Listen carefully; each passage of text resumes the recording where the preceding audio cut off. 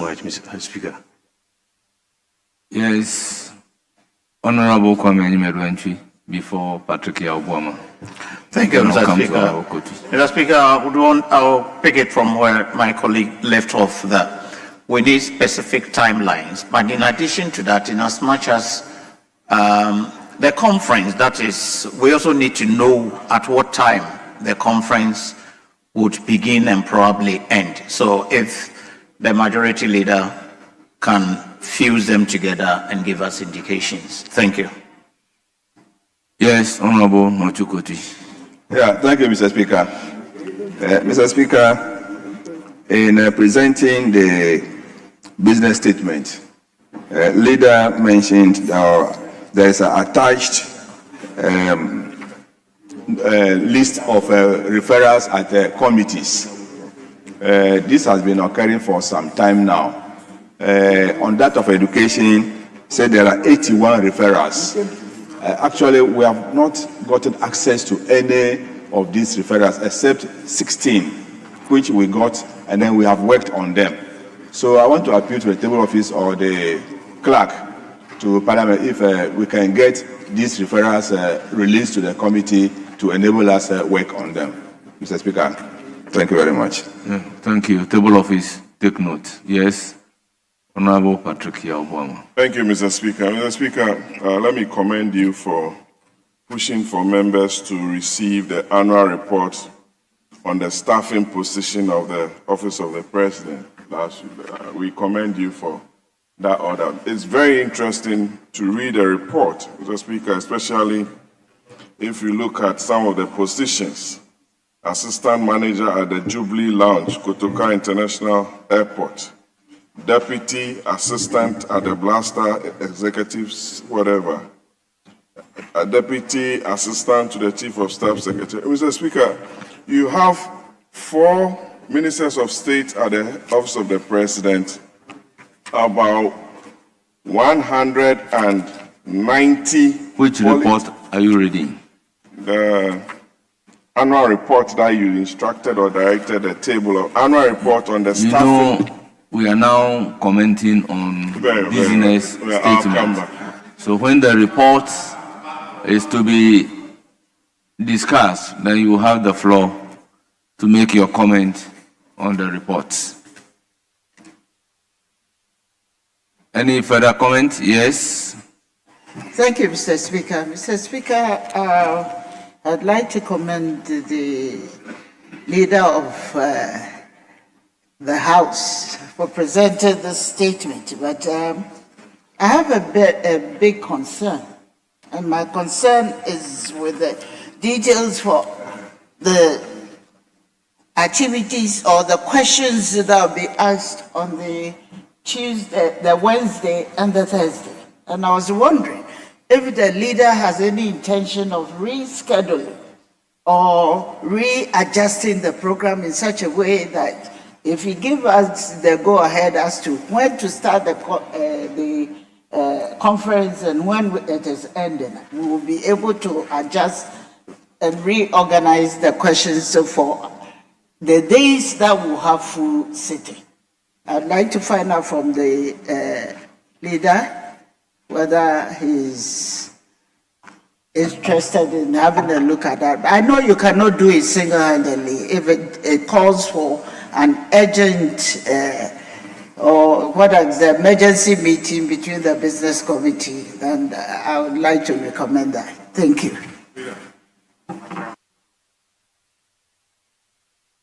Yes.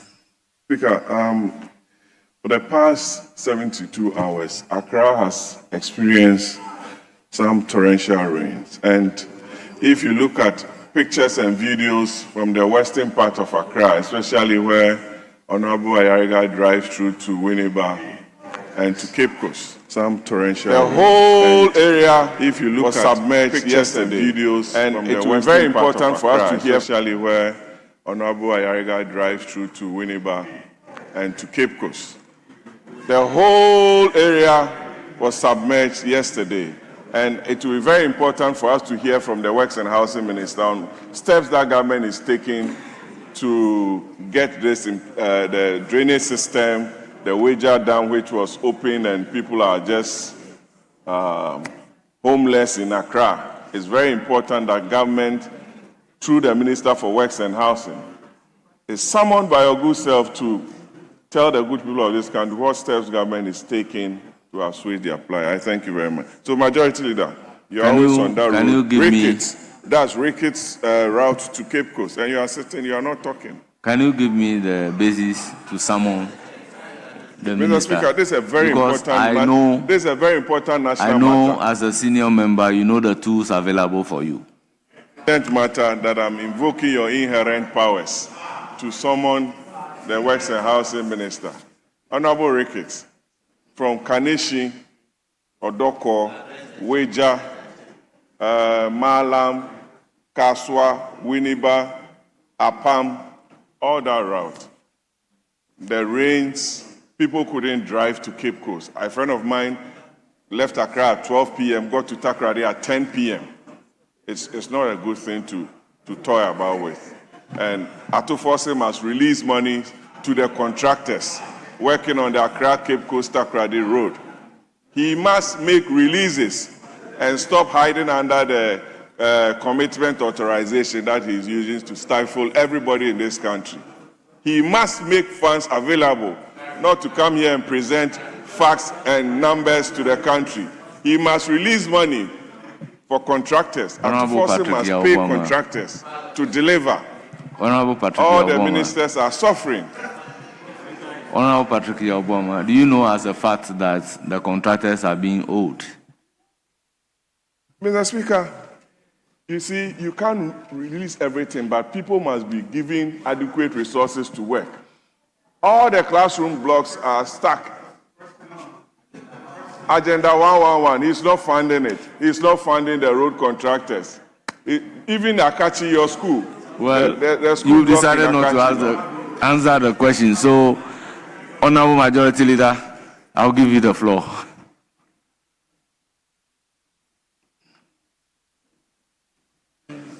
Well, those who started Agenda 111 prefer to put money into a national cathedral, which ended up just being a big hole in the center of the city. The money that you put into the national cathedral, could have finished many Agenda 111 hospitals. So, Mr. Speaker, the referrals, yes, I will welcome all the ideas regarding how we can get the referrals expedited by the various committees. One thing that I've observed in the treatment of the referrals is that many committee chairs have requested for funds to hold meetings outside Parliament to deal with the referrals. The referrals are annual performance reports that every year will come to Parliament, every year, by the statutes establishing all these agencies, every ministry, the agencies under them. There is an obligation to present a performance report different from the audited accounts that the Auditor General deals with. In the past, we have not had committees reviewing the performance reports to determine if, apart from the monies that the Auditor General accounts to us for the utilization, whether in terms of what the sector ministry is doing, whether they're actually doing it, if they are delivering on that. That aspect of oversight has been weak. So the insistence now that committees must review the performance reports is to improve on our oversight responsibility. So there's not just money issues we are looking at, but also actual delivery. Now, these reports are annual reports that must come. Every committee has its budget.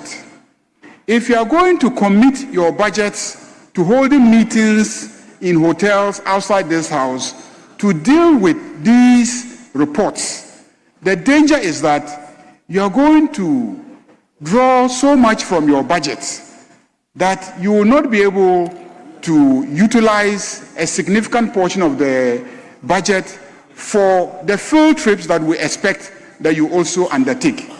So my plea to chairpersons of committees is that for the various annual reports of agencies under you, utilize the facilities in Parliament. We have committee rooms. At least we have not less than 10 committee rooms, all of them fitted with the relevant facilities that will enable you to meet and work on these reports. That way you will save your committee budget, and then you can undertake field visits, and then also you can do your usual international travels to do benchmarking. But I see a lot of requests from chairpersons for funds to have meetings outside the House in order to deal with these referrals. And that is part of the reason why we are getting frustrated, because once the funds are not yet available, you are also unable to proceed with consideration of your referrals. So I take the advice that has been given by members. On the issue of the conference, yes, I believe that the suggestion that we should probably consider extended sitting so that after the conference, we can still sit and have ministers come and answer questions so that we can look at the various bills that we are so committed to passing as soon as possible. So that's the matter that I will discuss with the clerk, with the speaker, and if we take a decision early enough, Tuesday we'll communicate to the House so that Wednesday and Thursday we can clearly determine the sitting hours. I believe that indeed every year around this time we tend to have the flooding, and then we tend to have ministers come and brief us on the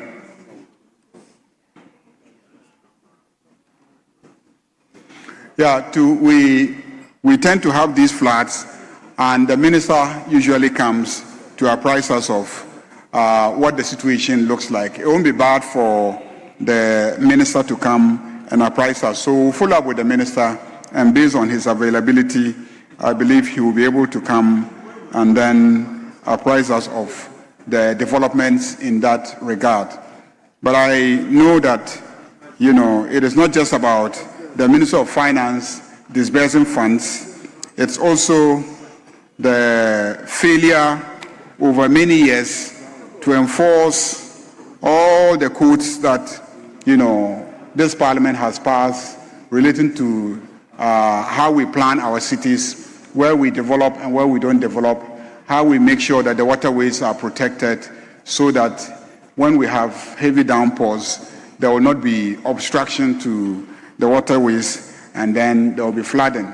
These are all matters that those of us who are in this House have primary responsibility for. And I say so because every single one of us is a member of our municipal, district, and metropolitan assemblies. And as members of the assemblies, it is part of our responsibility to make sure that within our various assemblies, we adhere to the planning codes, we adhere to the regulations pertaining to where to build and where not to build. And if we sleep on the job and we don't pay attention to these issues, these are the consequences that will be visited upon us as a nation. So beyond just, always asking the ministers what they are doing, let's also begin to ask ourselves as members of Parliament, who are members of our various district assemblies, what are we also doing? Mr. Speaker, I also want to indicate that what I found out is that some of the chairpersons have actually met, considered the referrals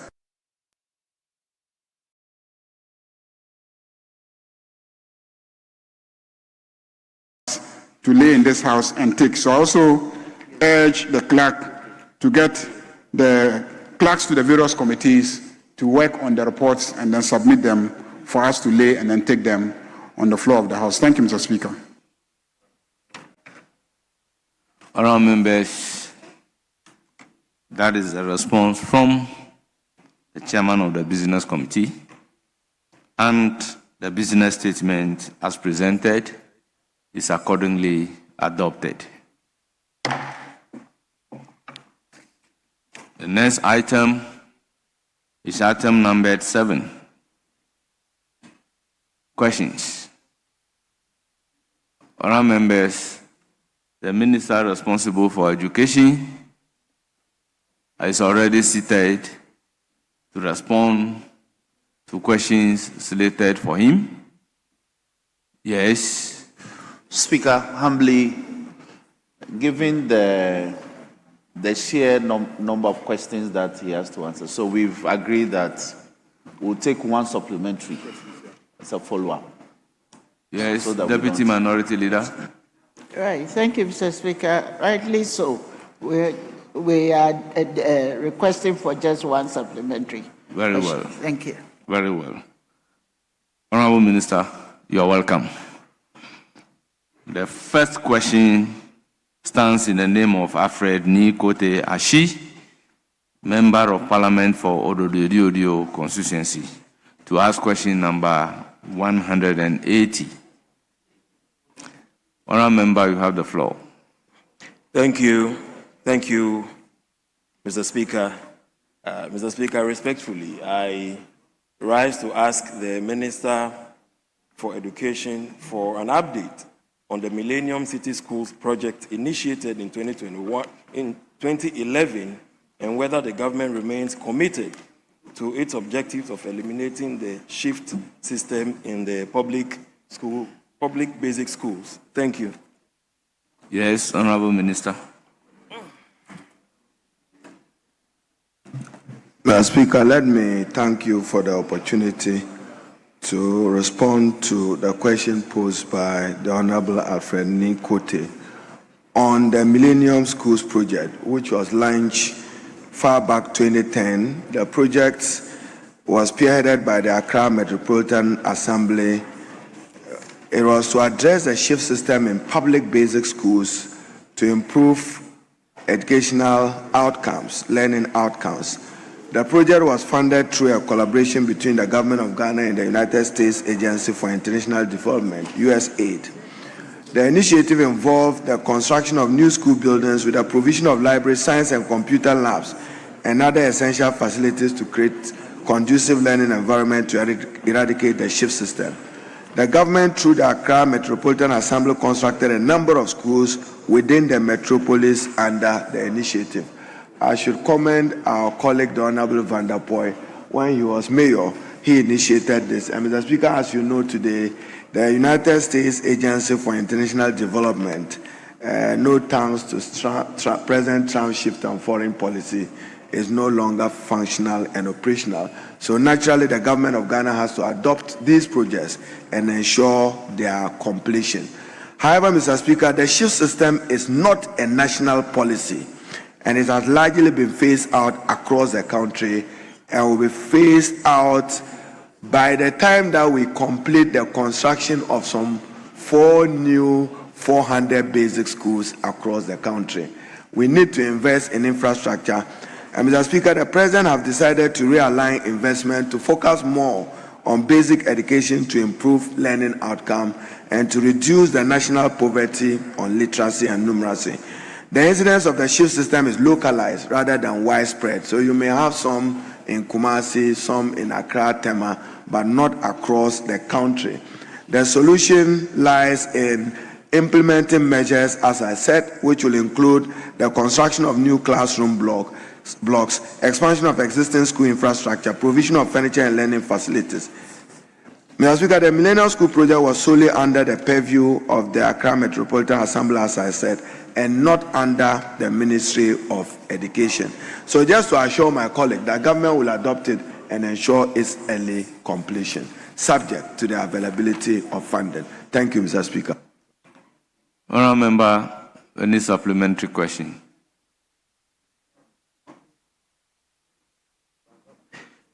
Mr. Speaker, I have no supplementary question except to thank the Minister for ensuring that the GET Fund adopts the Millennium School project, one of which is in my constituency known as the Simpe School.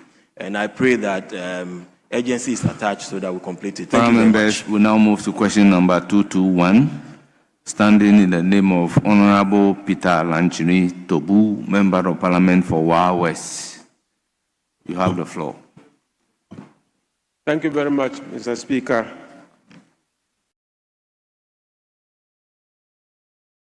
I rise to ask the Minister for Education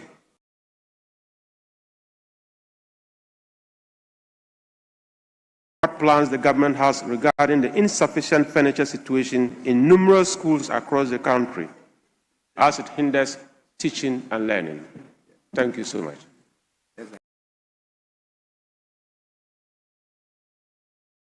Yes, Honorable Minister. Mr. Speaker, and secondary education across Ghana. The ministry is aware of the challenges regarding insufficient furniture in some schools across the country. Mr. Speaker, recently I was in Sefiu also with the Member of Parliament and the Regional Directorate of Education. It was sad to see a number of basic school learners struggling with furniture distributed across the country. In 2025, 226,635 monodecks were procured and distributed to 547 schools across the country.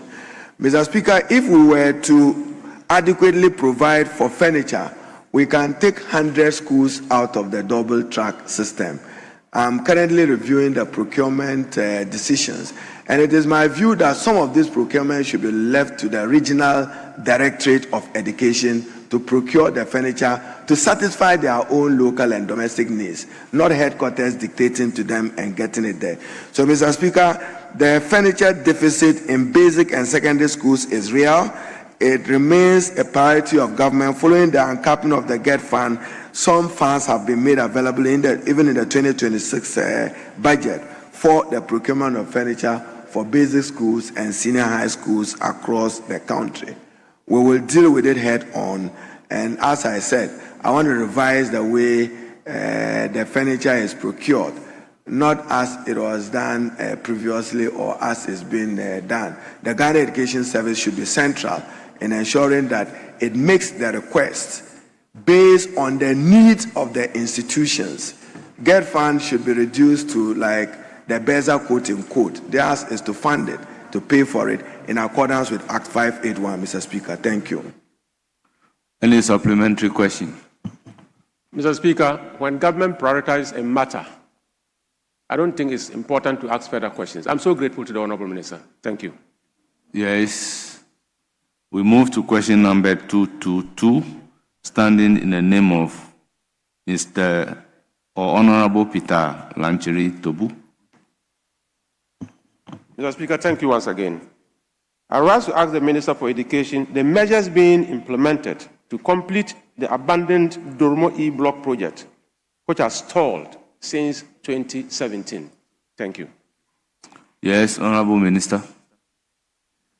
Mr. Speaker, I know that the Honorable Peter regularly visits the constituency, and he is aware that the contractor is at site for the completion of the project that was abandoned for almost a decade. And Speaker, that is a practice this House must take abhorrence to. Projects get commenced after a decade uncompleted. It becomes unattractive even for the contractors to be asked to go back to site, because prices will change and the value of the contract itself will materially change. Mr. Speaker, a total of 27 E-blocks across the country will be completed with some allocation of 996,013,000 Ghana cedis.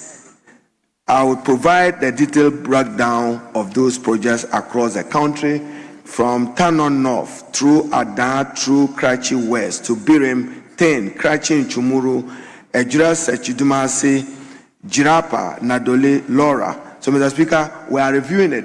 I had to write back to the regional coordinating councils to review the quantities and the value of the money. Because if you awarded a contract in 2010 Essentially, in 2026, you don't expect the contractor to work with the same contract value you gave him in 2010. So a number of it will be completed. If you go home, you can go and supervise the contractor. It is my intention to join you, probably if the president or vice president is available, to commission it before the end of this year. I thank you, Mr. Speaker. Any supplementary question? Rightly so, Mr. Speaker. I want to ask the Minister for Education. Now that government has a policy that no school remain without accommodation, is it possible that this Doromo E block will have accommodation attached to make it a full boarding school? Most grateful. Honourable Minister. Mr. Speaker, thank you very much. Mr. Speaker, following the introduction of the free senior high school in 2018, we have witnessed across the country exponential increase to access. But Mr. Speaker, it is not every time that a child or a learner in school is learning, because we must get the learning environment right. Mr. Speaker, it is President Mohammed's decision that we emphasize in rural areas, we do boardinization. So for rural peri-urban areas, we will encourage the boarding school concept. In the urban populated areas, our decision will be to build community day schools, like what you have in Kwabinya or what you have in Weja. Then that can absorb significant number of persons who want to have access to secondary education. Mr. Speaker, truth be told, between 2018 and yesterday, we've seen significant improvement in access to secondary education. What is lacking is the infrastructure of dormitories, laboratories, and others. So, Mr. Speaker, accordingly, I'm happy to announce to Parliament that in the next couple of days, not later than 16th to 21st of June, the Honourable Minister for Finance, Atu Forson, will be concluding, subject to the board approval of the World Bank, an amount of $300 million under the Star J project will be implemented. Accordingly, 30 Category C schools will be upgraded to Category B schools, and 20 Category B schools will be upgraded to Category A school. And government will invest in expanding infrastructure in the existing Category A schools. I see the Honorable Fojo raising his hands. What did you do about it? What did you do about it? What did you do about it? What did you do about it? Mr. Speaker, a school which probably had a population of 2,000, today is 5,500. Mr. Speaker, many of the schools, even assembly hall, they go in batches. Dining hall, they go in batches. Unacceptable for the country. But I'm not putting blame on you anyway. I'm saying that the country must respond that our educational infrastructure is in crisis from basic to higher education level. We need to invest more. So be assured that under the Star J project, we will rehabilitate some over 30 schools across the country. Mr. Speaker, I'm happy to know that I was with the President, with the Honorable Yusuf in the Savannah region, and then Kulmasa in the Savannah region will benefit from a new TVET. Tumu will benefit from a new TVET. Buaku in the Sefi area will benefit from a new secondary education. Then Uti, Mr. Speaker, we are prioritizing deprived areas.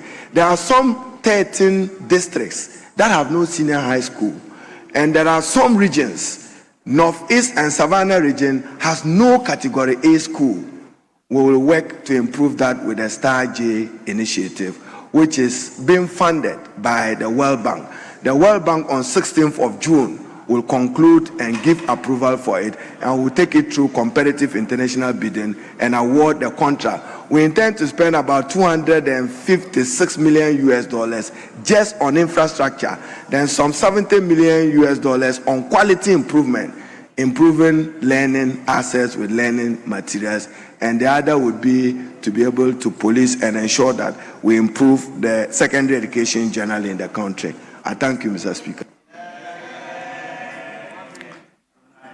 We now move to question number 224, standing in the name of Honorable Robert Wisdom Kujo, Member of Parliament for Prestia, Winnie Valley.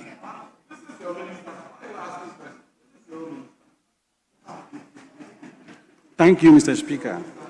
I have the authority of the Honorable Member to seek your permission to ask the question in his. Very well. You may do. Mr. Speaker, I rise to ask the Minister for Education the urgent steps the ministry is taking to address the situation in the Prestia-Huni Valley constituency, where a significant number of classrooms are being managed by community teachers who are paid by parents. Yes, Honorable Minister.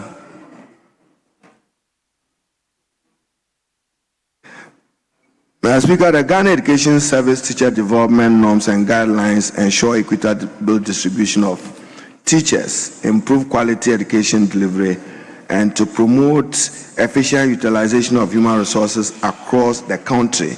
Teacher deployment is guided by the principle of equity, need-based allocation, efficiency and professional relevance. Deployment decisions are based on approved vacancies, staffing gaps, enrollment levels, curriculum demands, and teacher qualifications and subject specialization. Mr. Speaker, the norms prioritize schools with critical shortages, especially in rural deprived communities, and focus on key subject areas such as mathematics, ICT, STEM, French, and special education. Teacher allocation considers approved pupil-teacher ratio, school structure, workload, and timetable demands to ensure balanced staffing across. Newly recruited teachers may be posted to any region or district based on service needs, whilst redeployment may occur where overstaffing and inequities exist. Mr. Speaker, in May 2023, the Honourable Member for Prestia raised a similar question on the floor of Parliament about the efforts the ministry is making to curb the increasing number of community teachers recruited and paid by parents. Mr. Speaker, currently we are undertaking some recruitment of about 7,000 teachers across the country. 7,000. Did you do recruitment in 2024? Mr. Speaker, following that, a team from the Ghana Education Service visited the area in 2023 to undertake a situational assessment. The findings confirm 176 number of community teachers operating in the area. So we have to act and act well on this matter. Mr. Speaker, yes, it's true. I currently subject to approval and clearance from the Minister of Finance. That is only when I can take the initiative to recruit teachers. So we are currently recruiting 7,000 teachers across the country, and for the tertiary education level, close to 3,000 lecturers to be able to fill in the gap. But if you do a national assessment of our needs, we need a minimum of 50,000 teachers across the country.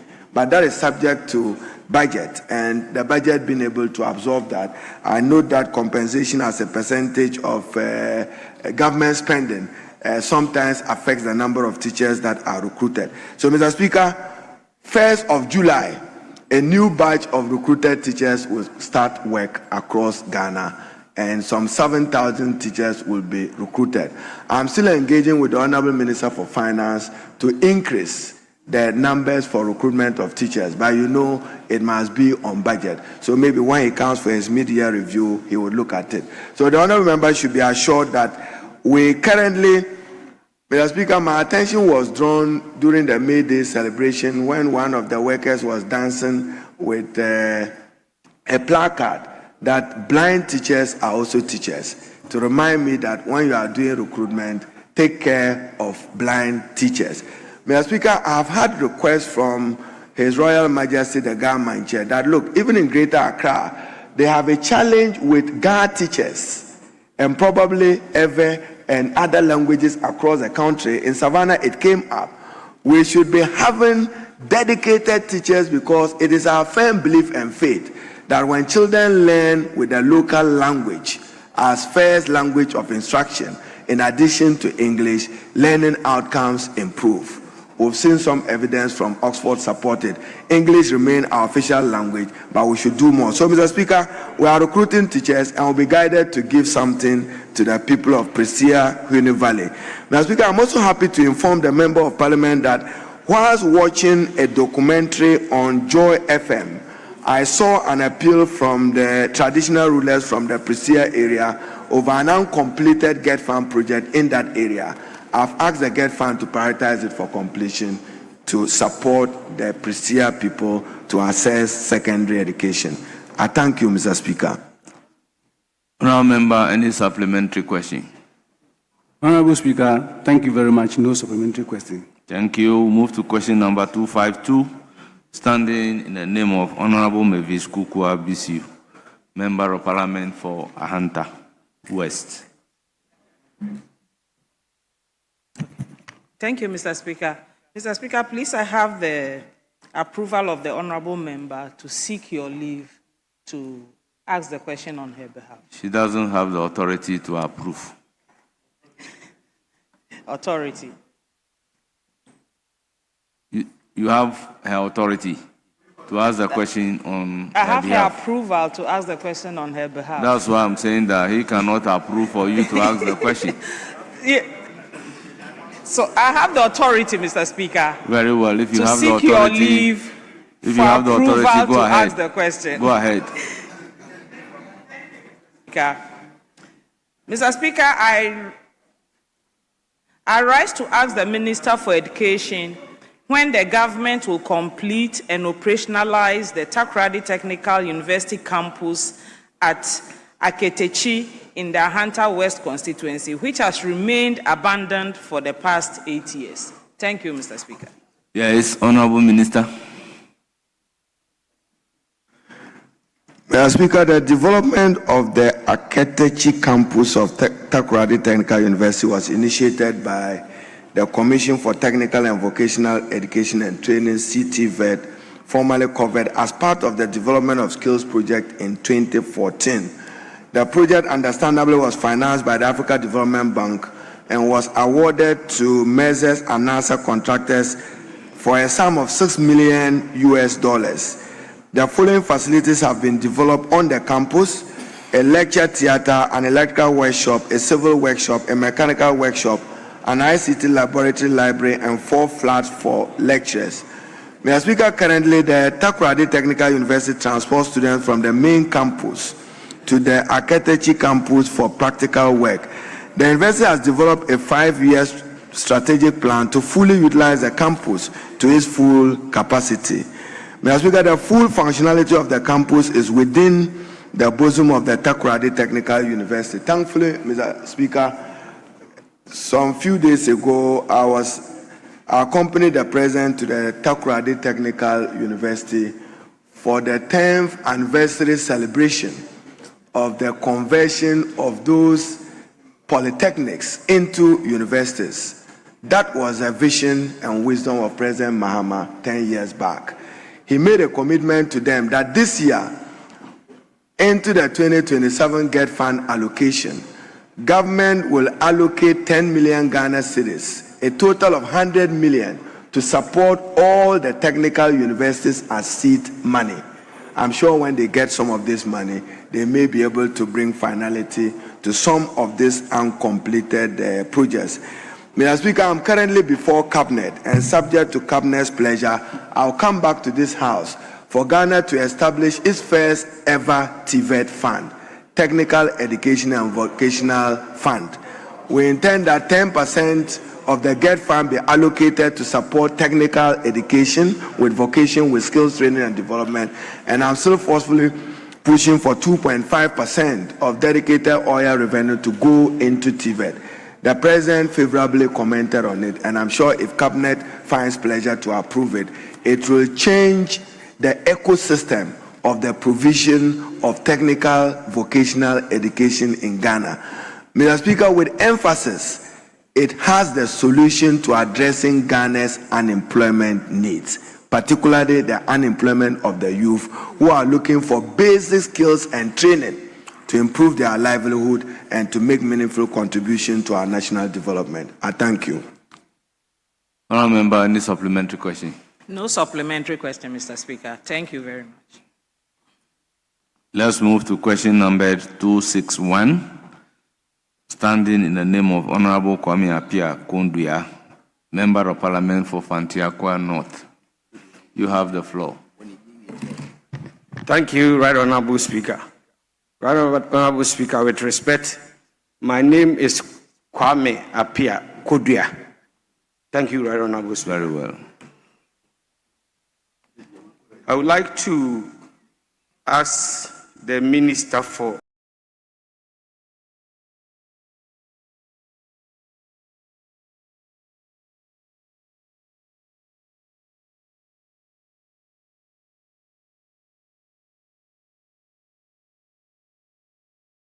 Education, the Honourable Minister. Mr. Speaker, thank you very much. Honorable Kwame Appiah Kondua. Belgrove Presbyterian Senior High School is a mixed school located in the Fantiakwa North District of the Eastern Region. The school has a population of 2,929, comprising of 1,600 males and 1,200 females. The construction of the dining hall at the Belgrove Senior High School was awarded to Messrs. The Paul Company Limited at the contract sum of 7 million. The project is being supervised by Messrs. Akito Schools, will be rehabilitated. Belgrove Presbyterian Senior High School will benefit from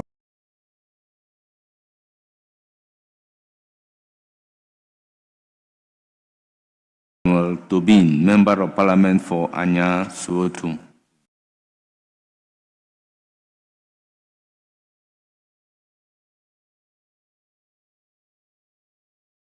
Yes.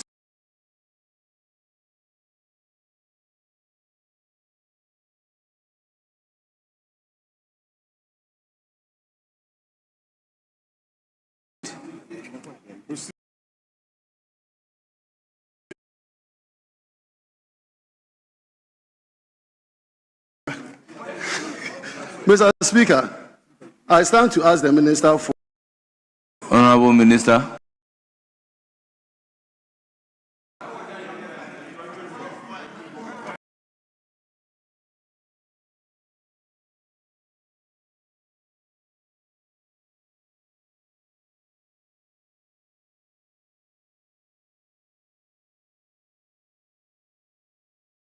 now and December, so that into next year we can prioritize the rest. So, Mr. Speaker, we would look at this uncompleted structure. As I've said, we've had significant increase in the numbers of persons accessing secondary education. What we need to do is to accompany it with commensurate infrastructure of dormitory classrooms and then laboratories. I thank you, Mr. Speaker. Any supplementary? Rightly so, right, Honourable Speaker. Mr. Speaker, let me thank the Honourable Minister for considering this important project in the 2026 formula. Mr. Speaker, I just want to find out from the Honourable Minister if indeed and in fact this particular project has been added to those under consideration for the 2026 Get Fund formula. I thank you, Mr. Speaker. Yes, Honourable Minister.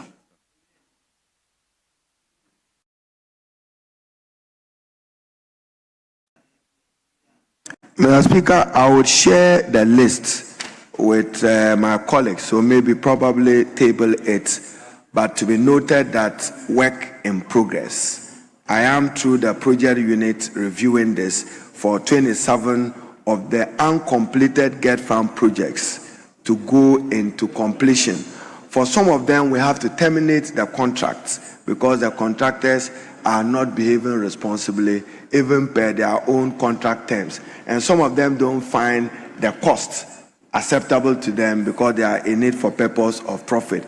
I won't be able to read immediately whether the Israel Park in the Ghana Central is part of it. But I'll be happy to share with the Honorable Buama the list when we are done. Shortly, you were not there when I told Mr. Speaker that the President you supported us in Takoradi Technical University when we made a pledge that we remain committed to expanding financing for technical and vocational education. I see the Doctor, former Director General of TVET. President Mahama will improve upon what you left behind to make sure that we have expanded access to technical and vocational education to address the growing youth unemployment of our country. But Mr. Speaker, as I said, government policy is not to encourage in urban areas boarding schools. In rural peri-urban, we will encourage the siting of boarding schools so that the children learn and bond, get to know each other, and they get friends, lifetime friends as they learn. But in the urban areas like Ayawasu, Kasua, Tema, if you want to build a secondary school, you can do a community day school. Mr. Speaker, the fact is that government today is spending a lot of money on feeding. 4 billion of 9.6 billion allocated to get fund. Some 3 to 4 billion will go into feeding. How much is left for infrastructure? How much is left for quality assurance and learning materials becomes a problem. So as a country, we would need to look at it. As I said, my proposal to the President is that this country must focus on investing more in basic education to get literacy and numeracy right.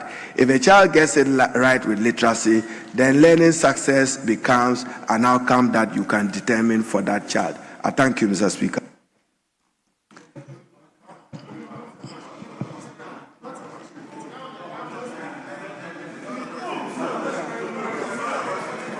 That's why I've caught the Speaker's side. Hear me. That's why I've caught the Speaker's side. 30 seconds. Confer with your leader. We agreed on one supplementary question. So we move to question number 284. Standing in the name of Honorable Felix Akwete Okle.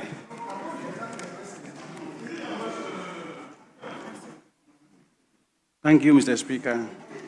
Mr. Speaker, I rise to ask the Minister for Education the plans the ministry has to complete the construction of the following schools, which began in 2014 but abandoned in the Botiano English Yamanfru constituency. 1. Oshie AM Basic School, Chokome Basic School, Langba Basic School, Galilea Basic School, Kokrobite Basic School, Amanfru Basic School, and Botiano MA Basic School. Thank you very much. Yes, Honorable Minister, you have the floor.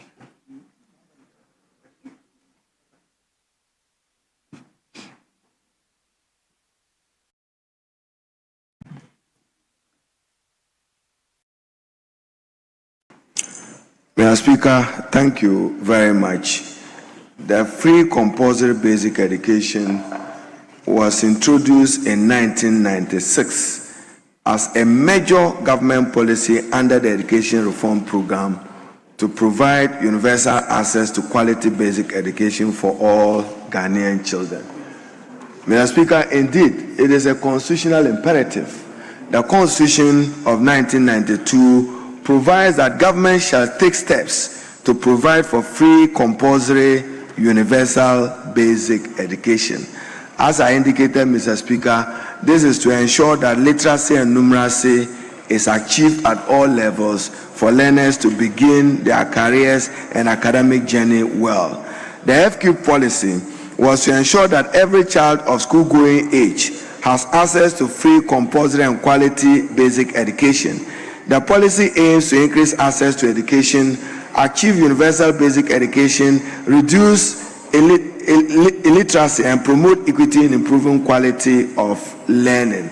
Let me assure my colleague that the Oshie MA Basic School, Chokome MA Basic School, Langma Basic School, Galilea MA Basic School, Kokrobite MA School, Amanfro MA Basic School, and Botiano MA Basic Schools are all located in the Greater Accra region and will receive government attention, including the Batiano English Amanfo constituency in the Greater Accra region. But Mr. Speaker, of all the questions that have been asked today, you keep hearing that this contract was awarded 2010, 2014, 2012 and abandoned.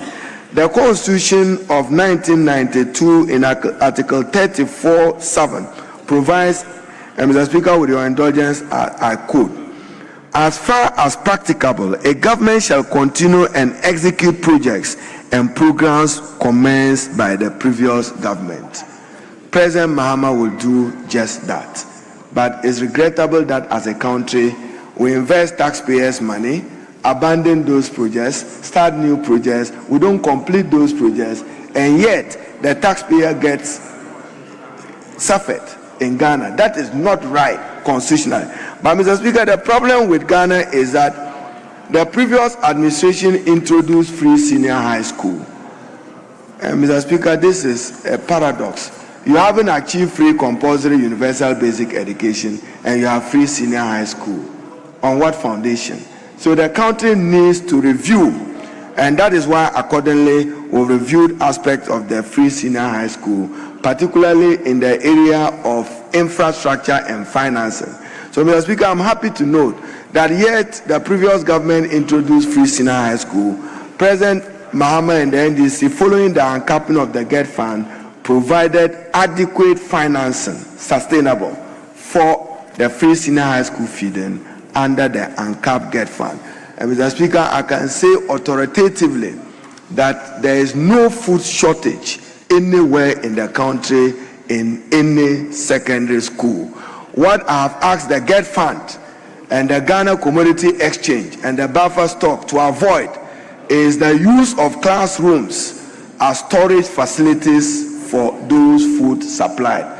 That is unacceptable to government, and government will deal ruthlessly with those institutions that are engaged in that. Already when you don't have adequate classrooms, you go to get food into those classrooms. We don't find that acceptable.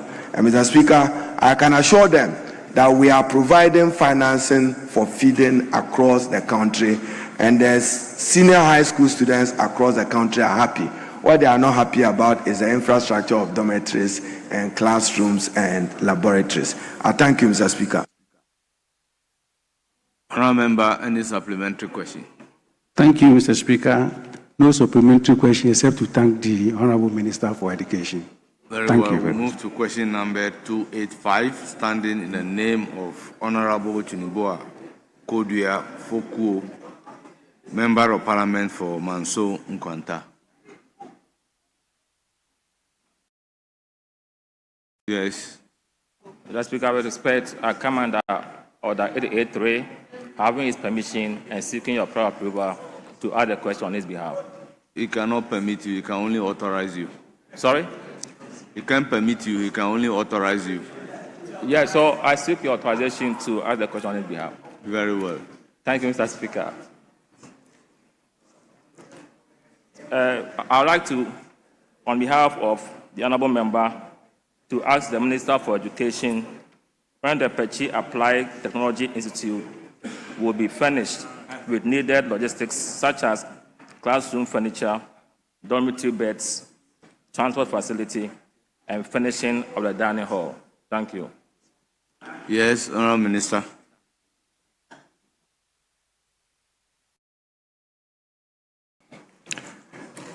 Mr. Speaker, the Pachi Applied Technology Institute, located in the Amansie West District of the Ashanti region, was established as part of government strategic effort to strengthen technical and vocational education and training, and to expand access to practical industry-relevant skills development. The institute was absorbed in October 2024 with enrollment of 77 students. Mr. Speaker, now we have 26 students. The institute's methodology is to equip young people with hands-on technical competences that enhance their employability and address youth employment.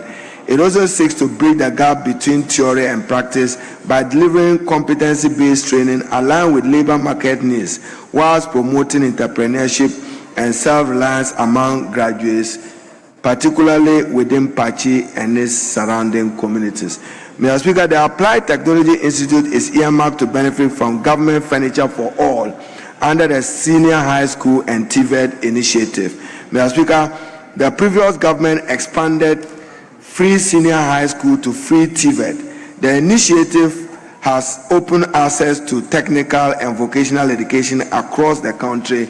What they lack again is infrastructure, no workshops, and work to industry relationship is not the best.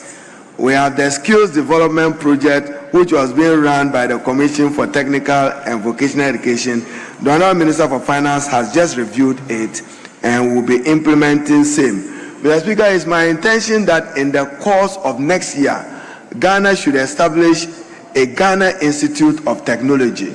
We have earmarked some land around the OIC, just around the East Legon area, to build a Ghana Institute of Technology akin to what is in Japan, what they call the cousin technology, where we would make sure that young people are dedicated to technical and vocational education.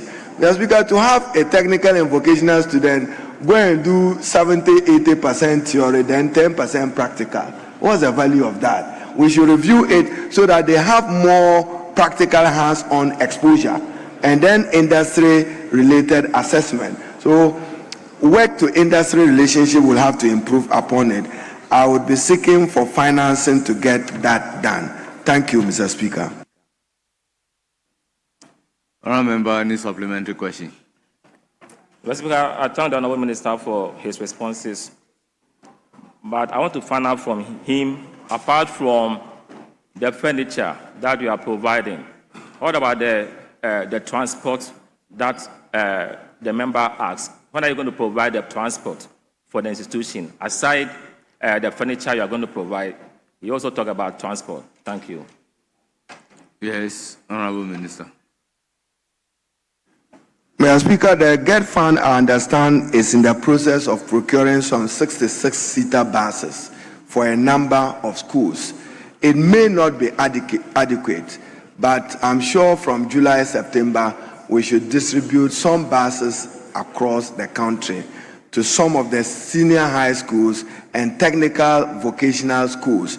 We recognize that if, for instance, Prempeh College has to travel to even Nkawe, they must depend upon a school bus, or they have a debating competition, they must travel to St. Peter's in Kwao, they must have a school bus. Many of the schools are using buses as old as 2016, not in the best of shape because of poor maintenance and repairs. So a number of buses are being procured by the GET Fund and will distribute them when they come. I thank you, Mr. Speaker. And then, Mr. Speaker, he is aware that government was expanding access to TVET institutions with a 158 million euro facility, which got stalled because of the debt exchange and Ghana defaulting. It is one of 14 projects being prioritized by the Minister for Finance, and as and when it happens, we'll prioritize a number of the TVET institutions. And then, Honourable Deputy Ranking Member, be assured that Mr. Speaker, through Mr. Speaker, I said that I'm working strongly to get cabinet approval to establish a TVET fund. In fact, I was at the UNESCO headquarters with you when we got presentation from 75 countries, best practice where TVET funds occur, whether it's Kenya or it's Australia. I'm reviewing that for Ghana. My intention is that we should take 10% of GET Fund, 9.9 billion. That will give you some 900 million for TVET. Then 2.5% oil revenue. That will give you some money. Then you can get the infrastructure done. Then you use some of the money for tooling and equipping those TVET institutions. I thank you, Mr. Speaker. Honourable members, we'll move to the last question for the day. Question number 478 standing in the name of Dr. Fred Che Asamoah, Member of Parliament for Ofinsu North. You have the... Before my question, I would want to come in by way of information to just ended, with your leave, by way of information to the just ended question that regarding Pechi number 2. Please, you don't have that right. Ask your question.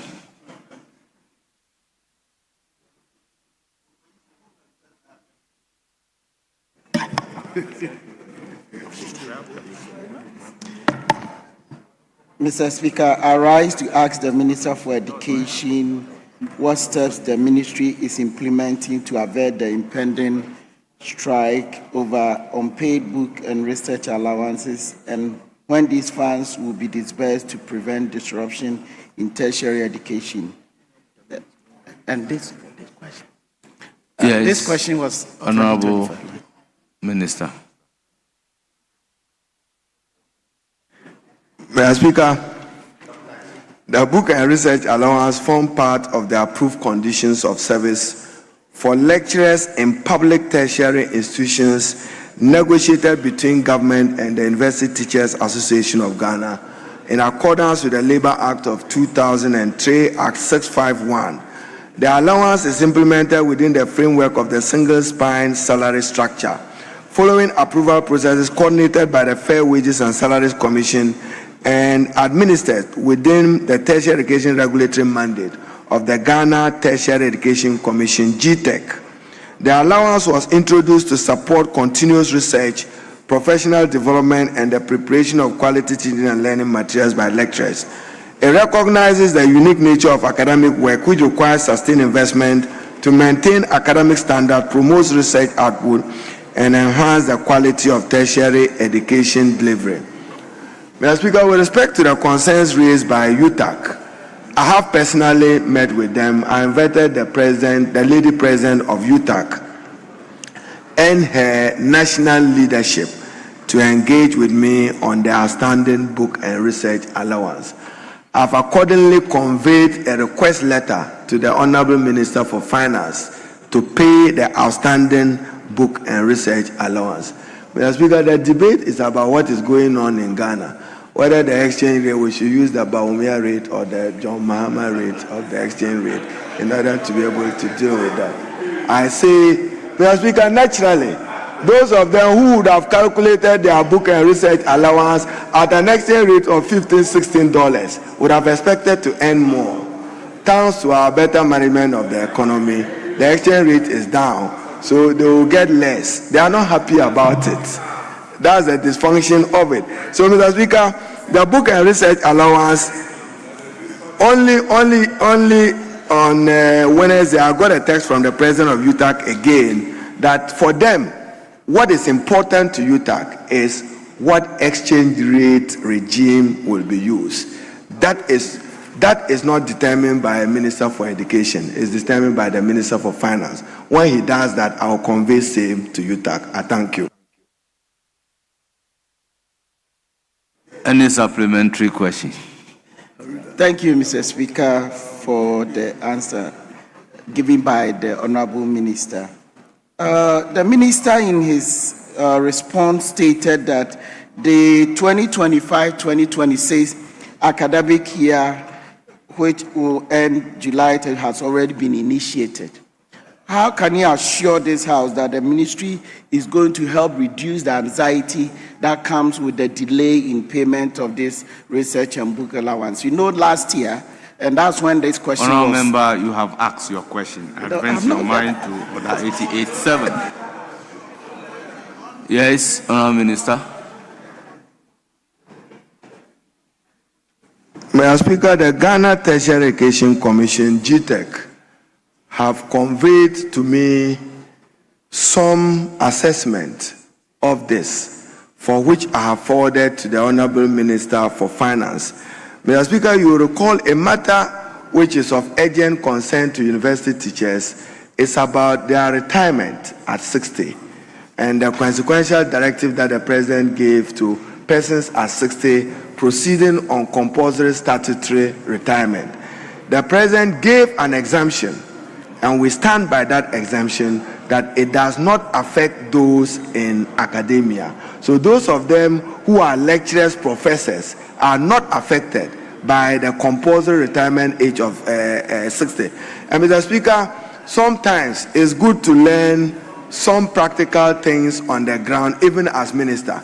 Assuming a lecturer conducts exams in July, and his last birthday is 30th July, that same lecturer has to mark the papers in order that he can release the result. If you ask him to go on his 30th birthday, which is 60, it will affect. Honorable member, why are you talking so loud? I can hear your voice, even from here. Yes, Honorable Minister. Mr. Speaker, I was given a practical situation where a lecturer is asked to proceed on statutory retirement at 60. Yet that same lecturer, his last birthday may be 30th July. He's conducted exams in July. That lecturer must mark that exam script in order to give it to the university community for upgrade. So the president said that exempt academia from the compulsory retirement age of 60. But they have to come through GTEC, the Ghana Tertiary Education Commission, and the Fair Wages and Salaries Commission.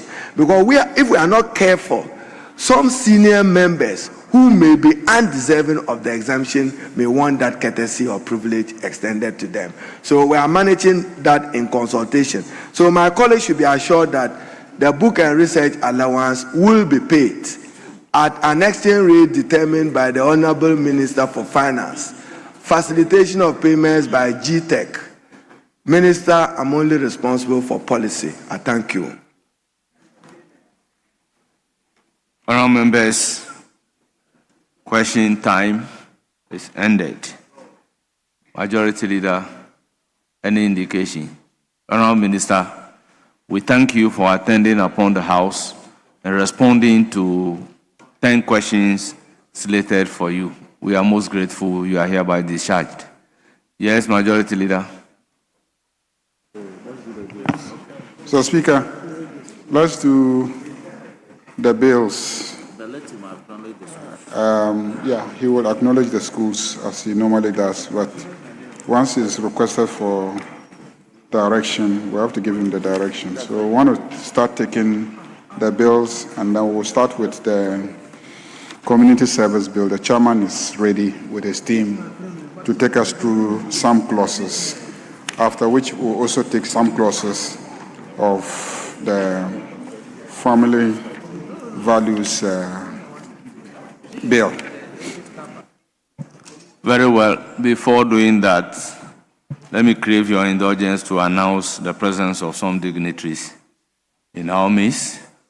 First on the list is Ayokoche, Traditional Authority, led by Berima Dr. Ayokoche Taino II. They are Chief of Suhum Ayokoche, Traditional Authority. They are from Suhum constituency and they numbered 17. We have Oyenam Autoimmune Foundation, Lepers Advocates. They are led by Ima Harm Sweetness. They have Executive Director. They are from Kole Clote constituency. They numbered 10. Then we have Bole Cocoa Research Junior High School, led by Abdullahi Haruna Obey. Coordinator, they are from Bole Bamboy. Your MP is seated here. May you kindly stand up for them to see. They numbered 50. We also have Expo Best Child School, led by Danley. Sarafina, Assistant Head Teacher.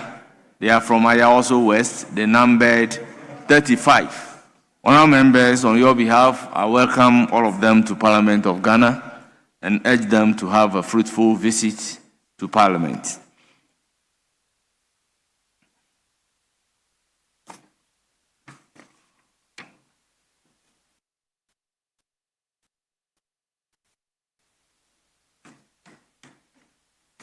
Community Service Bill.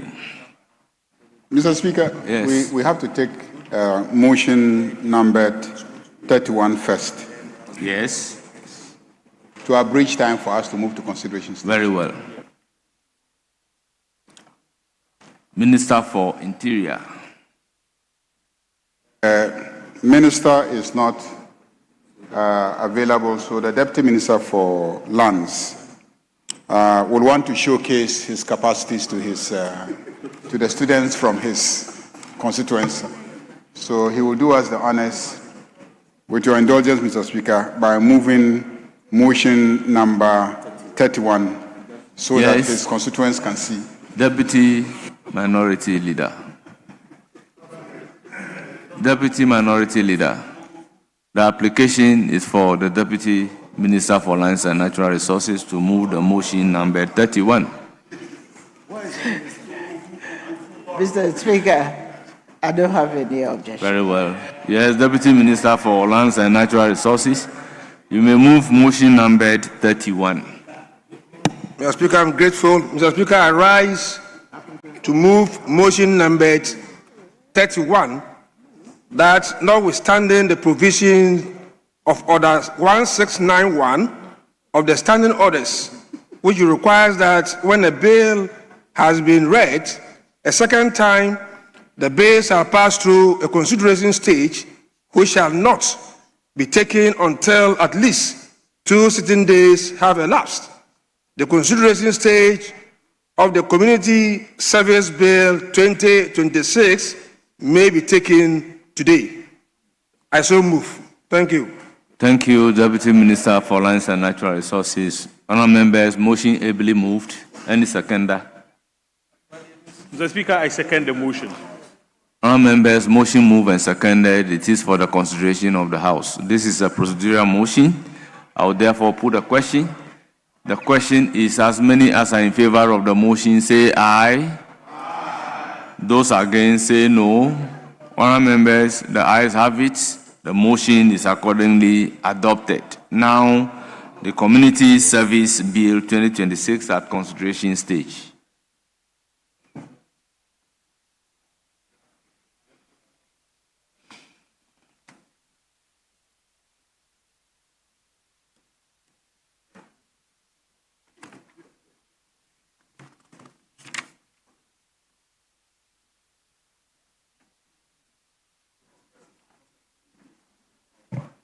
Clause 1. Chairman of the committee. Clause 1, amendment proposed. Subclause 2, line 1, after facilities, delete and staff. Chairman, let them read the clause 1 before. Establishment of the National Community Service Secretariat. Chairman of the committee. Clause 1, amendment proposed. Subclause 2, line 1, after facilities, delete and staff.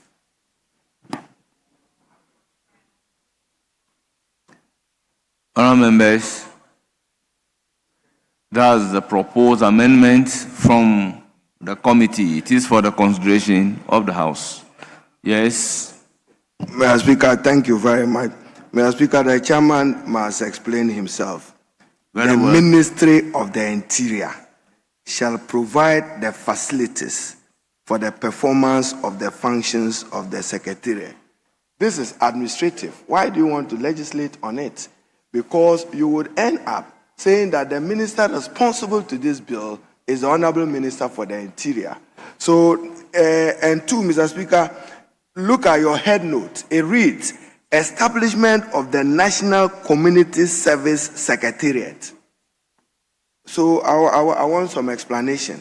The Minister of the Interior shall provide their facilities. Honorable Leader, the amendment being proposed is to delete after facility and staff, so that the rendition will be the Ministry of Interior shall provide the facility for the performance of the functions of the Secretariat, not facilities and staff. So the proposal is to delete "and staff." Very well, I'll put a question. As many as are in favor of the proposed amendment, say aye. Those against, say no. Honourable members, the ayes have it. The amendment is accordingly carried and ordered to stand part of the bill. Yes. Thank you very much, Right Honourable Speaker. Mr. Speaker, still under Clause 1, Subclause 2. No, that is on the amendment. No, I put a question on the proposed amendment by the yes. chairman of the committee. Yes. Yes. Mr. Speaker, I am moving or making the proposal that the entire clause, subclause 2, be deleted from this particular clause of 1, because Clause 1 is dealing with the establishment of the Secretariat. And per the way and manner in which we've been passing legislation here, you're talking about establishing the Community Service Secretariat under the ministry. I believe that suffices. But when we introduce a subclause that is leading to provision of facilities for the particular Secretariat, I believe that this particular subclause is irrelevant to the subheading of the bill. That is my proposal, Mr. Speaker. Yes, Majority Leader. Mr. Speaker, the clause deals with the establishment of the National Community Service Secretariat under the Ministry of the Interior. Now, for the Secretariat to function, it needs adequate facilities. So, Clause 2 then imposes an obligation on the Ministry of the Interior, under which the Secretariat is being established, to be responsible for providing facilities for the Secretariat to function effectively. So it flows. So we are establishing a Secretariat under the Ministry of Interior, and we want the Ministry of Interior to be responsible for providing facilities for the Secretariat to function. I don't see how that is a problem. That's the architecture of Clause 1.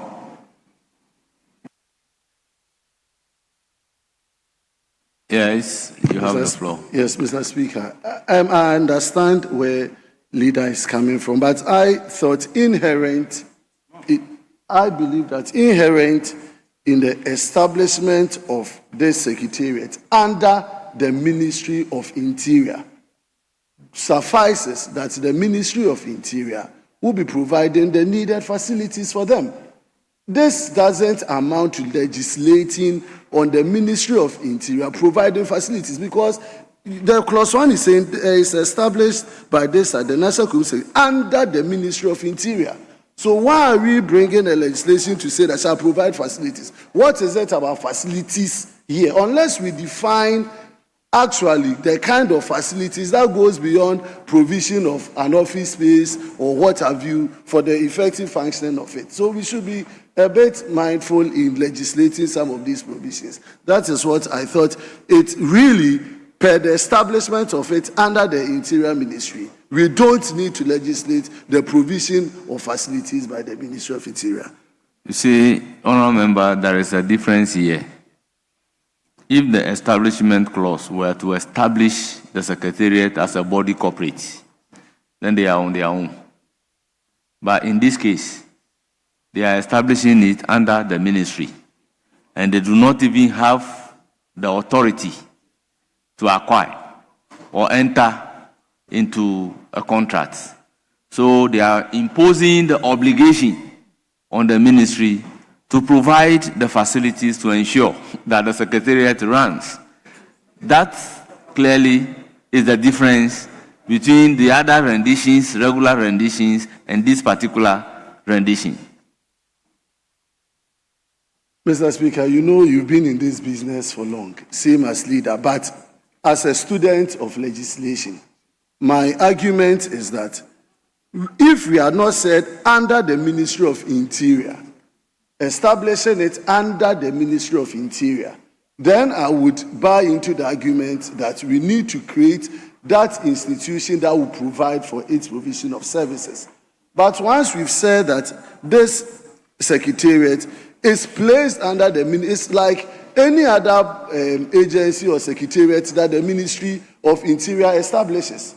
There is no other obligation than the ministry taking care of it. But if per the understanding of Speaker, leader, you think it doesn't amount to much, I can step my proposal down and then we continue. I thank you. Very well. Majority Leader, Yeah, let me hear kindly step it down so from the chairman of the committee. Very well. Chairman has been abandoned. Then I'll put a question on clause 1 as amended. Those in favor of clause 1 as amended, standing part of the bill, say aye. Those against say no.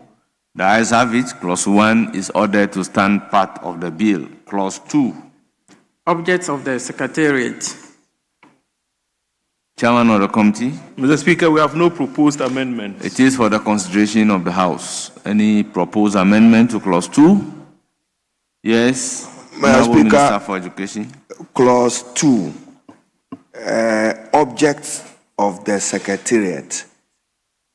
It says in A, ensure high standards in the practice of alternative custodial sentencing. Then B, develop an alternative means. I'll come to it, Mr. Speaker, with your leave, to provide the word an alternative means, not just develop a means. But, Mr. Speaker, I want to hear from the chairman. The principle is that recidivism is popular in Ghana. Those who commit crime and the likelihood that they will want to commit crime is very high. Now, you want to use this to reduce the use of imprisonment as a sanction. So, Mr. Speaker, even in this clause, I thought that sanction relating to criminal offenses, is that not right? Sanctions, imprisonment relating to criminal offenses. Then, Mr. Speaker, they end with C, enhance the use of non-custodial sanctions to encourage rehabilitation and social integration. My senior in the law is the chairman of the committee, the Honorable Agaga. He must know that rehabilitation and reformation are the key words when it comes to wanting to deal with these matters of crime. So, Mr. Speaker, I would think that the draft person must rewrite the entire objects of the Secretariat, my view, as it stands now, to ensure higher standards, then develop an alternative means that I suggest to you, Mr. Speaker, to reduce the use of imprisonment as a sanction, and then enhance the use of non-custodial sentence. Mr. Speaker, it doesn't convey to me, you see, object is the end result. You want to achieve the end result. So your object is, this is what I want to attain. But you seem more here telling us what you will do. We want what you will attain. What do you want to achieve? Thank you, Mr. Speaker. Honorable Minister, before coming to Majority Leader, do you have any proposal that will translate into an amendment?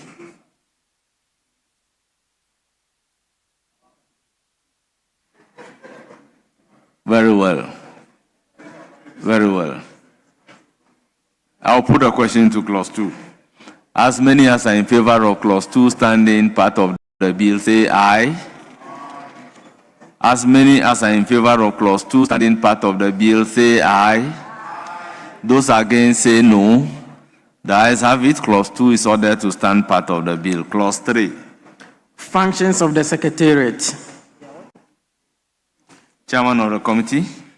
Clause 3, amendment proposed, paragraph A, after service, insert in accordance with this act. Mr. Speaker, the rationale is that we are deleting E, subclause E of clause 3. So if we delete E, it would make sense to do the insertion that is proposed. Thank you. Very well, honorable members. The essence of adding in accordance with this act is the fact that they will abandon the clause E. Is that not so? Speaker. Very well. And clause E say take measures that are necessary to implement the national policy on community service orders. How could that be, Chairman of the committee?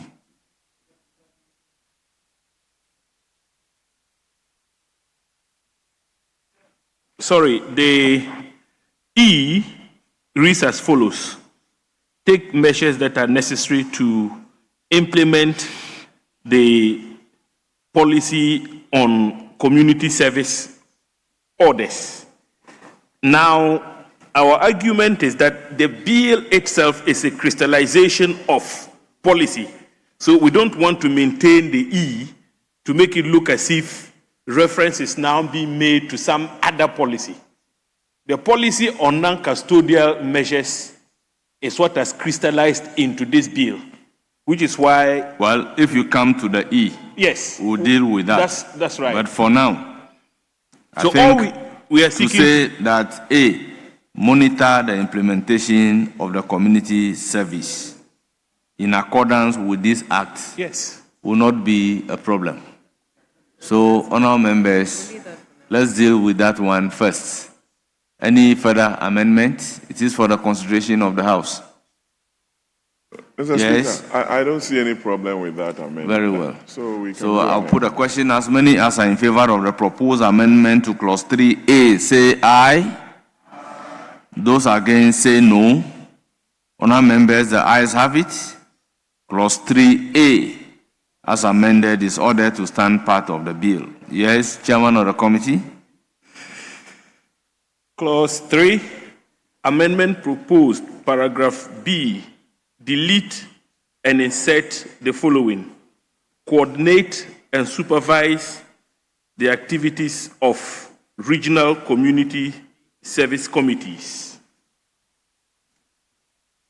Honourable members, the proposal is to delete paragraph B and insert the following per the order paper, page 13. It is for the consideration of the House. I'll put a question. As many as are in favor, say aye. Those against, say no. Honourable members, the ayes have it. The proposed amendment is ordered to stand part of the bill. Yes, Chairman of the committee. Clause 3, amendment proposed, paragraph E, delete. Mr. Speaker, as I said earlier on, the deletion is important because the bill itself is the legal embodiment of the policy on non-custodial measures, rather than a reference to a different policy altogether. That is why we think it's appropriate to delete the B. Sorry, the E. Chairman of the committee, don't you agree that the E is of omnibus in nature? Take measures that are necessary to implement the national policy on community service order. Yeah, so, Mr. Speaker, we don't have a policy on community service orders. the only policy we have had is the policy in relation to this bill. And so once we're seized with the bill, the point we're making is that it is that policy that was conceived which has now crystallized into the bill. So, and therefore, if you maintain the E the way it is, somebody may think that we have a standalone policy other than this particular bill if it becomes law that can be referenced. I'll give Mr. Speaker an example. We have the national security policy. It's a standalone policy that can be referenced any day. At the same time, we have the National Security and Intelligence Agencies Act, which was recently passed. Now, if reference is made to national security policy, assuming reference has indeed been made in that particular act, you would be able to reference the existing national security strategy. But in respect of the community service orders, we don't have such a policy in existence. What was conceived by way of policy is what has crystallized into this bill that we are currently seized with and attempting to pass into law. Well, I would want to improve it to say take measures that are necessary to implement any national policy on community service orders. So that in future, if there is a need and we have any, then measures will be taken to implement it. Very well, Mr. Speaker. We're guided by Mr. Speaker's wisdom in these matters. Very well. So own the amendment and let's make progress. So abandon. Very well, Mr. Speaker, I would accordingly abandon the proposed amendment to delete E and to proceed to now propose that the wording in E be amended to read as follows.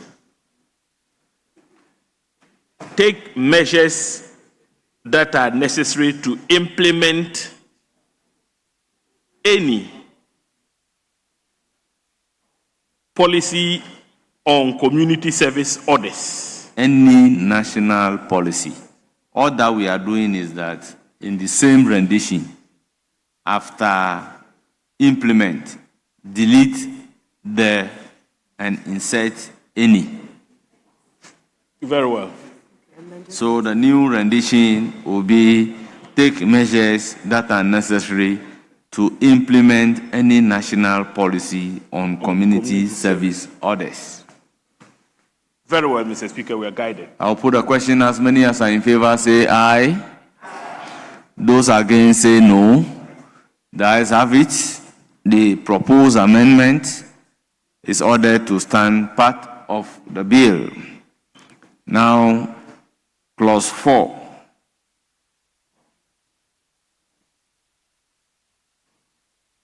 Chairman of the clause 4. Yes. Would you read the title? Very well. Let me put a question on the entire clause 3. As many as are in favor of clause 3, as very, yes. With respect. Mr. Speaker, I want to look at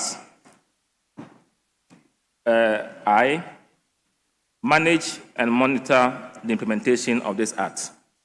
My contention is that if you look at A, that talks about monitor the implementation of community service in accordance with this act.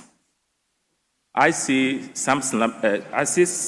similarity between the two, with the exception of manage that is omitted in A, because both talk about the act, because the bill is about community service act, and I talks about manage and monitor the implementation of this act. So I'm suggesting that I should be deleted. Otherwise, the two, for me, appear the same. Yes. Yes. They need to delete that. Mr. Speaker, I think he's right. A already talks about monitoring.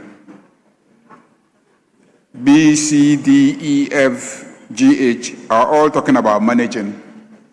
And so to state again that manage and monitor is repetitive. So I support his proposal that we delete I. Chairman of the committee. Mr. Speaker, I concur with the proposal to delete I. It's actually repetitive.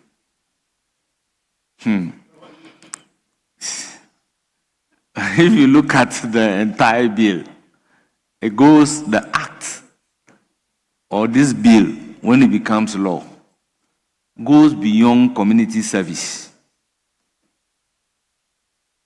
So therefore, the implementation of the act goes beyond the community service per se.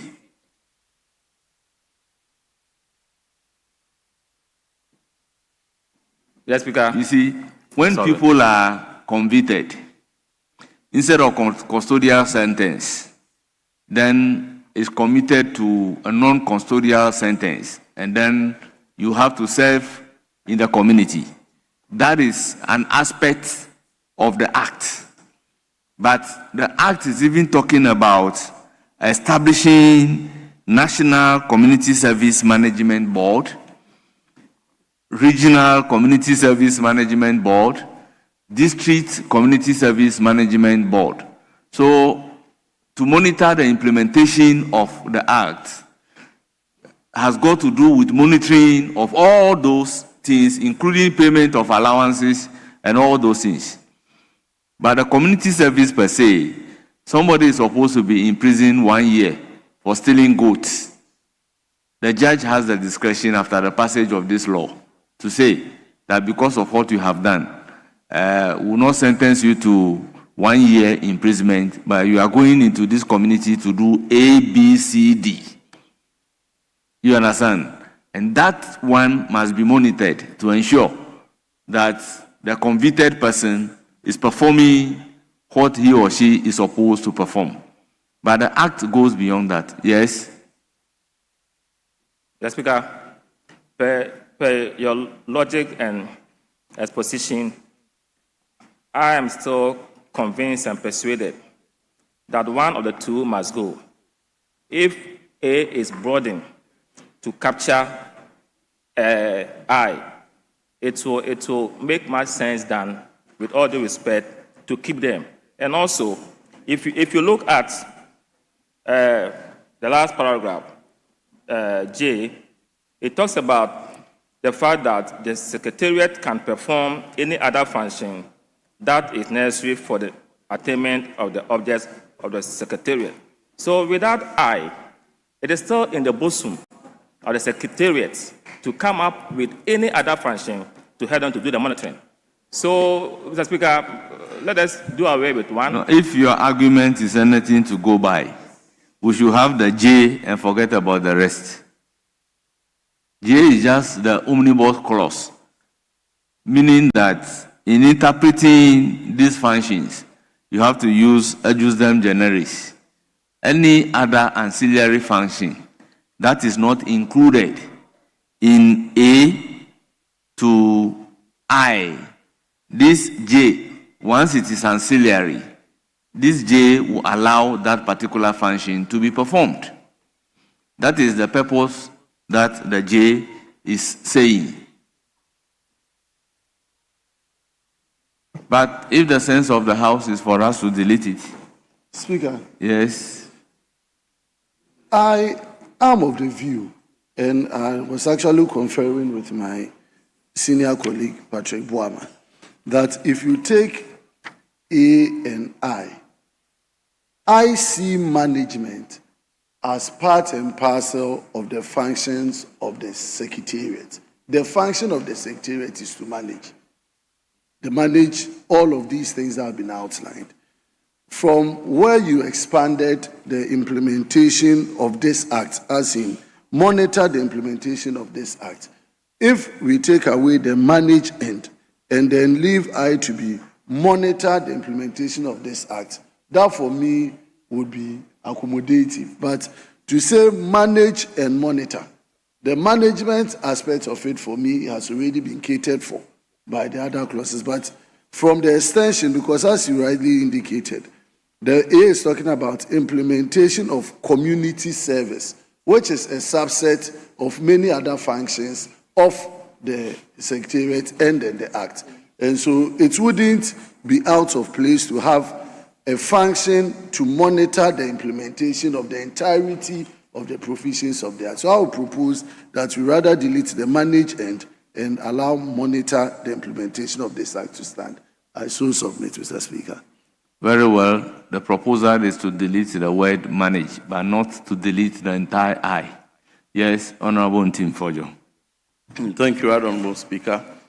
The essence of maintaining I as manage and monitor the implementation of this Act is very sound. Any attempt to delete it will veer away from the very important, function of the Secretariat, which in the earlier submission by the Speaker, as you rightly explained, community service is just the alternative non-custodial sentencing that the judiciary may pass in respect of offenses that fall under this Act. But there's a lot that goes into the implementation of this entire Act, which after coming into force of this Act, regulations will be required to be passed. So you cannot say that management should be taken aside for the functions to be restricted only to monitoring. We're expecting the Secretariat to manage and monitor.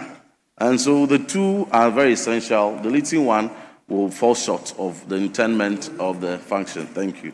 Because if we look at clause 29 of the bill, it talks about establishment of rehabilitation fund as a component of this particular act.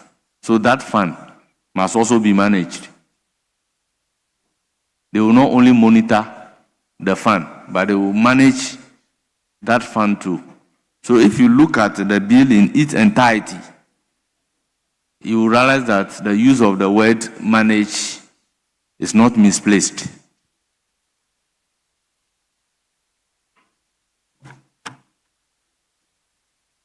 Mr. Speaker, yes, let me hear. There's, our people say too much meat doesn't spoil the soup. Too much meat doesn't spoil the soup. To eat too much meat doesn't spoil the soup. Members, so we can just maintain a language. We can maintain the clause other than English that you will be compelled by our rules to translate it into English. But he is speaking English, he cannot translate into Twi.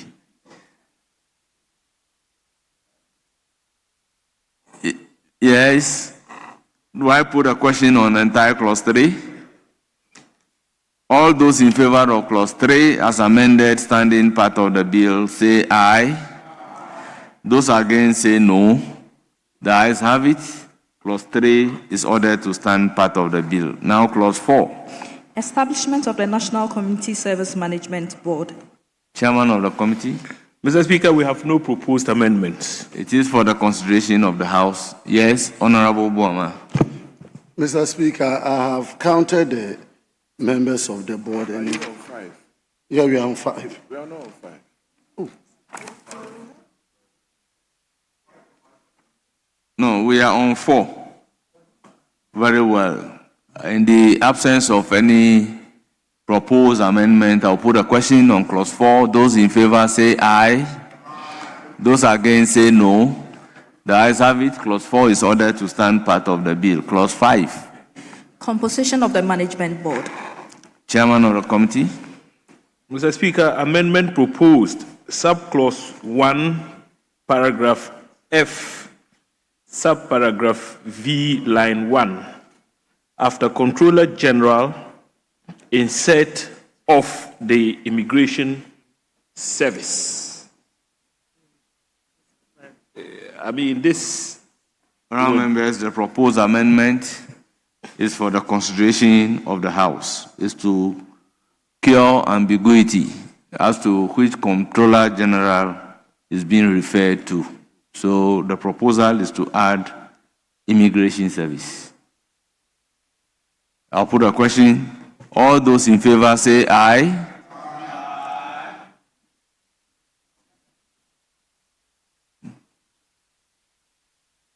What I have?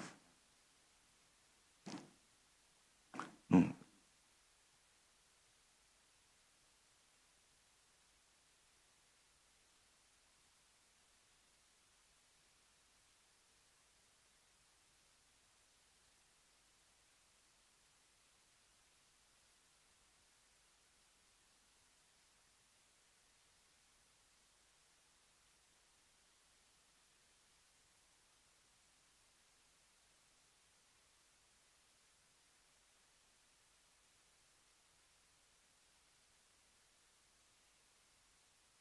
Question on the proposed amendment.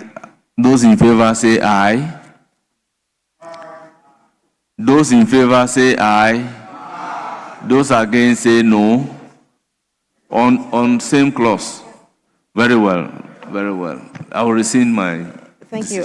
Honorable Speaker, I was just wondering whether perhaps a better rendition wouldn't be the Comptroller General of the Immigration Service, not below the rank of Deputy Comptroller General, and then delete of the Immigration Service. It does seem a bit repetitive. It would appear to me that if you put Immigration Service in the initial part of the clause, it should cater for the deputy. Well, we have to even look at the ranking. Sorry? Because the Comptroller General, the position is higher than Deputy Comptroller General. Is that not so? So why do you bring not below the rank of Deputy Comptroller General of Immigration Service? Honorable Speaker, because it says a representative of in clause F, subclause F. It says a representative of, and then V says the Comptroller General. Yes, that is why it must be a representative of the Comptroller General of Immigration Service. Correct. So that you will not say... No, but my proposal is to maintain this new rendition, but to remove the one after Deputy Comptroller General. No, if you don't bring it in line 1 and line 2, it may create ambiguity. Because the Deputy Comptroller General, too, you are talking about Deputy Comptroller General of Immigration Service. Yes, Chairman. We have since amended those provisions so that if I were to take you to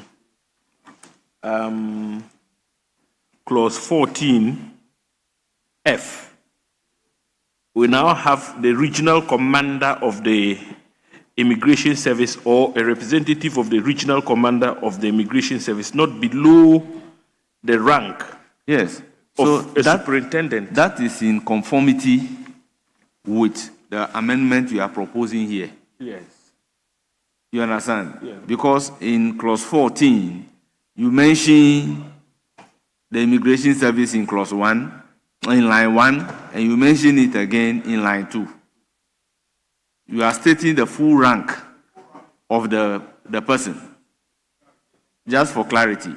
So that is why the current proposal that you are making is in order. So I'll put a question.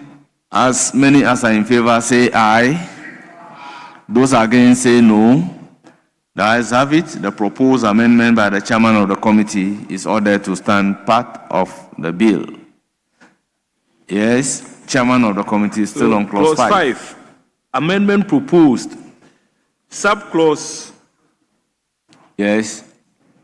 The same clause 5FV, Roman numeral 5. I think that's what we just dealt with.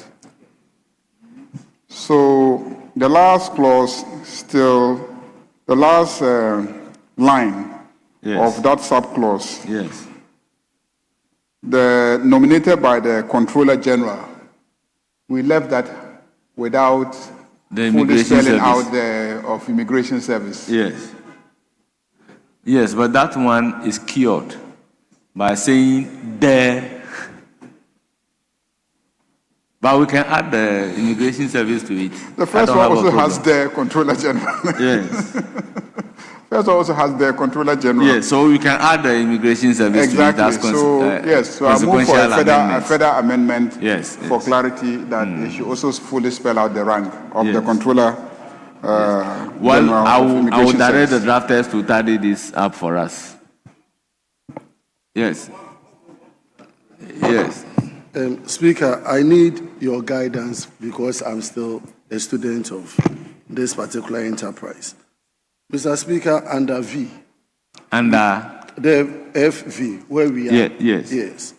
It says the Comptroller of Immigration, not below the rank of a Deputy Comptroller of the Immigration Service. But consistently, when you look at the other security institutions representation, you have C, Inspector General of Police, a rep not below the rank of Assistant Commissioner, then you of Police. Then you go to Prison Service, Director General of Prison Service, or a rep not below the rank of Assistant Director of Immigration. So I don't understand why at the immigration. So let's deal with this. That's why I when said we that. come there and you have a proposal, then you can make the proposal. Very well. That's why I said I needed your guidance. Okay. Commissioner of Police, simpliciter is a rank.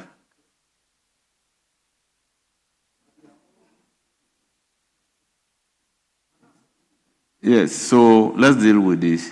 I'm directing the drafters to tidy it up for us, and I'll put a question subject to the drafters helping us in this regard. So the question is, as many as are in favor, say aye. Those against, say no. Honourable members, the ayes have it. The proposed amendment is ordered to stand part of the bill subject to the drafters tidying it up for us. Yes, Chairman of the committee, your last amendment to clause 5. No, last but more. one. Yeah, last but one.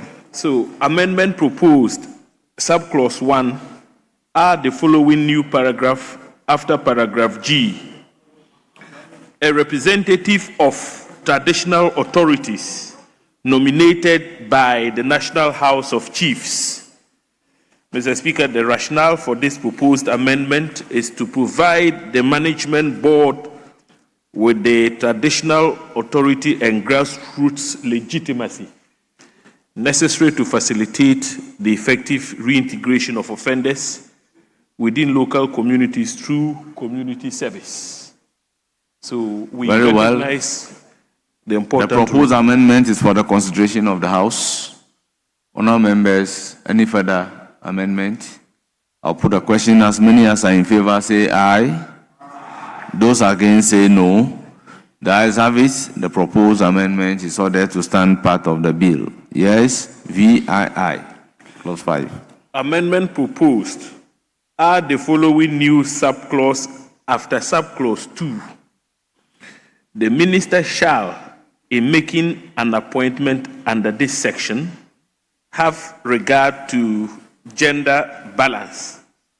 Mr. Speaker, the rationale is simple and straightforward. It is to provide for compliance with the Affirmative Action Gender Equity Act 2024 and ensure gender sensitivity.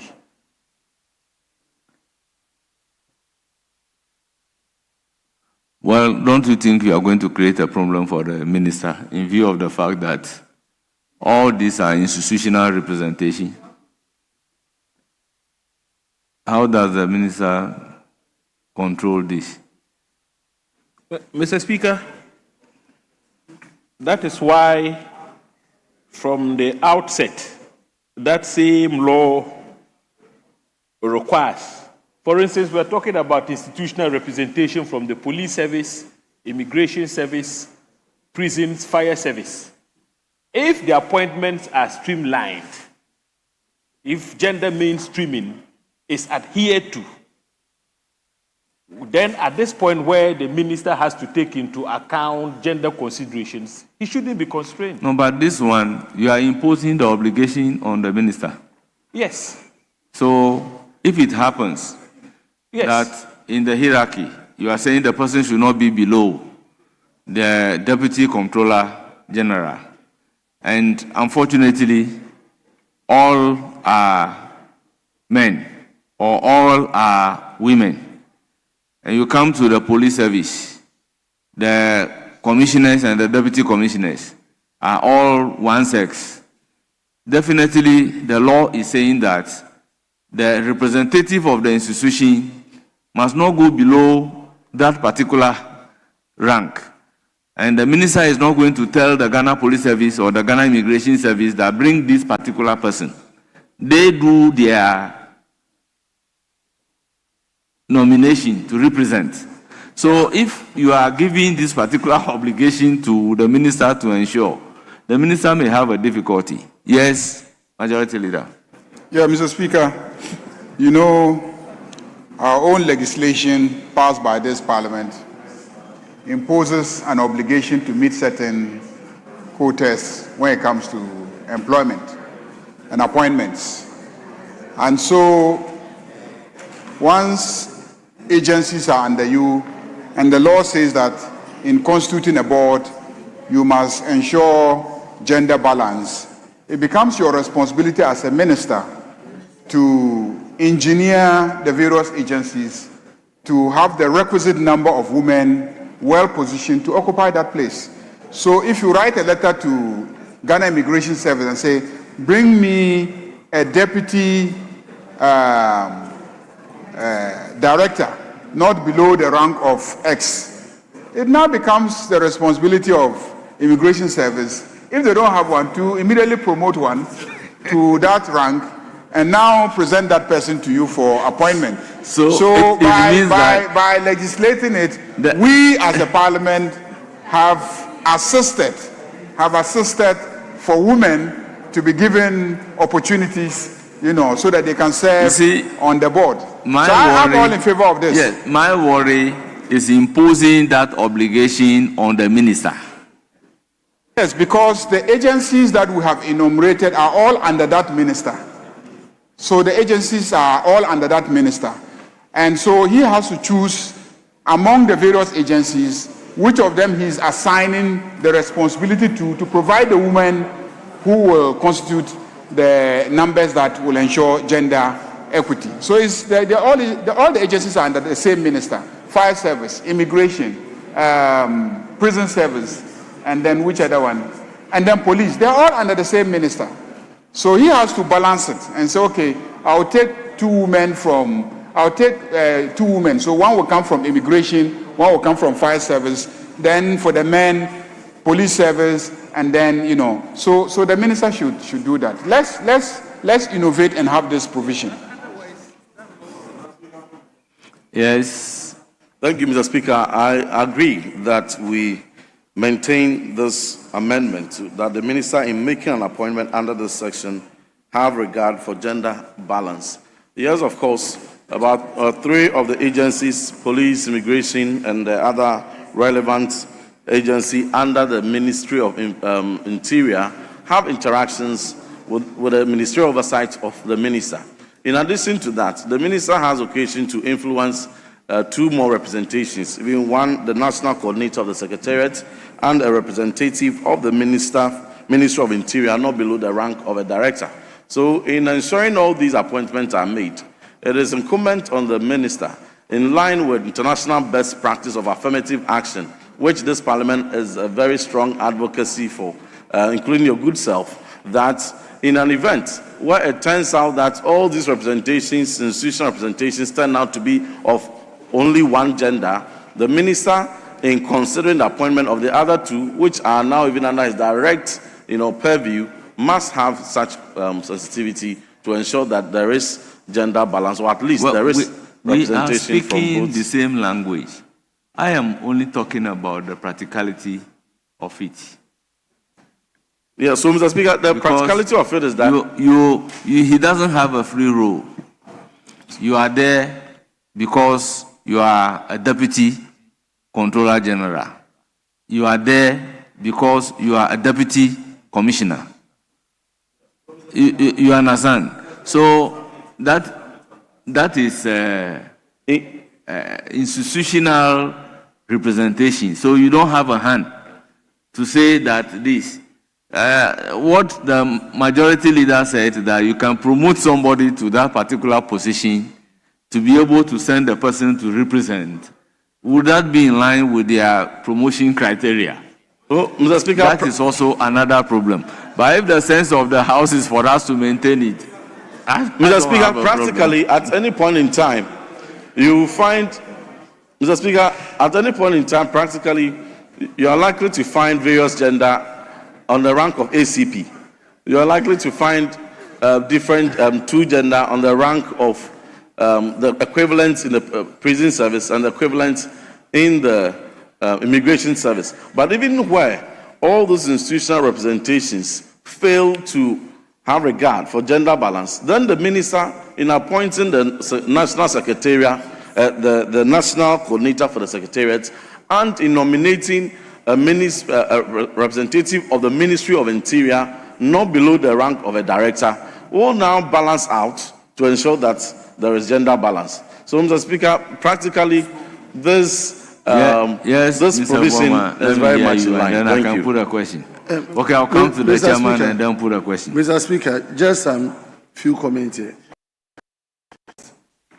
All as we are looking at now is imposing the obligation to appoint to the director generals or the heads of those institutions, not the ministry, nor the minister.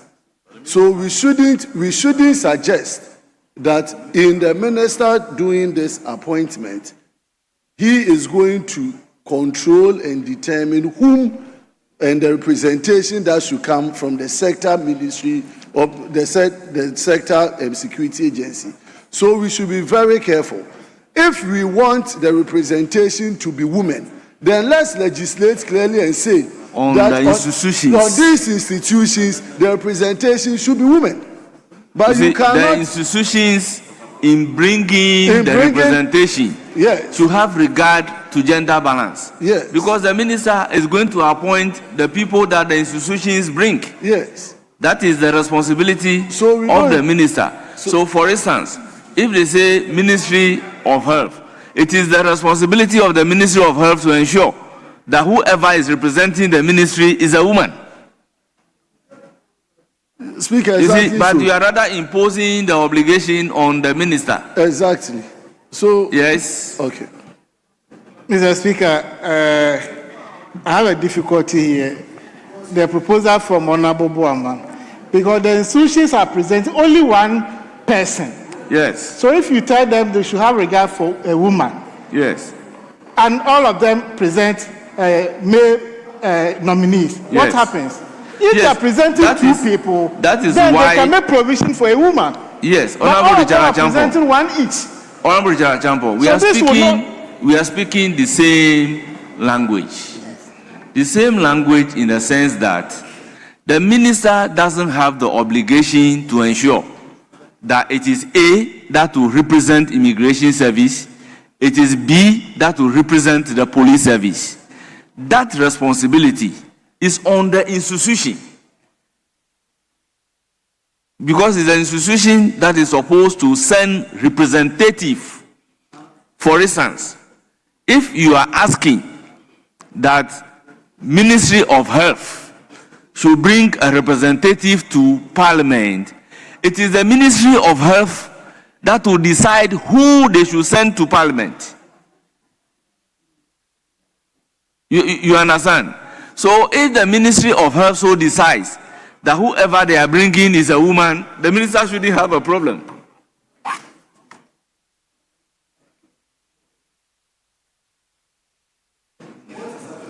Then, if you are not careful, we will give the opportunity for the minister to still influence the appointment process. Because if he gets to know that all the nominees presented to him are male, he will find a way of influencing the institutions to nominate a woman. So they are trying to use 5 to the new provision to cure it. But let's find a nice way of dealing with it. If not, the minister will use the back door to influence their decisions. Honourable members, once we are imposing the obligation on the minister, can we zero it down to where the minister has a right to do nomination? And Mr. Speaker, we have already made that provision. Already in the same clause. So we should clause do the 5. cross-referencing. Yes. That the minister in making nomination under clause F 2, 3, 4 shall have regard to that one. You are imposing the obligation on the minister. So, Mr. Speaker, with that, with your guidance, yes, we are making reference to 5I and 5H in those cases that are under the direct purview of the recommendation by the minister. Yes. You should have regard for that to yes. Yeah, that one. But I don't have a problem. even without those specific references, as for that one, making indications for gender balance and affirmative action is a practice that is commonly the rendition promoted. should be the minister shall, in making nomination under sub-clause so and so, then have regard to gender balance. Then that one, the obligation can rest squarely on the minister. Yes, that one can cure the mischief. Yes, because I foresee a situation where the immigration service will be telling the minister that why are you dictating to us who should represent us on this board? Telling police service that why are you dictating to us who should this thing? Why are you asking us to promote somebody to this particular level because of this representation? So when where the minister have a direct opportunity to nominate, when we impose that obligation on the minister, then he can use his discretion and make all women in order to balance it. Speaker, in as much as I agree with this particular proposition that we should tie the minister's hands to appointments that he or she directly makes, what the fundamental question I want to ask is whether or not the Affirmative Action Act 2024 imposes obligations on agency heads such as the IGP, the Controller General of Prisons, etc., so that if the minister has to make appointments, regardless of the fact that they are institutional representatives, the minister would be bereft of the power to insist that IGP, you have to respect the Affirmative Action Act by ensuring that your nominee, that is, if there are no adequate quotas for, let's say, female representation, must be female. To the extent that if an IGP or Controller General hasn't got female representation, that then becomes you are the chairperson for security and intelligence. Interior and defense, How many, Mr. Speaker. Yes, interior and defense. How many police commissioners do we have? Female commissioners. How many male commissioners do we have? Male commissioners? Yes. Oh, we have quite enough. They are in the majority, but we have a number of female commissioners. When you come to Controller General of Immigration Service, yes, how many of them are female? For now, but we have commissioners who are female, but not deputy control. We used to have. So from deputy controller general going forward, you see, that is to avoid the problem. It's to avoid the problem because you don't know what will happen in future. So, for instance, as we are speaking, that the deputy controller general up to Controller General of Immigration Service, we don't have a female in that particular category. What is the Immigration Service going to do? Do you understand? So in order to, law is just a communicative action. In order to avoid that problem happening, and in view of the fact that it is not the minister that have control over who should be the representative of these institutions. He does the appointment. Let's impose the obligation on the minister where he has to do the nomination and appointment. So in that case, he is under obligation because the word that we are using here is not may, it's shall. Mr. Speaker, agreed. It shall. Yes, I think the Deputy Minister for Health does not agree with me. Thank you, Mr. Speaker. I think the mischief that this clause was trying to solve or to cure is so that all the representatives don't end up being men. Yes.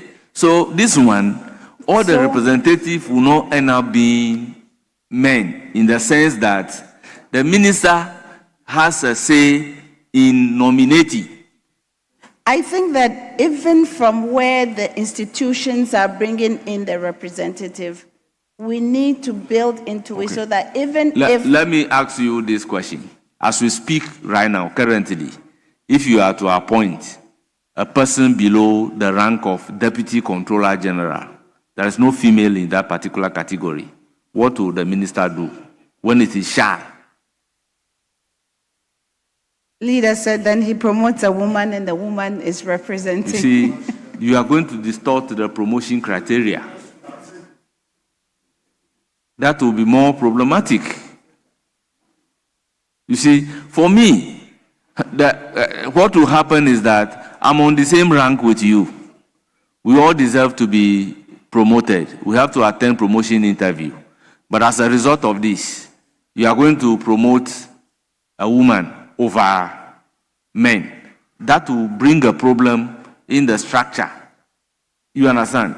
But the minister has the power to nominate, unfettered power to nominate. So in doing his nomination, you can decide that all the people that I'm going to nominate should be female. Because it's imposing obligation that shall. But if you impose the obligation and there is a difficulty getting from the category like that of the immigration service, then there is a challenge. You pose a challenge to the minister. So you pass the law, all right, but you have a difficulty in having the law implemented. A typical example, when we passed the law on affirmative action, we stated that by 2026, female representation in parliament should be 30%. What is the female representation in parliament? Is it up to 30%? So how? Is the law being implemented? Do we want to pass a law which will remain in our books, or we want the law being implemented? Because we indicated on this floor that at the material time that we are passing the law, you can count the number of female who file nomination to contest election. And it is not the case that all of them will win the election. So the law that we are passing to say that 30% by 2026 should be female. Meanwhile, it is only 2028 that will be doing another election. How do we achieve that 30% representation? It ends up to be 14%. So are we operating in accordance with the law? Yes or no? So we will pass a similar law. Owing to this, it will not materialize. That is the worry. So the minister has opportunity to nominate, not institutional representation. The minister can nominate. So those that the minister has a right to directly nominate, let the minister do that, having regard to gender balance, so that we can leave the institutions that whoever is occupying that particular position, you understand? Then the person comes to represent. For instance, if today you are looking for a deputy minister of health to represent the health ministry, the occupant of that particular position is a female. So automatically, it's going to be the female occupying that particular position.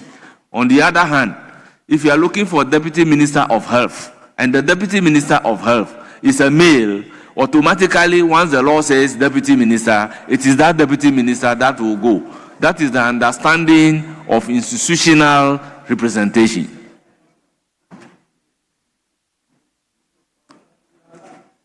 So, we would again ask the drafters to tidy this up and zero it, the obligation of the minister to the provisions where the minister is to do nominations.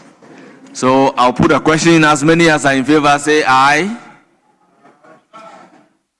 As many as are in favor say aye. Those against say no. The ayes have it. The proposed amendment, subject to same being tidied up by the drafters, is ordered to stand part of the bill. Yes, we are still on clause 5. Honorable Bowman. Mr. Speaker, I would like to draw our attention to the number of representation. It used to be 13. With the addition of the rep from the National House of Chiefs, it comes to 14 for a management board of the institution. I'm struggling to know the services, for example, that the fire service representative and that of the comptroller would be traditionally bringing to bear for the purposes of this particular secretariat. Because there are many times you don't need these institutional reps, but there will be collaboration between the secretariat and them. So you bring members, that goes to the core, representations, that goes to the core. So I'm making, first I wanted the chairman of the committee to give us some rationalization of these two institutional representations, else we get them deleted, so we can regulate and reduce and minimize the number of the management committee. Thank you, Speaker. Yes, chairman of the committee. Yes, Mr. Speaker, my honorable colleague has made a valid point, but the issue is that here we're dealing with community service as an alternative to custodial sentencing. Now, for purposes of effective implementation, there are districts and municipalities in this country without prisons facilities. But if you go through the act, you find that the prison service has been identified to manage crimes. But they have sister security agencies, so that in areas where you don't find the prisons, you will definitely find fire service or immigration service or the police service. That is why we think it is important that you list all those agencies under the Ministry of Interior for purposes of effective implementation. I'll give you an example. If you go to my constituency, we don't have a prisons facility. The leader's constituency has a prisons facility. So how do you implement community service in Bulsa North? You would definitely have to fall on either immigration service officers or fire service officers to fill the gap that otherwise would have been created. Yes. Mr. Speaker, I thought the whole objective of community service is to do away with prison service. I thought that was the whole objective. So if not having a prison is considered as a disadvantage in implementing community service, I find that quite interesting. So for municipalities and districts that don't have prisons, I think that the absence of prison officers on the board shouldn't be a problem. And I agree with what you are suggesting, but I also think that the way that it has been rendered, people are going to say that for every board, you must have all these officers there. So it actually will make it more expensive because then your district will have to look to Navrongo to provide a prison officer to be on the board of your district. Let's say Zebila will have to look to Boku for a prison officer to be on the board of Binduri and Zebila and then Garut Mpane and then etc. So if you want to couch it so that you have representation from that service, if that service has a presence in that district, then the rendition will have to be different. Because that's what I'm getting from your explanation. That if that service has a presence in the district, then they will provide representation to constitute the board. But the way it is rendered, it means that for every board to actually be complete, it must have representation from all these services, whether or not that service has a presence in that district or municipality. So, Mr. Speaker, yes, the leader's point I can appreciate. But for purposes of practice, what is the practical situation on the ground?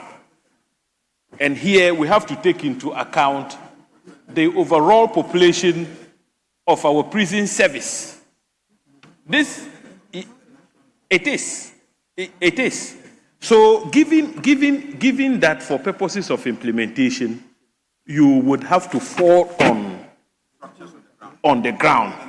At the national level, you need to have to be there. So that is where they take the strategic decisions. So if you exclude them at that level, you create gaps at the district level where prisons may not be present, you see.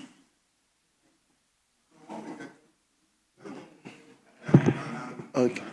So, Speaker, just a brief final comment on this.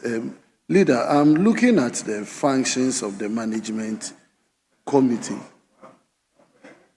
The management board shall ensure the efficient and effective performance of the functions of the secretariat. And as you rightly said, I was also linking it to the establishment of this at the regional and the district level, where you have all of these institutions representation. So, if in the wisdom of the committee and the sponsor of the bill, they think that we need all of these institutions to be present for the management of this particular job to be fully executed, I don't have any hesitation. Very well. Very well. So, honourable members, in the absence of any further consideration, I'll put a question. Yes.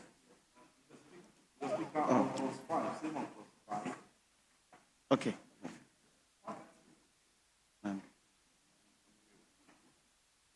Same on clause 5. The representation needs to be stratified. For instance, we are saying that the representative of the IGP or an officer not below the rank of ACP. But when it comes to immigration, we are saying that the Controller General of Immigration or his rep not below the rank of Deputy Controller General, which is just a rank beneath. So in stratifying that, I propose an amendment that the representative of the Controller General not below the rank of a Deputy Commissioner.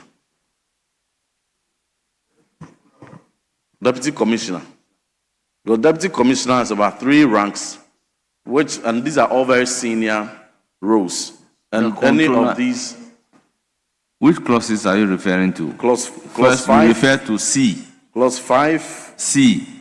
The Inspector General of Police or a representative of the Inspector General of Police not below the rank of Assistant Commissioner of Police nominated by the Inspector General of Police. Very well, Mr. Speaker. So reference to that in FV, yes. My proposal is that the Controller General of Immigration, not with reference from the F, of course, a representative of the Controller General of Immigration, not below the rank of a Deputy Commissioner of Immigration nominated by the Controller General. So that they are all in sync and in line, because those regimental positions are aligned. So Assistant Commissioner of Police is equivalent to to that. Assistant Commissioner, Police.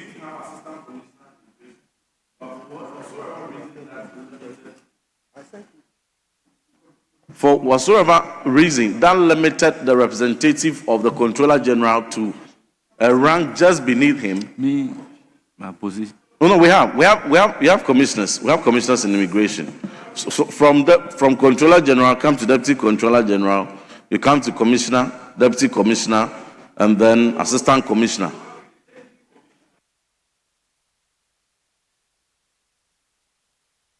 Deputy Commissioner, DCOP of Immigration is at the same level with DCOP, Deputy Commissioner of Police.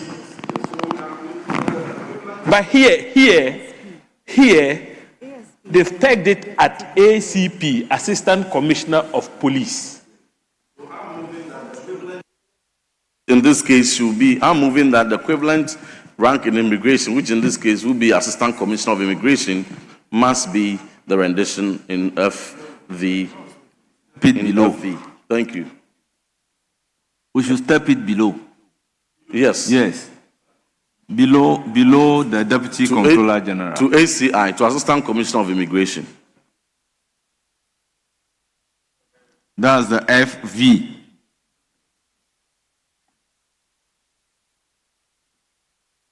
To be coterminous to the rank 3 in the police service. But this one remains the second rank. Yes.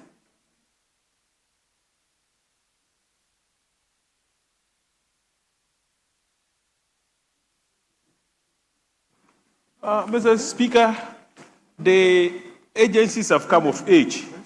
So if you consider that Immigration Service until recently had the director as the head of service, but currently we now have the controller as the overall boss, deputy controllers, commissioners, deputy commissioners. They've aligned their ranking system to that of the police. Yes. So I think I would agree with my ranking member. So I intend to relax the rules and take this particular amendment into consideration and put a question again on this amendment regarding clause 5FV. So, Honorable Ntim Fojo, move your amendment and I'll put a question on it.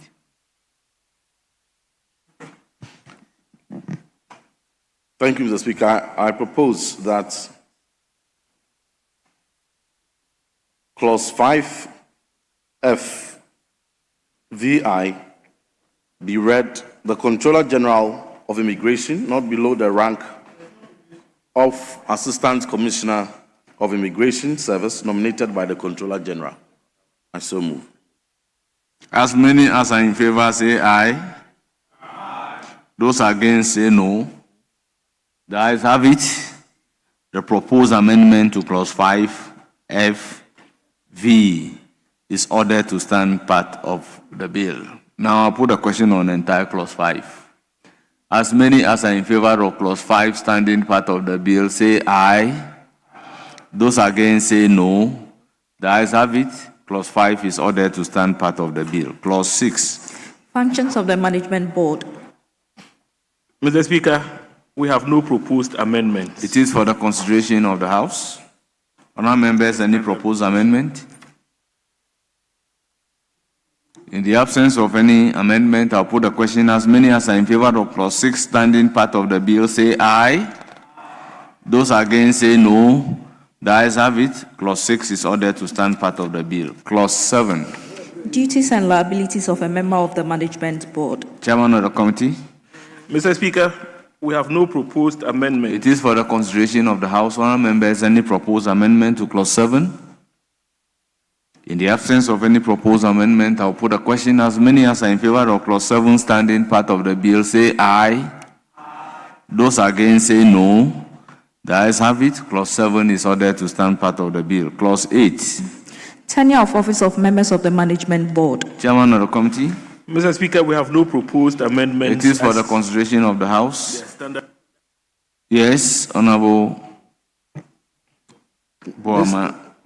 Mr. Speaker, if you go back to the appointment of the members of the board, he says that the minister shall, on the authorization, and I mean here 5, 1 each, the 2, 5, 2. The minister shall, on the authorization in writing of the president, appoint members of the management board. So I'm having difficulty as to how the president would directly may, in writing, that is 8.5, address to a member, revoke the appointment of the member. I'm having difficulty with the appointment process and the revocation of the member's appointment. I believe that the revocation should be under the authorization of the minister rather than the president. Look at Article 1952. Article 1952. No, but that is, sorry.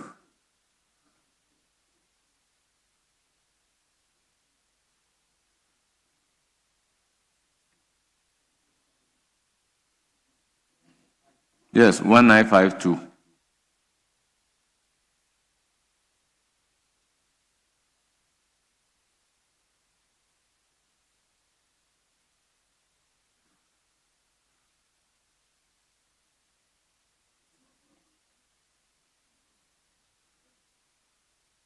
So, read it. Speaker, with your permission, I read 1952. Yes. Of the Constitution. The President may, subject to such conditions as he may think fit, delegate some of his functions under this article by directions in writing to the governing council. Yes. Concerned or a committee of the council. Yes. Or to any member of that governing council or to any public officer.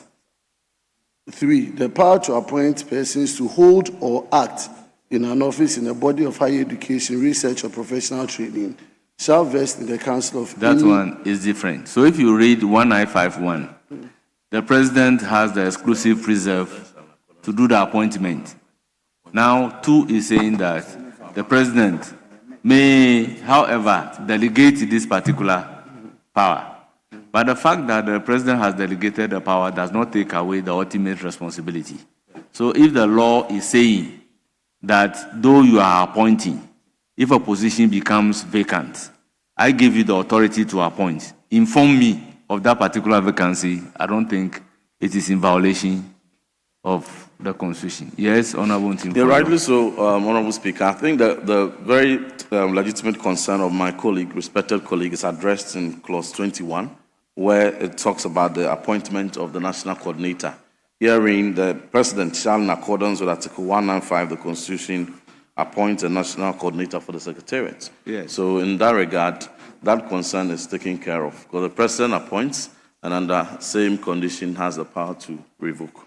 So the President, even in appointing the national coordinator, can choose to delegate that particular power to the minister. But the ultimate responsibility is not taken away from the President. So I'll put a question on Clause 8. As many as are in favor say aye. Those against say no.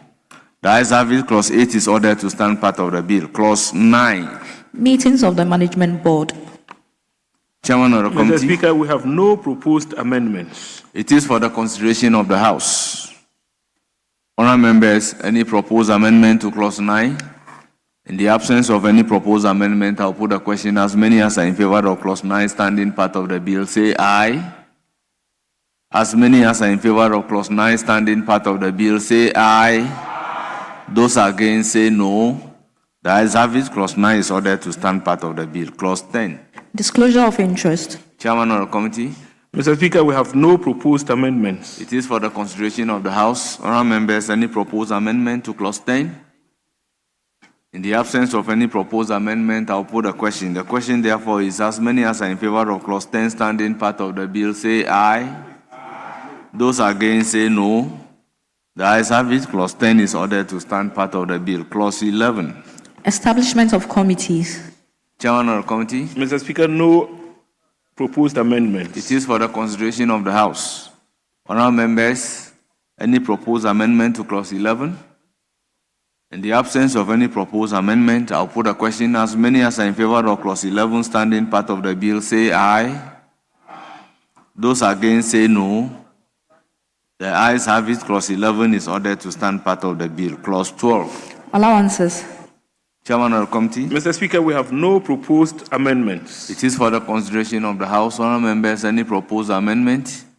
In the absence of any proposed amendment, I'll put a question. As many as are in favor of clause 12 standing part of the bill, say aye.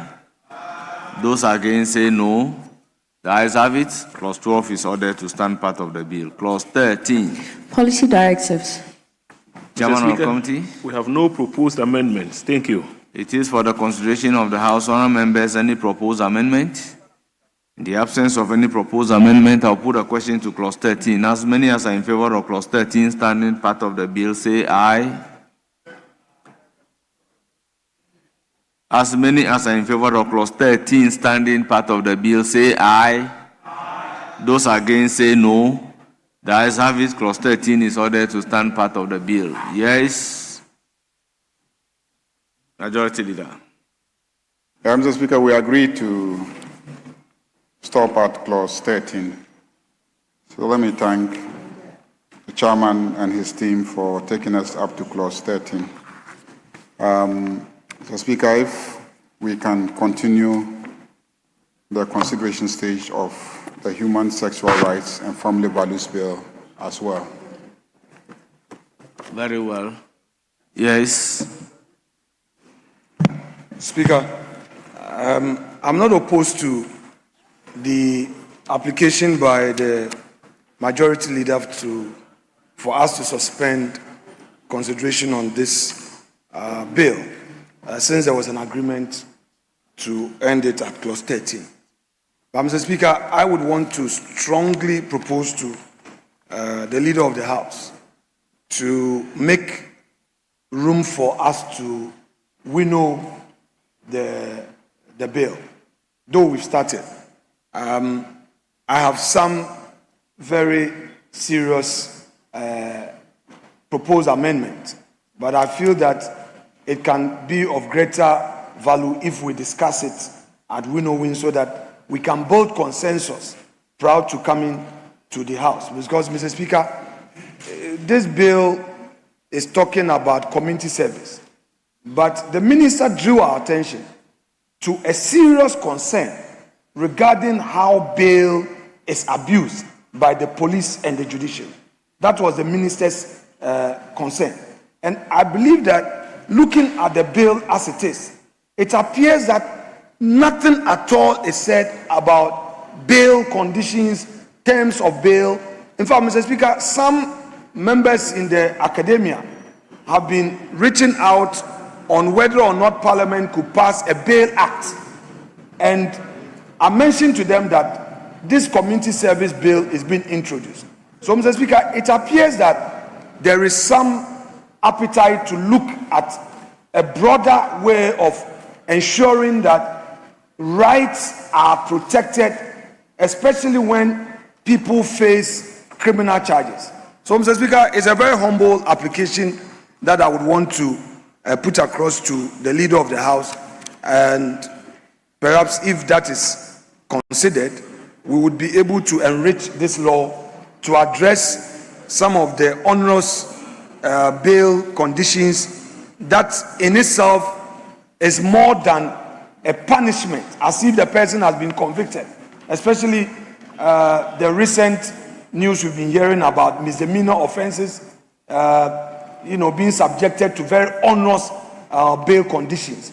If we include all of that in this bill, and the final law that is assented has in it all of these provisions, that when it's a misdemeanor, indeed, there cannot be an issue of remand when the offense is misdemeanor. I don't think that we should leave that to regulations and all of that. And it is going to help all of us, because, Mr. Speaker, nobody knows when something like that may befall him or her. Mr. Speaker, I so submit and pray that there will be an opportunity to deal with this at winnowing. Majority Leader. Yeah, Mr. Speaker, I have always said that we do winnowing not when committees submit many amendments to a bill that they have considered, that we have referred to them to consider.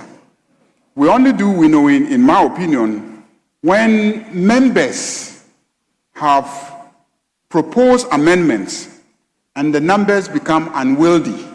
So we decide to refer the matter to winnowing. But once the recommended amendments are coming from our committee, then there's nothing to winnow. So if you want us to do any winnowing, you will have to advertise your amendments. When you advertise your amendments, and we see that there are many, but all that you have said is just one clause amendment, which is to have an amendment that relates what we are proposing to also those who are serving bill terms. That's what I see you trying to say we should capture in this bill. But you introduce it. Let's see if it sits in well with the object of this bill. Because this bill is not dealing with the processes leading up to conviction. The processes leading up to conviction is where bail is an issue. We are dealing with after conviction and you are being sentenced. That's a post-conviction matter. So this bill is dealing with post-conviction. If there are problems in the criminal justice system leading up to conviction, we must deal with it at a different level. And yesterday, the Minister for Interior did indicate that he is in discussions with the Attorney General for them to find a framework for addressing that problem. So I don't think that that issue arises at this stage. Here we are dealing with convictions, sentencing, and an alternative to custodial sentencing. That's basically the issue, that we are dealing with here. So, Mr. Speaker, I've heard him. I think that we can have the discussion about onerous bail terms and how we deal with that. If, for instance, we come to a consensus as a country that certain type of offenses, there shouldn't be custodial, bail terms, or that if they arrest you, the provisions are there that if they arrest you, the police can grant you police inquiry bail, the court can grant you bail. Maybe what we should say is that there is abuse of the processes. And that is a function for, let's say, our Judicial Committee of Parliament to conduct an inquiry into what the judges are doing. And if, as a House, we resolve that we think that they are doing something wrong and we draw their attention, given that it's a coordinate branch of government and we should not be seen interfering in their work and etc., then we see if we can craft some legislation that will deal with that problem. But as it is now, don't forget that they are a coordinate branch of government. We must be careful what we do in relation to them as they work. Our job is to pass the legislation. Once we've passed the legislation, giving them the discretion, when they exercise the discretion, it becomes difficult for you to want to take them on, because at that point you will be unduly interfering in the work of a coordinate branch of government, and that is a problem. So I think that if we think that onerous bail terms are a problem, let's have some platform for discussing that. Mr. Speaker, I still plead that we end and suspend the consideration of the Community Service Bill and then start with the Family Values Bill, because we had agreed that we'll take a few clauses of that one today and then proceed. Yes, Minority Leader. Speaker, with respect, thank you. Mr. Speaker, I've listened carefully to the great submissions of the Majority Leader.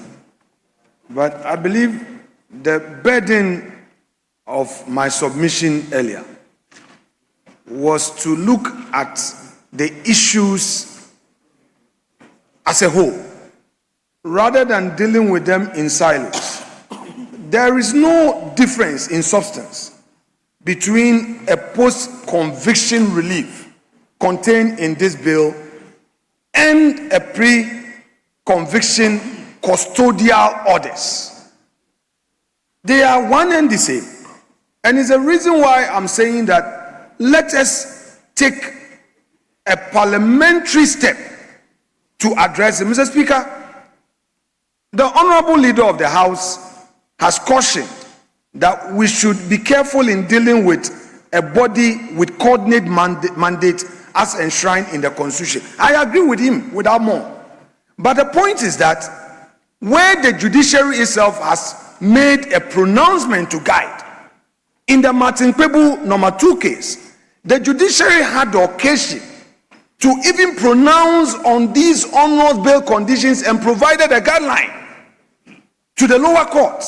So, Mr. Speaker, we can take advantage of the judiciary's own pronouncement and enact on it. It's like what they did in Article 185. That Article 185 requires that international commercial transactions must receive parliamentary blessing, and expected us in Klomega case that Parliament should enact a law to regulate 185. We've still not done it. So they have already given us the opener. And if there is a clear legislation, Mr. Speaker, it will help the cause. Ghana is respected for promoting human rights.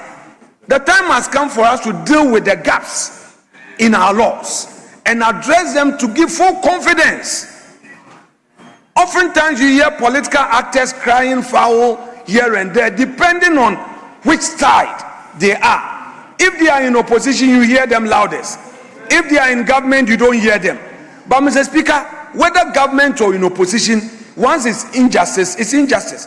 So the opportunity is now, and I'm happy that the majority leader, in concluding, agrees with me that we need to sit and look at it in composite.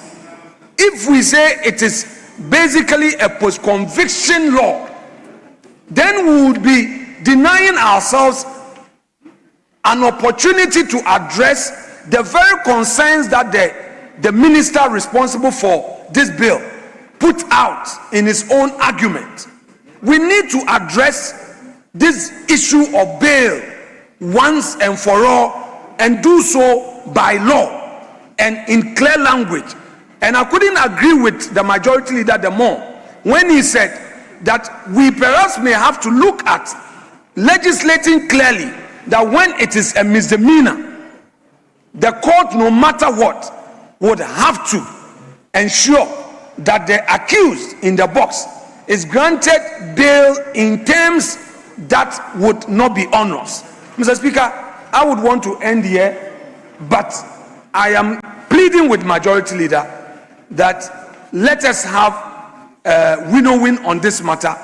I would want us, don't worry, Mr. Speaker, it's fine. If your prayer and pleasure is that we should advertise the proposals and then take them back to win-win, so be it. It's fine with me. We'll deal with it, but at least I agree, I understand that fundamentally you agree with the issues, because, Mr. Speaker, without sounding political, 2028 is just around the corner. We don't know what's going to happen in 2029. Maybe if we do it well, it's going to benefit you. Tomorrow, Mr. Speaker, it's most likely, because you don't have a leader now, we have. So it's most likely that you're likely going into opposition, and this law would protect you against any injustice. Yes, I miss government. Honorable members, I think this is not an issue that we should debate. This is not an issue we should debate in the sense that if you read paragraph 1 of the memorandum underpinning the bill, it reads, the object of the bill are to establish a national community service secretariat and to provide for community service as an alternative to custodial sentence and for persons convicted of specific category of offenses. So the meaning that I gathered here, and reading from clause 39 up to 45, which talks about community service order, clearly means that until and unless the person is convicted, this act cannot be invoked. Now, when you talk about bail, bail is a preliminary issue because it is before a conviction.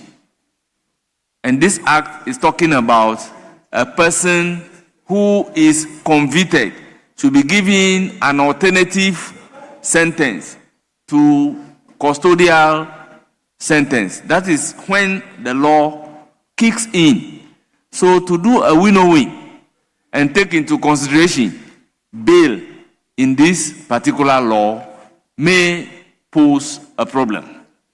I, however, agree that we can do win-win, and doing win-win is conditioned on the fact that members have amendment to the bill, which is unwieldy, and then we refer it to the win-win committee to sieve it.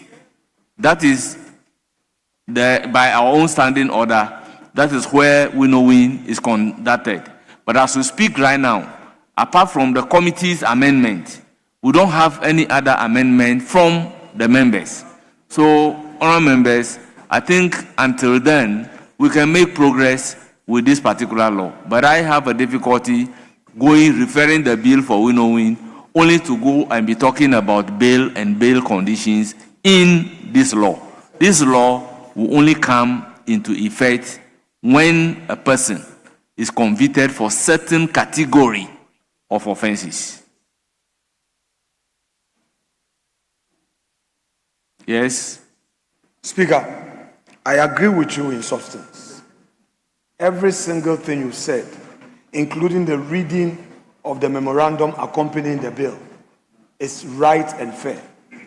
But, Mr. Speaker, I am lifting the veil beyond the very bill before us to trigger or to tease out this issue, largely because of what the minister said yesterday in his debate.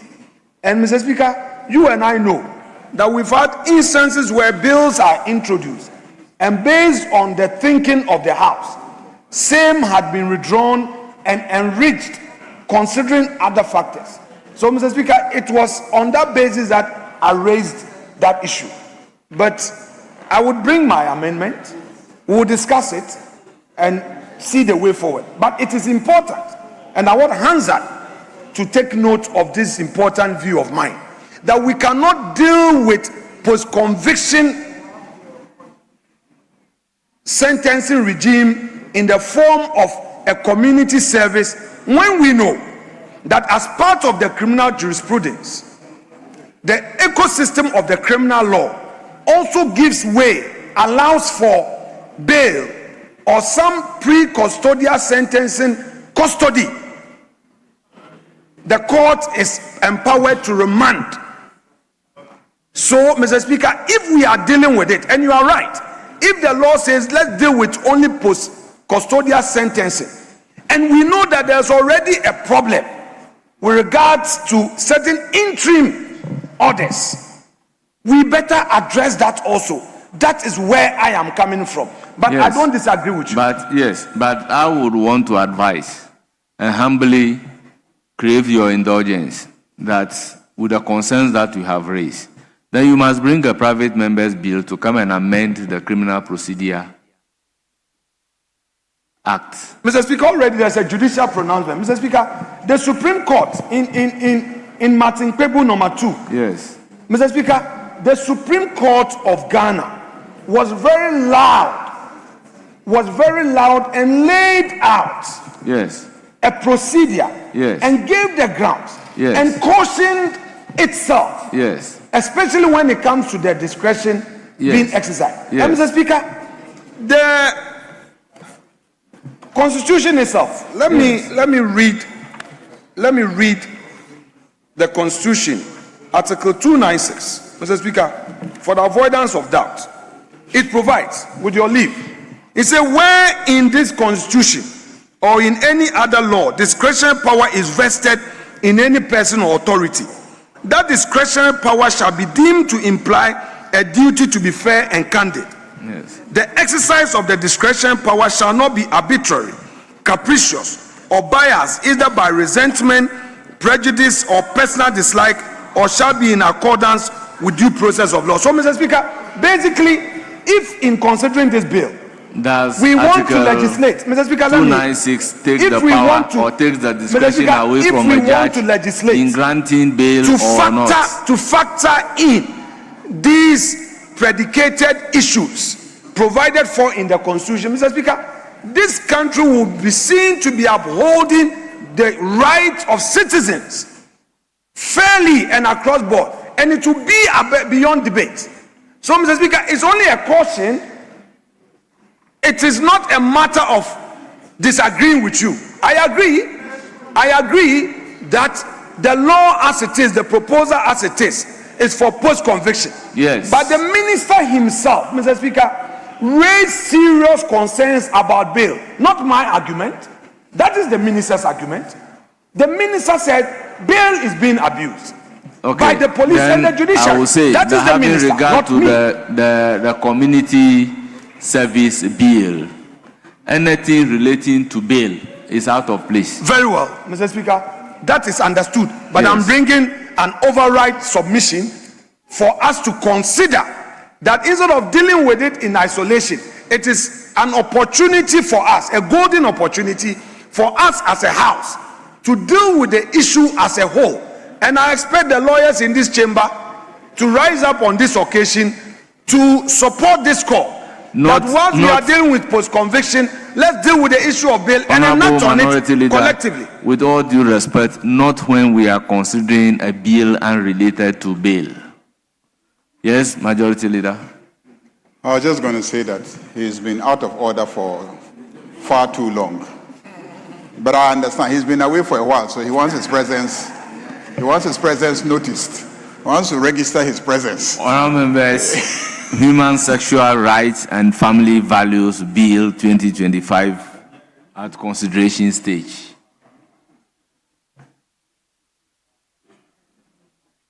Okay. Yes, Chairman of the committee, are you ready? Very well. Mr. Speaker, the chairman himself is in Saudi Arabia performing Hajj. So the vice chairperson will lead us in this regard. Honorable Shaibu. Yes, the vice chairperson will lead us. Speaker, with respect, I want to be brought to speed by the majority leader. This bill we are about considering, is this a private member's bill or a government-sponsored bill? Mr. Speaker, I'm sorry, I wasn't here yesterday. I've not had the opportunity of having a discussion with the majority leader on this important matter. So this is the private member's bill. I see. Well, Mr. Speaker, I just want clarity on this matter. I want clarity. Mr. Speaker, this bill has always been a private member's bill. Government has no objection. Attorney General has not indicated any objection to anything contained in this bill.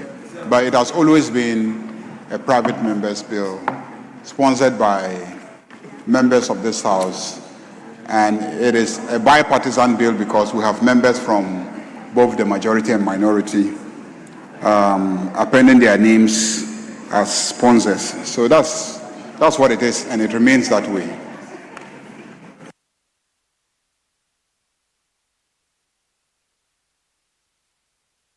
Speaker, with respect, this is a House of Records. The majority leader says that government is not opposed to this bill, and the Attorney General likewise has expressed no objection. I just want to know the terms of such submission.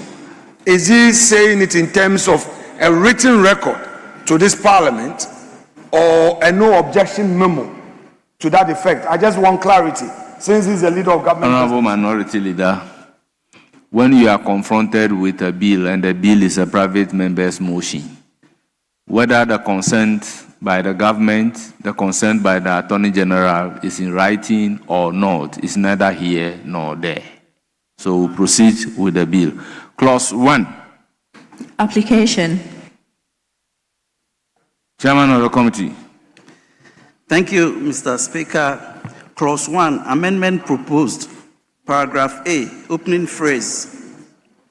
Delete who holds out as and insert who identifies, openly represents that person or professes as. I so move. Honorable members, the proposed amendment by the Vice Chairman of the committee is for the consideration of the House. Any further amendment? In the absence of any further amendment, I'll put a question on the proposed amendment emanating from the Vice Chairman. As many as are in favor say aye. Those against say no. Honorable members, the ayes have it. The proposed amendment is ordered to stand part of the bill. Yes? Mr. Speaker, clause 1, amendment proposed, paragraph C, line 4, after except, delete, where the procedure is intended to correct a biological abnormality, including intersex, and insert in the case of intersex. I so move, Mr. Speaker. Honorable members, the proposed amendment is for the consideration of the House. Any further amendment? In the absence of any further amendment, I'll put a question. As many as are in favor, say aye. Those against, say no. The ayes have it. The proposed amendment is ordered to stand part of the bill. Yes, Minority Leader. Speaker, I want to seek your guidance. Mr. Speaker, you as a practitioner knows that in our courts, we are told that preliminary legal objection can be raised at any stage of trial. I don't know of Parliament. You know, Mr. Speaker, you are in charge of the law. Mr. Speaker, may I know your view regarding the raising of a preliminary legal objection as to whether a parliamentarian can be stopped by virtue of the stage at which a matter can be raised, or we can apply that rule in court mutatis mutandis in parliamentary practice. I need your guidance to enable me to make an application. This is a House governed by rules. So whatever you want to do, if it is premised within our rules, you will be permitted to do so.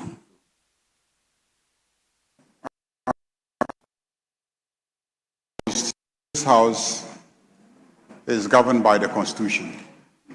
I believe that at any stage in the work of this Parliament, if there is obvious violation of the Constitution, any member can raise it and have the Speaker provide an indication what should be the proper thing to do.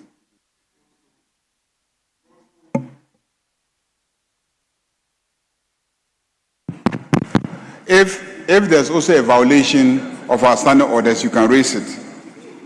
So make sure that whatever you are going to raise is a violation of our standing orders or a violation of our Constitution.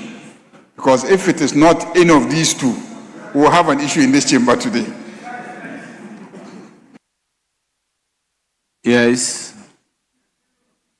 Mr. Speaker, with that guidance from the Majority Leader, I am here, Mr. Speaker, on my feet on the strength of the Majority Leader's constitutional argument to the effect that by a constitutional imperative, the law was already passed and it was for the President to sign. For him, it would therefore be constitutionally superfluous for another bill to go through the process. I want to know, Mr. Speaker, whether or not view of this House or otherwise. Honourable members, it is trial learning. Is raised on the floor of this House, and a ruling delivered on it. It will be mischievous on part of a member of Parliament. This issue has been raised, and the Right Honourable Speaker, Alban Sumana Kingsford Bagbin, delivered a copious ruling on this issue. Therefore, I do not expect a leader of this House or any member of this House to be raising a similar issue after the Speaker has delivered a ruling on it. If you are aggrieved by a ruling delivered by the Speaker, I believe as members of Parliament, we know what to do.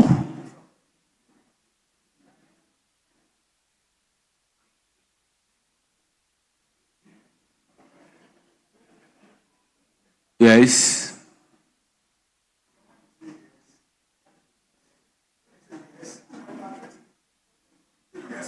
That cannot amount to a threat.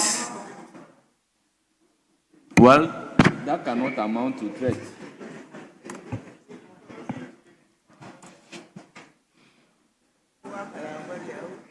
Speaker, with respect, Mr. Speaker, can an application be repeated? I understand that when you want to challenge a ruling, you file the right process. But application can be repeated. When your application is denied, you can repeat an application. And the majority leader has not departed from his own application. And, Mr. Speaker, can the same application be repeated in the circumstance? That is why, in speaking, I indicated clearly that in our parliamentary rules, if a matter is raised and a ruling delivered on it, that issue is foreclosed, except when you are aggrieved with the ruling. Then what you should do is per our rules. Minority Leader, you are forcing me to say that you are completely out of order. I don't want to say it, but on this occasion, I will want to say that you are deliberately, completely out of order. Yes, Majority Leader. Mr. Speaker, he is not out of order innocently. Mr. Speaker, he is guilty of obstructing the passage of this bill. He doesn't want this bill passed. And so he will be raising all sorts of issues to impede the passing of this bill. But I want to assure him that this bill will be passed. And when it is passed, the President will give his assent. There will be no directive to the clerk of this Parliament to cease and desist presenting the bill to the Presidency. There will be no threat to the clerk of this Parliament. So please let us take the bill through the consideration stage. This Parliament has indicated to Ghanaians that within the next 2 weeks, fortnight, we want this bill passed. So cooperate with us and let's pass the bill. Honourable members, I'll put a question on the second amendment by the chairman of the committee. Honourable Minority Leader, I have indulged you. Mr. Speaker. I have the Mr. patience Speaker, for you. I have listened Mr. Speaker, for you. He's made certain litigation must come to an end. Indeed, Mr. Speaker, he is the majority leader. If it were to be me, you would demand that the right thing to be done. Mr. Speaker, let's be fair. He cannot impute improper motive. In argument in the House, you counter-argue and you argue. You cannot impute improper motive. Mr. Speaker, that submission must be ordered, Mr. Speaker, and same must be expunged from the... So, I agree. So, the statement that Honorable Alexander Afanyo-Markins does not want the bill to be passed and he is deliberately obstructing. I ordered it to be expunged from the record. Now, let me put a question on the second amendment of the chairman of the committee. Your ruling will remain on the record, I think. The ruling of the speaker cannot be expunged from the record. It must remain for posterity. I'll put a question on the second amendment proposed by the vice chairman of the committee. As many as are in favor say aye. Those against say no. The amendment is carried. Now I'll put a question on entire clause 1 as variously amended. Those in favor of clause 1 as variously amended, standing part of the bill, say aye. Those against say no. The ayes have it. Clause 1 is ordered to stand part of the bill. Clause 2. Duty to promote human sexual rights and family values. Vice Chairman of the committee. Mr. Speaker, clause 2, amendment proposed, subclause 1, line 1, delete citizen and insert person. I so move, Mr. Speaker. The proposed amendment is for the consideration of the House. Any further proposed amendment? In the absence of any other amendment, I'll put a question to the Vice Chairman's amendment. Those in favor say aye. Those against say no. The proposed amendment is ordered to stand part of the bill. I'll now put a question to clause 2 as amended by the Vice Chairman of the committee. Those in favor of clause 2 standing as part of the bill say aye. Those against say no. The ayes have it. Clause 2 is ordered to stand part of the bill. Clause 3. Prohibition of LGBTQ AP+ and related activities. Vice Chairman of the committee. Mr. Speaker, clause 3, amendment proposed, subclause 1, paragraph C, line 3, after off, delete a person who has undergone a surgical procedure to correct a biological abnormality, including. I so move, Mr. Speaker. Our members, the proposed amendment is for the consideration of the House. Any further amendment? In the absence of any further amendment, I'll put a question to the proposed amendment by the Vice Chairman of the committee. Those in favor say aye. Those against say no. The ayes have it. The proposed amendment to clause 3 is ordered to stand part of the bill. Yes, Chairman. Still Mr. Speaker, on clause 3, amendment proposed, subclause 1, paragraph E, opening phrase, delete all the words, hold out as, and insert, identify, openly represent that person or profess. Mr. Speaker, this is consequential to the amendment in order, clause 1, sorry. Very well, I'll put a question. As many as are in favor say aye. Those against say no. The ayes have it. The proposed amendment by the Vice Chairman of the committee is ordered to stand part of the bill. Now the last, no, there is 3 more amendments to clause 3. Yes, at page 34. Chairman of the committee. Mr. Speaker, clause 3, amendment proposed, subclause 1, paragraph F, subparagraph II, delete and insert the following. II, any other procedure that is intended to create a sexual category other than the sexual category of the person determined at birth, except in the case of intersex. I so move, Mr. Honourable members, the proposed amendment by the Chairman of the committee to clause 3. F. Say aye. Those against say no. The ayes have it. The proposed amendment is ordered to stand part of the bill. Yes, Mr. Chairman. Speaker, clause 3 again, amendment proposed, subclause 1, paragraph G, subparagraph II, delete and insert the following. II, any other procedure that is intended to create a sexual category other than the sexual category of the person determined at birth, except in the case of intersex. I so move, Mr. Speaker.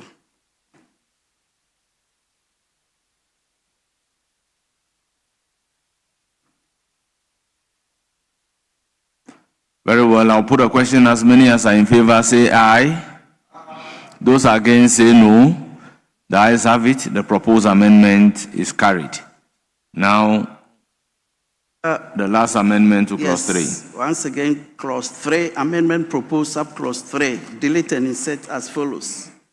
Mr. Speaker, as captured at page 34, paragraph LXXVII. I so move, Mr. Speaker. Honourable members, the proposed amendment as captured in paragraph 34, SIXXVII. Any further proposal? In the absence of any further proposal, I'll put a question. As many as are in favor, say aye. Those against, say no. The ayes have it. The proposed amendment is ordered to stand part of the bill. I'm looking at the sponsors who are not responding to the question.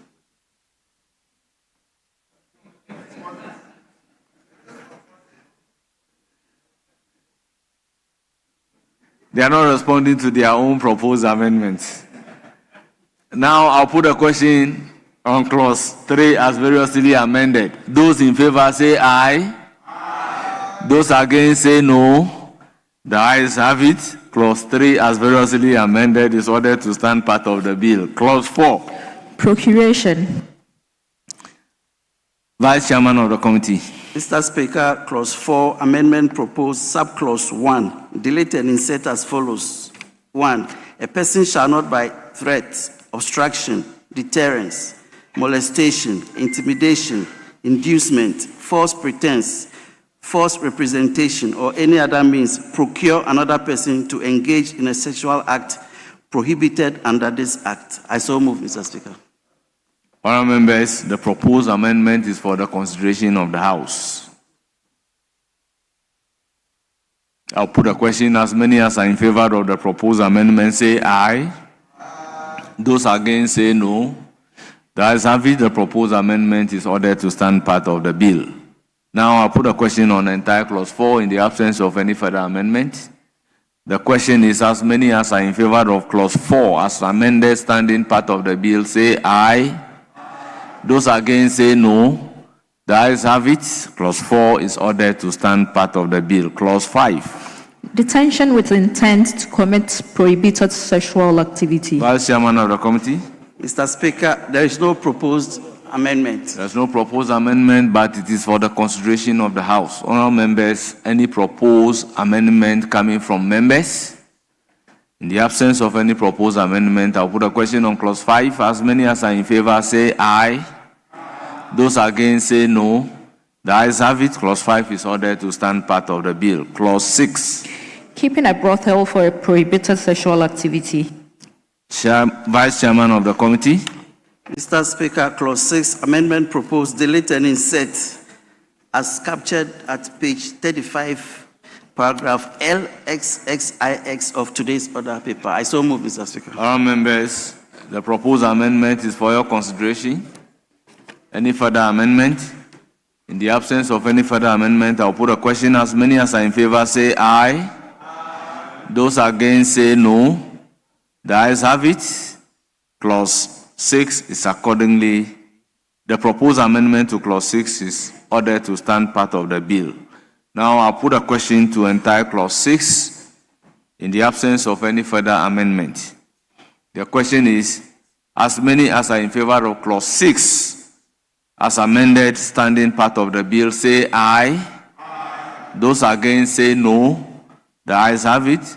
Clause 6 as amended is ordered accordingly to stand part of the bill. Clause 7. Prohibition of gross indecency. Vice Chairman of the committee. Mr. Speaker, clause 7, amendment proposed, subclause 3, opening phrase, line 1, delete means and insert includes. I so move. It is for the consideration of the House. Any further amendment? I'll put a question. As many as are in favor say aye. Those against say no. The ayes have it. The proposed amendment to clause 7 is ordered to stand part of the bill. Now I'll put a question on the entire clause 7. As many as are in favor of clause 7 standing part of the bill say aye. Those against say no. The ayes have it. Clause 7 is accordingly ordered to stand part of the bill. Clause 8. Void marriage. Chairman of the committee. Mr. Speaker, Clause 8, amendment proposed, subclause 2, line 2, delete unenforceable and insect not recognized. I so move, Mr. Speaker. Honourable members, the proposed amendment to clause 8 is for the consideration of the House. Any further amendment? In the absence of any further amendment, I'll put a question. As many as are in favor of the proposed amendment by the Vice Chairman of the committee say aye. Those against say no. The ayes have it. The proposed amendment is ordered to stand part of the bill. Now I'll put a question on entire clause 8. In the absence of any further amendment, the question is, as many as are in favor of clause 8 as amended standing part of the bill say aye. Those against say no. The ayes have it. Clause 8 as amended is ordered to stand part of the bill. Clause 9. Prohibition of propaganda of promotion and advocacy for activities prohibited under this Act. Vice Chairman of the committee. Mr. Speaker, Clause 9, amendment proposed, subclause 2, paragraph A, at the beginning, insert, engage in propaganda of advocates. I so move, Mr. Speaker. Honourable members, the proposed amendment is for your consideration. Good. Yeah. Yes. Thank you, Honourable Speaker. I'm a sponsor, key sponsor of this bill. Yes. The amendment being proposed here is alien, was smuggled in, and we cannot accept it. Mr. Speaker, the thrust of this bill is to ensure that we prohibit propaganda, promotion, advocacy of activities that are, very strange and not unacceptable in our culture and our norms. And these activities, the promotion, the advocacy of, are done by the very people this amendment seeks to exempt. Then we have no bill at all. So if you want to exempt Ghana AIDS Commission, for instance, for the performance of public health functions, including HIV and AIDS prevention, testing, treatment, and care, if you are saying, for instance, in the D, that there's dissemination of information by a governmental body, a non-governmental body, organization, development partner, or other body engaged in the delivery of health services or health-related services. Most of these are the very bodies who appeared before the committee. You are opposed to the proposed amendment. I'm opposed to the entire amendment. Paragraph 2. Yes. I'm opposed to subclause 2, paragraph A. At the beginning, insert engage in propaganda of advocates. Is that what you are opposed to? No, Mr. Speaker. I'm opposed to the amendment granting. But the amendment that we are considering is IXSXII. And very well. I'm not opposed to that, Mr. Speaker. I'm not opposed to that, Mr. Speaker. The use of the word smuggle in. The I would draw cannot that. consider an amendment, and I would on draw the that, floor Mr. of Parliament, Speaker. you say it has been smuggled. My concern will be on the second one, which I'll come back to. Well. So before you come to the second one, everything you said regarding the smuggling issue is ordered to be expunged from the record. So now I'll put a question on the first amendment to clause 9. As many as are in favor say aye. Those against say no. The first amendment to clause 9 by the Vice Chairman of the committee is ordered to stand part of the bill. Now, the second amendment, that is ISXXIII. Vice Chairman. Mr. Speaker, clause 9, amendment proposed, add the following new subclause as captured at page 36, paragraph LXXXIII. I so move, Mr. Speaker. For the consideration of the House. Yes, Honorable Nintim Fojo. Thank you very much, Mr. Speaker. So that is where my concern is. Yes. So Majority Leader said before you come. So Majority Leader.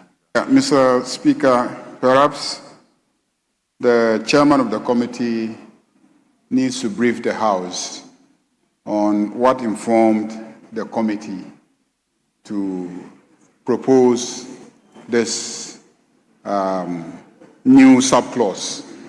So the chairman of the committee, I'm sure the committee at its deliberation considered certain factors to warrant this proposal that you are making to the House. So I think that it will be better that you explain why this is being proposed, instead of just saying that you are proposing this without explaining yourself, because members are going to respond to your proposal. Members, yes, Vice Chairman of the committee. Thank you, Mr. Speaker, for the opportunity. Mr. Speaker, if you look at those provisions, particularly the clause 9.2, it talks about promote or support an act prohibited under this act, engage in, participate in, promote or support an act aimed at changing public opinion towards an act prohibited under this act, or offer premises or any other movable. So, Mr. Speaker, what this provision is seeking to do, the new provision that we are seeking to introduce, is to create some exceptions. And that is why, for instance, if you look at the A, it says the provision of legal advice or legal representation, so that, Mr. Speaker, if a lawyer, for instance, is rendering his services, he cannot be captured under the provisions of the Act. It will be an exception if you have submissions or representations made to a court, tribunal, or even parliament, a commission of inquiry, or a body exercising judicial or quasi-judicial functions. These are all things that fall under the exceptions. If some work is being done that has to do with academic research and all that, these are all being exempted. Because, Mr. Speaker, if we don't do that, what it means is that all these activities will be barred by the law, will be proscribed by the law, and that will mean that we'll be treading on very dangerous grounds. Well, we can take it one after. Okay, let's hear you now. Mr. Speaker, as a key sponsor of the bill, we had a public hearing on this consideration, which tape is available.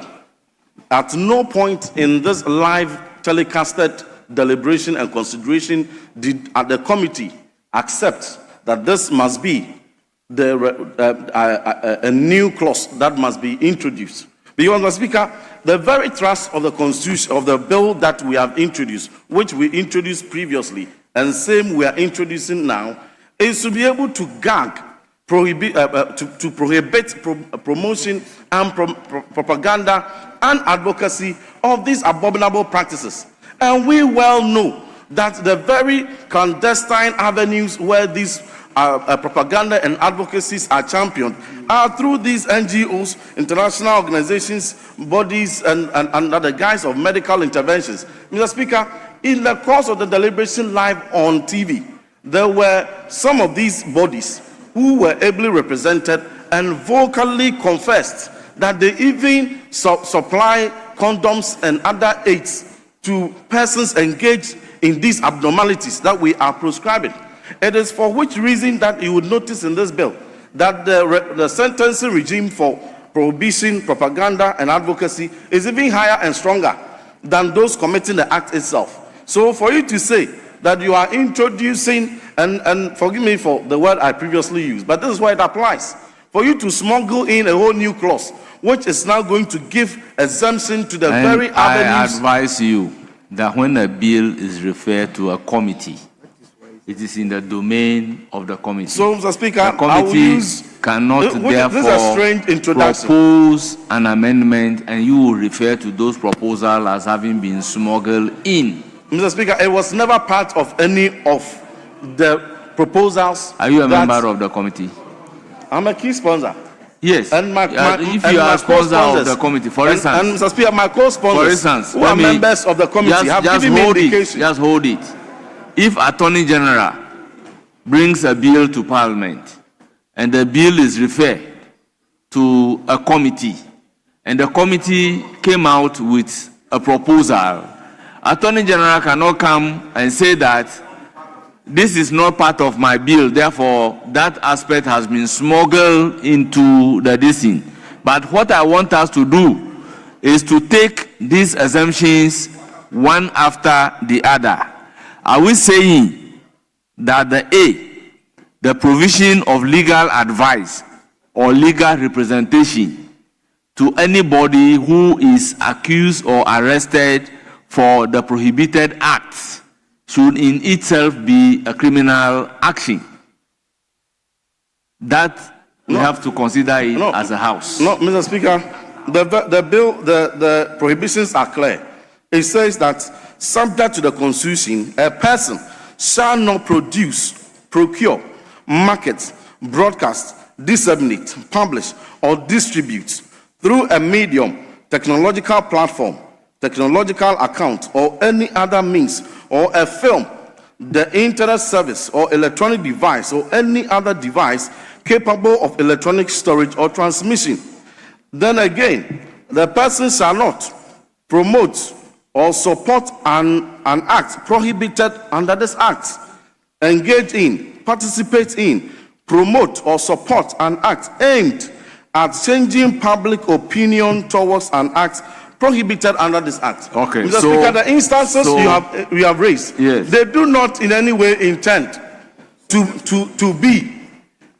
propagate any of these prohibitions I have mentioned. So there is no need to create any assumption. If somebody is accused of LGBTQ, the principle is that all suspects are deemed innocent. And today, we file pleadings and correspondence through electronic means to the courts. And a lawyer does that. And definitely, the lawyer's argument or the lawyer's statement written by the lawyer is going to be in support of that particular accused person. So do we take it that lawyer is guilty of an offense? Mr. Speaker, we are talking about procedures at court, which procedures are subject to the Constitution. And yes, here the preamble is subject to the Constitution. Yes. So we have made it clear.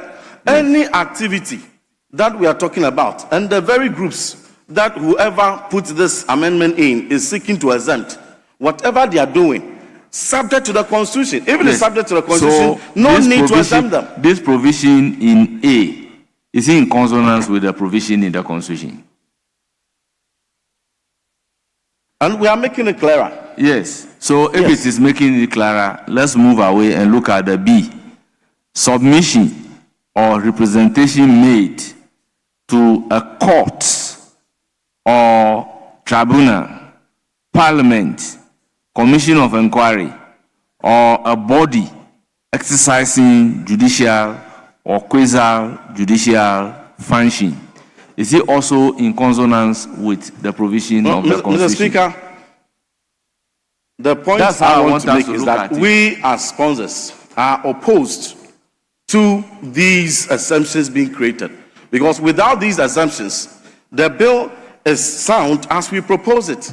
Okay. It doesn't take anything. But if suddenly in 2026, the majority may want to pass a bill which exempts NGOs, legal representatives, Honorable Intim tribunals, and all these assumptions. I wash my hands off that Honorable amendment. Intim Fojo, it is the House that is passing the bill. The entire insertion we cannot be part of. Honorable Intim Fojo, why won't you listen to a guidance? Yes, let me hear. Yeah, Honorable Ntim Fojo, you are the sponsor of the bill. One of the sponsors. One of the sponsors of the bill. In your own bill, clause 9, subclause 1, you say, subject to the Constitution. Can you tell us which aspects of the Constitution you are subjecting this clause to? Which clauses of the Constitution are you subjecting clause 912? What in the Constitution are you trying to protect when you say subject to the Constitution? You definitely have seen that all the offenses that you are prescribing in clause 9 have a bearing on some provisions of the Constitution. So for clarity for us in this house to go along with you, can you tell us specifically which aspects of the Constitution you are subjecting clause 9 to? It arises because that is what, listen, that is that is what civil society groups raise as an objection. So media houses and journalists raise an objection related. Then academics raise objection that the way that we are crafting the legislation, it even denies them of engaging in research and publishing the findings of their research. Then lawyers raise objection that the way we have couched the offense, it means that if a lawyer goes to court to advocate for somebody who is engaged in the offense, some aspects of the advocacy in court might actually be impinging on the provisions of the legislation. So those are the provisions that I believe you, the very crafter of the bill, you envisage when you set in your own bill in 9.1 that's subject to the Constitution, because you recognize that there are certain constitutionally conferred rights, and that the way that you have couched your clause 9, we are in danger of violating those constitutional rights. And it is to address that concern that the committee has teased out those cases that potentially your own bill had in mind when it says subject to the Constitution. So for you to rise up and say that the majority is smuggling in something, you made provision in your bill saying subject to the Constitution. We are demanding that you specify which provisions of the Constitution and which particular conduct the Constitution protects, which you yourself are saying that we should subject your clause to. Before you come in, let me supply a constitutional provision in Article 14.2. It reads, a person who is arrested, restricted, or detained shall be informed immediately in a language that he understands of the reason of his arrest, restriction, or detention, and of his right to a lawyer of his choice. So it therefore means that anybody who is arrested, going to be restricted, going to be detained as a result of a prohibited offenses will be entitled to a lawyer of his own choice. Now, this exemption in 1 is saying that the provision of legal advice or legal representation is an exception to the rules. And the Constitution gives right to that particular accused person to choose a lawyer of his own choice. So in the event of choosing the lawyer of his own choice and the lawyer speaking in favor of that particular person, do we say that that lawyer, in performing this constitutional function, is against, is violating this particular act? That is why the law is subjecting it to the provisions of this Constitution. So this one substantiates and makes it clearer. I appear before a tribunal, I appear before a quasi-judicial body and advocating for LGBTQ person. And that person is exercising his constitutional right of a lawyer of his own choice. So they are saying that that lawyer can too. Thank you, Mr. Speaker. Rightfully guided. But is Mr. Speaker suggesting that the 8th Parliament passed an illegal bill? Well, is this ruling suggesting that the bill, in the shape and form that was passed, let me provide you the answer. It doesn't make other than no bill after passage will come to Parliament for amendment. So law is very dynamic. It's an instrument of social engineering. It is a communicative action. It must be an aid to development. So the fact that you pass a law and you are bringing it back for amendment does not mean the law is illegal. Did you get the point? Yes. Thank you, Mr. Speaker. Mr. Speaker, I seek your guidance. Mr. Speaker, we have a bill before us, a bill which was passed by this House. Yes. A bill which the House transmitted to Akufo-Addo to assent. The bill ends or dies with the 8th Parliament.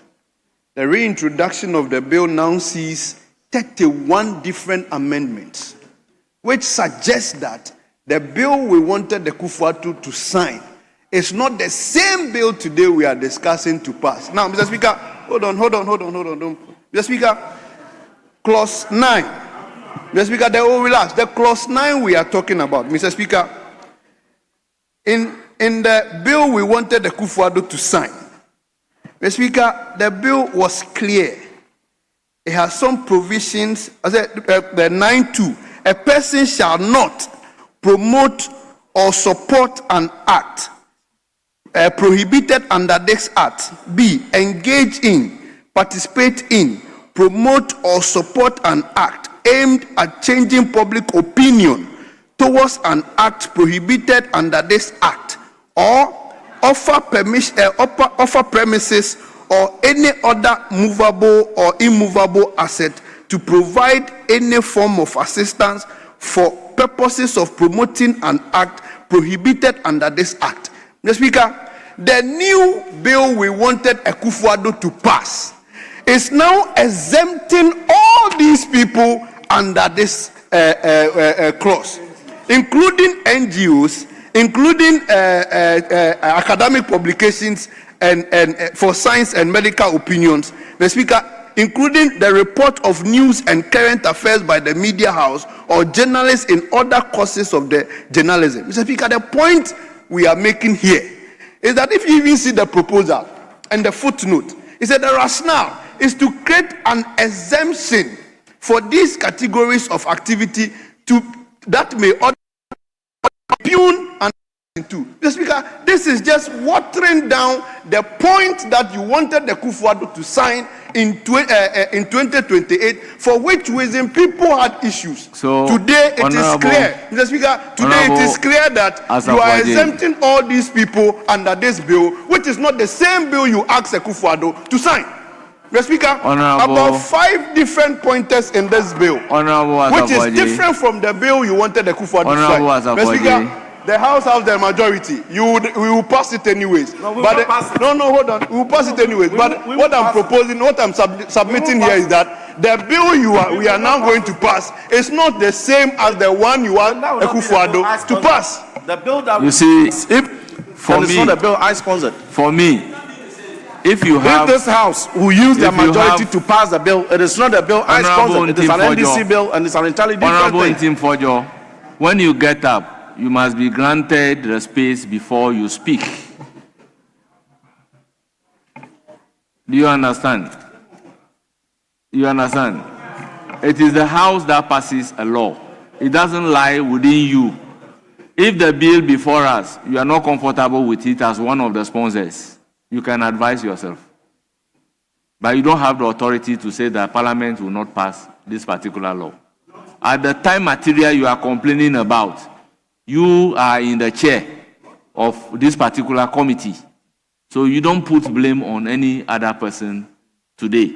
I will want us to go through this amendment one after the other for the House to be convinced that whether it is an amendment to be carried out or it is not an amendment to be carried out. And when I took you through 1 and 2, you said it is clearer. So if it is clearer, we move further to look at C.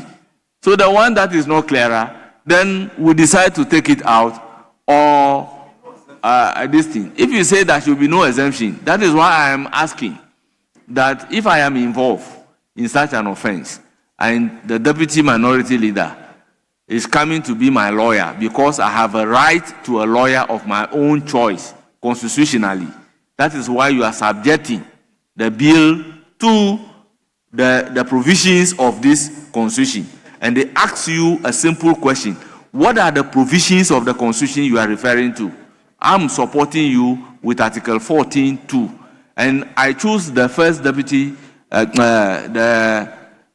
deputy minority leader as my lawyer, and definitely he will have to speak in support of me, file processes in support of me. Does it mean that she is violating clause 2 of the bill, for which reason it should be punished? Mr. Speaker, the point has been already made that when, as sponsors of the bill in 8th Parliament, we passed this bill in the shape and form. An argument. There was no infringement to you. There was no infringement. That law is dynamic. On the specific. There was no infringement on the specific acts that you raised, because subject to the Constitution, and as the version in that regime was carried out, same are we carrying out today. If anybody suggests that the bill that we passed then was unconstitutional, for which these specific amendments need to be carried and exceptions carried for A, the provision of legal service, advice, or legal representation, which assumption was not made in the bill we wanted Akufo-Addo to pass. B, submissions or representations made to a court, tribunal, parliament, commission of inquiry, or a body exercising judicial or quasi-judicial functions, which assumption was not made in the bill we wanted Akufo-Addo to sign. C, the publication of an academic, scientific, or medical opinion, which assumption was not made in the bill we wanted Akufo-Addo to pass. D, the dissemination of information by a governmental body, non-governmental organization, development partners, or other body engaged in the delivery of health services or health-related programs. Same category of organizations at various points in time had organized advocacies which this parliament had risen to condemn. Under this bill, seeks to exempt them, which exemption was not granted in the bill we wanted Akufo-Addo to sign. And E, the provision of medical, surgical, psychological, or counseling services in accordance with accepted professional practice, which exemption was not part of the bill you wanted Akufo-Addo to sign. And F, the reporting of news or current affairs by a media house or a journalist in the ordinary course of journalism, and the performance of a public health functions, including HIV and AIDS prevention, testing, treatment, and care, which same testament was given by the Ghana AIDS Commission before the full glare of this country in our live telecast, that they provide condoms, lubricants, and other aids for persons living with HIV who are known LGBT members, so that they will go about their absurd sexual experiences. And yet this government wants to make an assumption under this law. That is not the law we sponsored in the 8th Parliament. That is not the law we are sponsoring today. If the government is minded to pass their own law of a sort, which will grant all these exceptions, the very places we are trying to clamp down on, that can be a separate law. But so long as the Human Sexual Rights and Family Values Bill is concerned, these exceptions are alien. These are not the exceptions in the Ugandan bill that was passed. These are not the exceptions in the Senegalese bill that was passed. These are not the exemptions granted in any of the countries that we are going to host next week, who have passed these laws and whom we are proud to host them in this very chamber. We are planning to host them. When they passed their bill, they didn't give any of these exceptions, because that is where the real problem is. These are the people sponsoring, supporting, making these activities rather attractive behind the scenes, and even sometimes overtly. And so if I find it highly problematic, any attempt by this House to push any of these exceptions in, we will resist it. And if the House will use their majority numbers to push it through, I, as a sponsor, will advise myself accordingly. Very well. You are entitled to advise yourself. Yes, Majority Leader. NDC is passing. Majority Leader. Because this is not the bill we introduced. Honorable Fojo, can you resume your seat? Yes, Majority Leader, let me hear you. You've been on your feet for some time. Mr. Speaker, I asked some very basic questions. If you had just insisted on my basic question being answered. All this long-winding attempt to redeem your image because Akufo-Addo refused to sign a bill that you passed will not arise. Will not arise. Mr. Speaker, I am saying, first and foremost, you talk about a bill that was presented to Akufo-Addo to sign, and then you talk about the bill before this House. Very basic question. This bill, will you comport yourself and this bill that is before this House, this bill that is before this House, Honorable Ntim Fojo, are you a sponsor of it or not? Yes or no? Did you sponsor this bill that is before this House or not? Your name is conspicuously captured here as the lead sponsor of the bill. Honorable Reverend John Ntim Fojo, MP for Asin South constituency, you appended your signature as a sponsor of this bill. So whatever changes, Fojo, do you want me to walk you out of the chamber? Whatever changes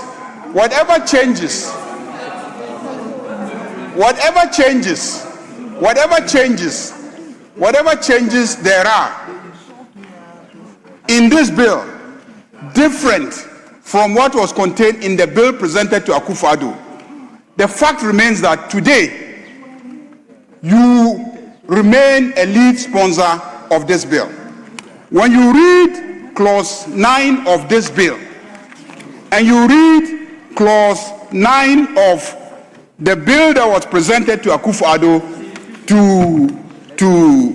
to sign, to assent to, you will see that they are different. They are different.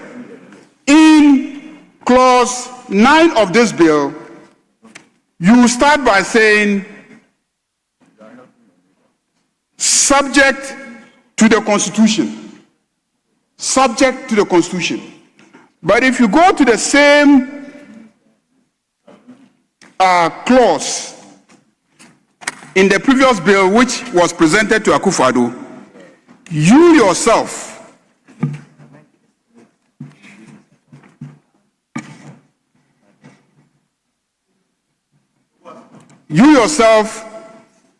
use the expression, and I'm trying to find the specific clauses, clause 9. You yourself use the expression.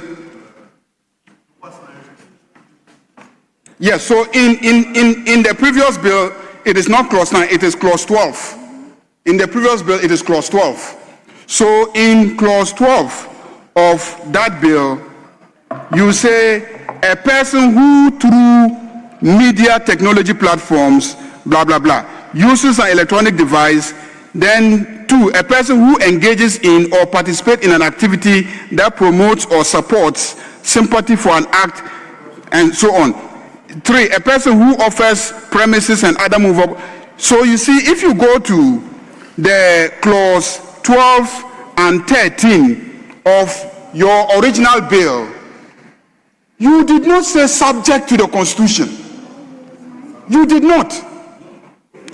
You did not in any clause say subject to the Constitution. But in this particular bill, you sponsored it, and you now say in clause 9 that subject to the Constitution. And then in clause 10, you repeat it again, subject to the Constitution. And so we are asking you, when you yourself, the sponsor of the bill, you append your signature to a bill, and then you say subject to the Constitution. Then we ask you, when you say subject to the Constitution, which specific provisions of the Constitution are you subjecting it to? And you start throwing tantrums. You start throwing tantrums. And the Speaker is guiding you by pointing you to specific provisions of the Constitution which this Parliament has no authority to pass a law violating. One of it is right to counsel. Right to counsel. Right to counsel means that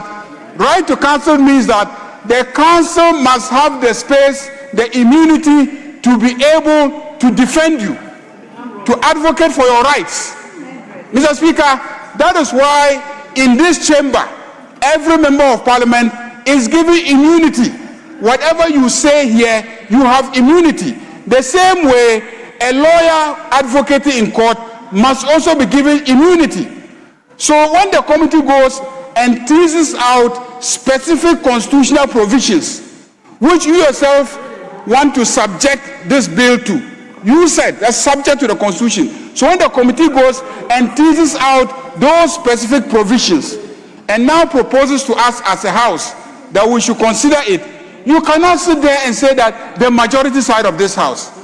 A committee of parliament is a committee of this house. If they bring a proposal and you're opposed to it, get up and give us the grounds of your opposition.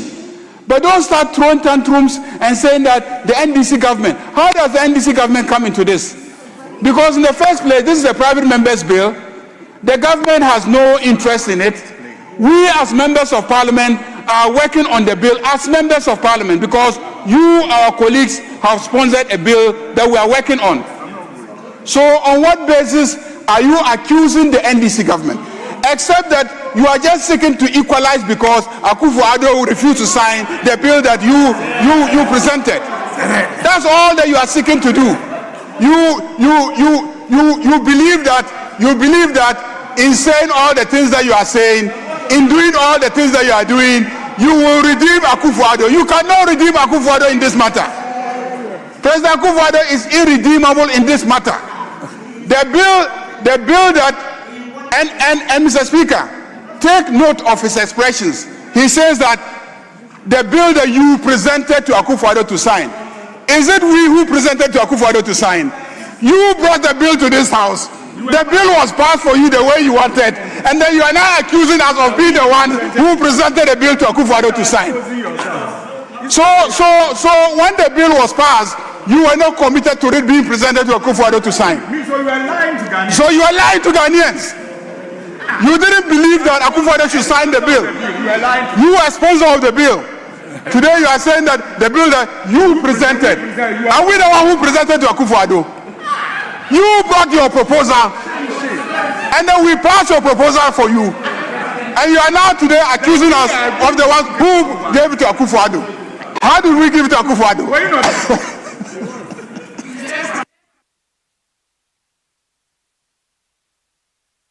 Honourable members, all other members of parliament should resume their seats.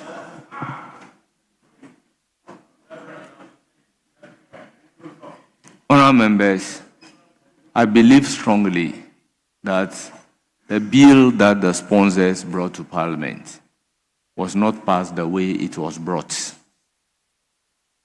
I was then the ranking member.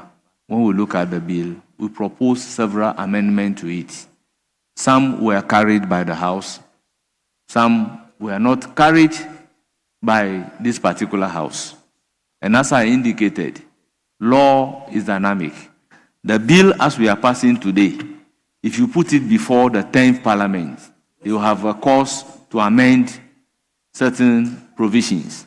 That is why when a law is passed, sometimes less than a year, the law comes back to this particular House for amendment. Law is dynamic. So when amendment is before the House and you are opposed to the amendment, you get up to state your grounds for which you are opposed to the law. Let me give an example. The Securities and Intelligence Act, was it not amended by the previous regime? It was amended. There are several amendment bills that comes before us. The various regime amended several laws, including this act. So law is not dynamic. If after 2 years you bring this particular law, if passed, back to Parliament, they will look at it and they will have reasons to amend.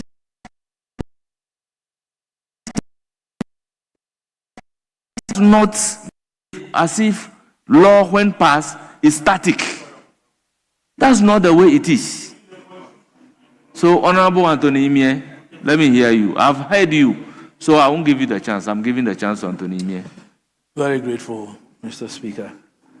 I am of the view that in considering or passing this bill, we have to be mindful of the content which would finally come out with, in view of the fact that whatever is passed at the end of the day has to be subject to the Constitution. We have to be mindful so as not to include in the passage of this bill provisions which would end up being shot down by anyone who would go to the Supreme Court on constitutional grounds. Sure. In view of that, Mr. Speaker, I am of the view that the introduction of Clause 9, Subclause A, B, C, D,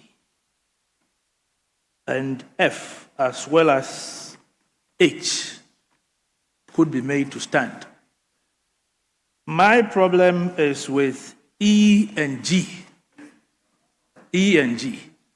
I think that E and G are not very clear. They are to some extent vague, and they might create the opportunity for some professionals to promote exactly what this bill is seeking to prohibit. The E and G, yes, E, as in England. Have you read non-governmental organizations? Oh, please. Okay. And Mr. Speaker, my argument is based on the fact that when the committee, Human Rights Committee, met at the Duke Room, I was there. Again, when we met at Fiesta, Constitutional Legal, I was present. And there were several revelations. We are aware of the fact that funding is sent to some of these bodies, organizations, and these funds are channeled into promoting exactly what this bill is seeking to prohibit. In my view, this bill is very clear. It in itself, even before this introduction of Clause 9, protects everybody. If you are an NGO, if you are a medical expert, and your conduct or your professional duty is not going to offend this law, you shouldn't have a problem. For that reason, Mr. Speaker, I suggest that we delete the E and G. E, for instance, is very vague. It says the provision of medical, surgical, psychological, or counseling services in accordance with accepted professional practices. Is the conversion of a male to female not an accepted professional practice? It is in some jurisdictions. It is, and it is very vague. If you look at the last two words, or the last word of the G, the care, treatment and care, what sort of care are we referring to? So respectfully, I would suggest that we maintain the 9 as it is, save that we delete the E and the G, which, in other words, would create avenues for some persons to operate under the guise of providing services for certain people or persons when, in actual fact, they will be promoting the very, very conduct that this bill is seeking to prohibit. I'm very grateful. Thank you very much for that brilliant submission.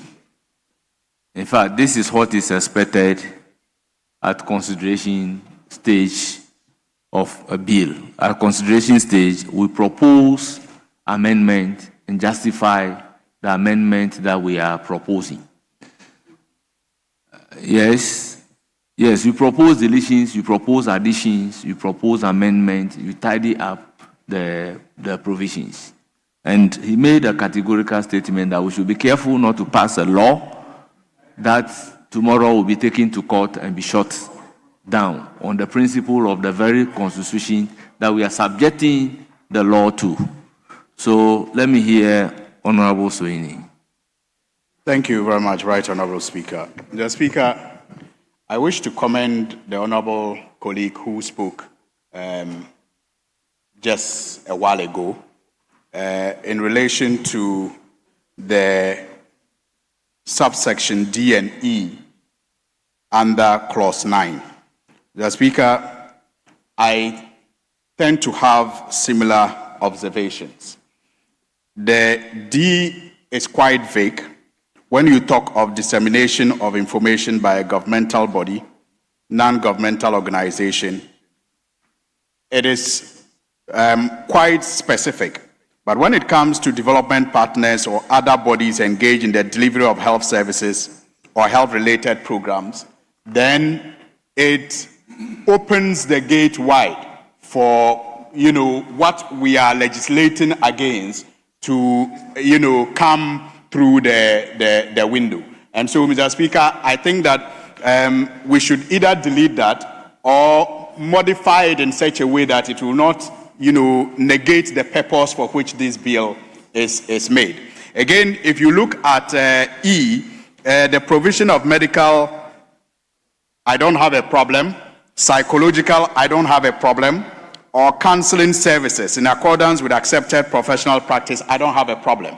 But then when I see surgical, then I wonder again if that also doesn't allow room for, the changing of sexes for which we spoke earlier. Mr. Speaker, so you see, I think that we can either delete those, D and E, or, find the drafters to tighten it up in such a way that it will not negate the purpose for which we are passing this bill. Mr. Speaker, but that is not to say the whole of clause 9, A, B, C, F, G, H should be scrapped. Because, Mr. Speaker, if you look, for example, at F, the reporting of news of or current affairs by a media house or journalist in the ordinary course of journalism, I don't see how, such a provision will impact negatively on what we want to achieve with the passage of this bill. We have to encourage press freedom, and people must be able to, report freely on these matters when in the course of their duty without any fear that they will be picked up because they are reporting on it. And you also have C, the publication of an academic, scientific, or medical opinion. It should not be criminalized. It should not, the passage of this bill should not limit research into this unholy behavior and act. And so I think that we must approach it with an open mind. And Mr. Speaker, if you permit me, we, in the last parliament, those of us who were part of this, the sponsorship of this bill, approached this whole bill with good conscience. And I see that even in this current parliament, majority of us and majority of the sponsors are also still approaching this with good conscience. And it is born out of even the contribution that I just supported earlier. The contribution that was made earlier, which I support. Mr. Speaker, but perhaps if you indulge me, I'll give you one reason why. Two reasons why I decided this time around not to be a sponsor of this bill, even though I fully and wholly support the passage of this bill. Mr. Speaker, I noticed when we started preparing to reintroduce this bill that the motive of some people, especially some of the lead sponsors, was not to pass this bill, but just to do propaganda with it. And Mr. Speaker, and that for me, Honorable Soini. Why? If the cup fits you, you wear it. If the cup fits you, you wear it. Honorable Soini. Mr. Speaker. Honorable Soini, will you listen to me? Thank you. Withdraw the statement that the lead sponsors never intended the bill to be passed. Mr. Speaker, I said I observed. Please, Mr. Speaker, listen to me well. The observation. Mr. Speaker, please. Kindly withdraw the observation. Mr.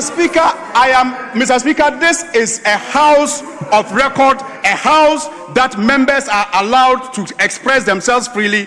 And Mr. Speaker, with this observation, I see nothing wrong with making Honorable a very Sohini, Mr. Speaker, in doing this particular bill, I have nothing before me that suggests what you are saying. Will you withdraw? Mr. Speaker, well, my observation cannot be before you to verify because it is my observation and I was with the committee. But if it pleases you, I withdraw it. We speak to a matter of facts before the House. Mr. Speaker, I didn't speak of facts. I spoke of observations. That is why I'm saying that in this House, we speak to a matter of facts, not your observation and speculations. Well, Mr. Speaker, I yield to you and I thank you. It is subsequently ordered to be expunged from the record as if it does not exist. Mr. Speaker, you see, when my colleague, Honorable Reverend Fojo, was going to contribute to this clause 9, Mr. Speaker, you noticed that he even fired before the target was presented. The records is there. He came prepared to engage in that propaganda. So he fired even before the clause was introduced. Mr. Speaker, when his attention was drawn, he sat back and waited for that particular clause to now be introduced. Mr. Speaker, when the clause was introduced, Honorable Sohini, let me hear Deputy Minority Leader. Yes, Deputy Minority Leader, you have the floor. Mr. Speaker, yes, Mr. Speaker, you have already ruled on statements of speculation. We are not going to allow that. Please, the intentions of people acting in a particular way may be misconstrued. So it is important that you don't make any final statement or be judgmental on what was said. Please, we want you to restrict your argument on facts. Thank you very much. Yes, let me add that if the devil doesn't know the intention of a man, how come you are able to know somebody's intention? Well, Mr. Speaker, if it walks like a duck, it quacks like a duck, and swims like a duck, you will not be wrong to assume and conclude that it is an assumption. But I take the guidance, Mr. Speaker. Mr. Speaker, I spoke of facts when I stated that my colleague, Honorable Ntim Fojo, actually rose to his feet to raise his objection even before the particular clause that he was objecting to was introduced. That's a fact. That is not an observation, that's a fact. Now, secondly, Mr. Speaker, as I take the guidance of us all to apply ourselves to that advice. Mr. Speaker, when my colleague again spoke and pointed to these clauses, he spoke as if these clauses under consideration were presented by the NDC. Mr. Speaker, that was not a fact. That was his observation. He said the majority should pass it. The majority has presented it, and no one guided him at the time to stop insinuating and speak of the facts. So, but what Mr. is Speaker, your I take the proposed guidance, amendment but I call on to all of clause us 9? to apply ourselves to it. Mr. Speaker, maybe, sorry. What's your proposed amendment to the clause under consideration? Mr. Speaker, my appeal before my proposed amendment. So, I take it that you agree with Honorable Anthony Imie. My appeal before my proposed amendment is that, Mr. Speaker, let us all continue to approach the discussions and the consideration of this bill with good conscience, with one intent, to safeguard the sanctity of our family values in this country and to pass it as one united house. Mr. Speaker, anybody whose intention is to use this bill for propaganda has already fallen flat, like they say outside. Flat, because the intention of this house is to ensure that we come together to safeguard our family values. So, Mr. Speaker, on this note, I support the proposal made by my honorable colleague who spoke before me, that we should delete D and E if we are unable to, No, he is talking about to close E the vagueness. and G. He's talking about E and G. No. He is proposing if that I understood him, he was talking about D and E. No, it's E and G. Are you not talking about E and G? He didn't mention so D. Then, Mr. Speaker, on that, if that is the case, I had D and E. If that is the case, Mr. Speaker, it's E and G. Yes, so Mr. Speaker, in that case, we are simply adding D. We are simply adding D. But I disagree with G. Is that G? No, E. I disagree with. If he is proposing for F to be deleted, Mr. Speaker, I disagree. Not F. He said G, E, and G. E as that in is England. what he is proposing. We agree with E and as G in England. Godwin. It must be deleted. We agree. And then we are adding D. We are adding D. We agree that E as in England should be deleted. Let's do it this way. There is a room to further amend. So the proposer of Anthony Imie is to delete E and G. So this proposed amendment is for the consideration of the House. Let's treat that one first. G as in Ghana.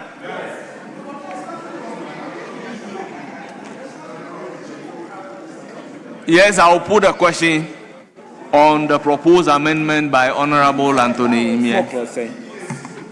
More crossing. Yeah, more cross nine.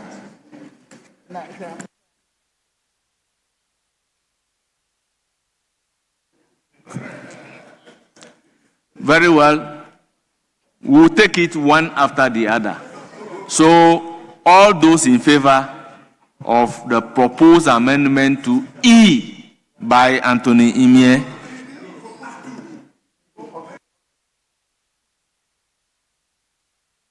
Okay. So I'm going to put a question one after the other, starting from A. So I'll put a question on clause 9, the additional clause in 9A. That is the provision of legal advice and legal representation. Those in favor say aye. Those against say no. The ayes have it. A is ordered to stand part of the bill. Now B, that is submission of representations made to a court, tribunal, parliament, commission of inquiry, or a body exercising judicial or quasi-judicial power. Those in favor say aye. Those against say no. The ayes have it. Clause 9B is accordingly ordered to stand part of the bill. Now C, the publication of academic, scientific, or medical opinion. Those in favor say aye. Those against say no. The ayes have it. The C is ordered to stand part of the bill. Now the D. Honourable members, we take a decision by this House by a vote. When the ayes have it, you know the ayes have it. If the noes have it, the noes have it.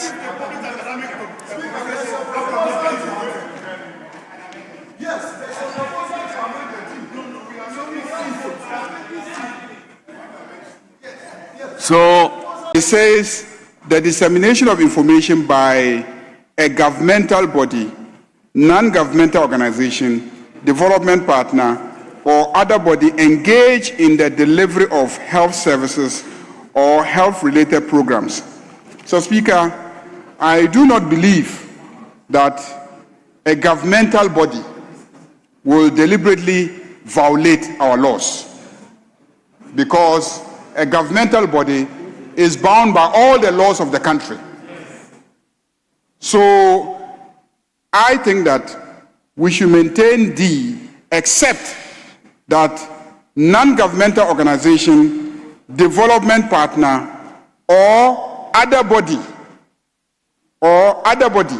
because we don't control them, we don't control their objectives, and we don't control their agenda, we cannot tell if in the delivery of health services they will be promoting LGBTQ.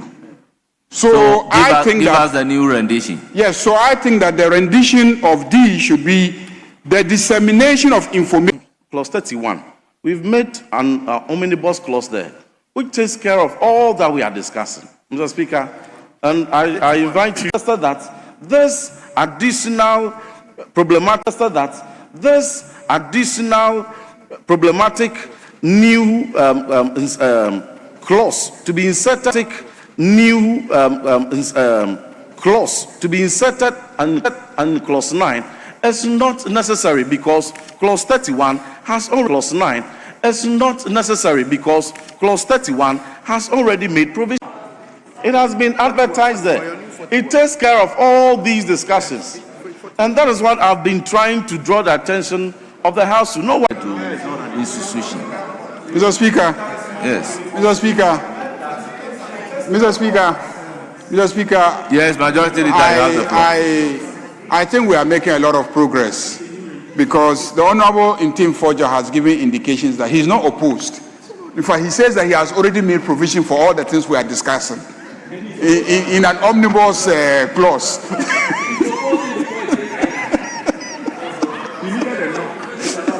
He says that he is not opposed. He says that he anticipated all these circumstances and he decided that a provision should be made, except that his is an omnibus clause. But in this work that we have done on this bill, civil society groups, not LGBTQ people, because as for the prohibition of LGBTQ, Speaker's proposal that we take the clauses one after the other, and if we are not convinced that this should fall as an exception, then we kick against it. We are already doing that. Then we kick against it. We are already doing that. In view of the new clause. Yes. My amendment. So that we do. So that the proposal is to delete the entire D. So the proposal is an amendment that must be exactly. moved. It's an amendment that must be moved. Okay, Mr. Speaker, I move that we delete the entire D. Very well. The proposal is to delete entire D. So I'll put a question in the absence of any further consideration. The question is, those in favor of D being deleted, say aye. Those against, say no. The ayes have it. Clause 9, the new clause 9, D is ordered to be deleted. Now E.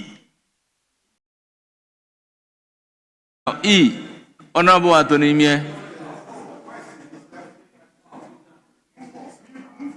Yes. So, Mr. Speaker, I move for the deletion of E in the clause 9. Yes. There is a proposal to delete E. Yes. Yeah, Mr. Speaker, I rise to object to the deletion of E because for medical reasons, for professional reasons, we can provide medical services to people who are LGBTQ. Surgical interventions can also be given to them. So if we want to prevent them from getting surgery, then it means that you still look like a lady. And people will accuse him again to go back to jail. So the proposal is that against it. But these exceptions pertain to certain professions, and we must be careful. If a doctor is sitting, has to now later on be prosecuting them for committing doctors, so that when people come, they don't have to ask. Somebody fires, gets a gunshot wound, and then it's rushed to the hospital, the doctor is not going to sit and be asking you, were you engaged in he should even go and report you to the police. That's why we must protect the profession. That's my understanding of this clause.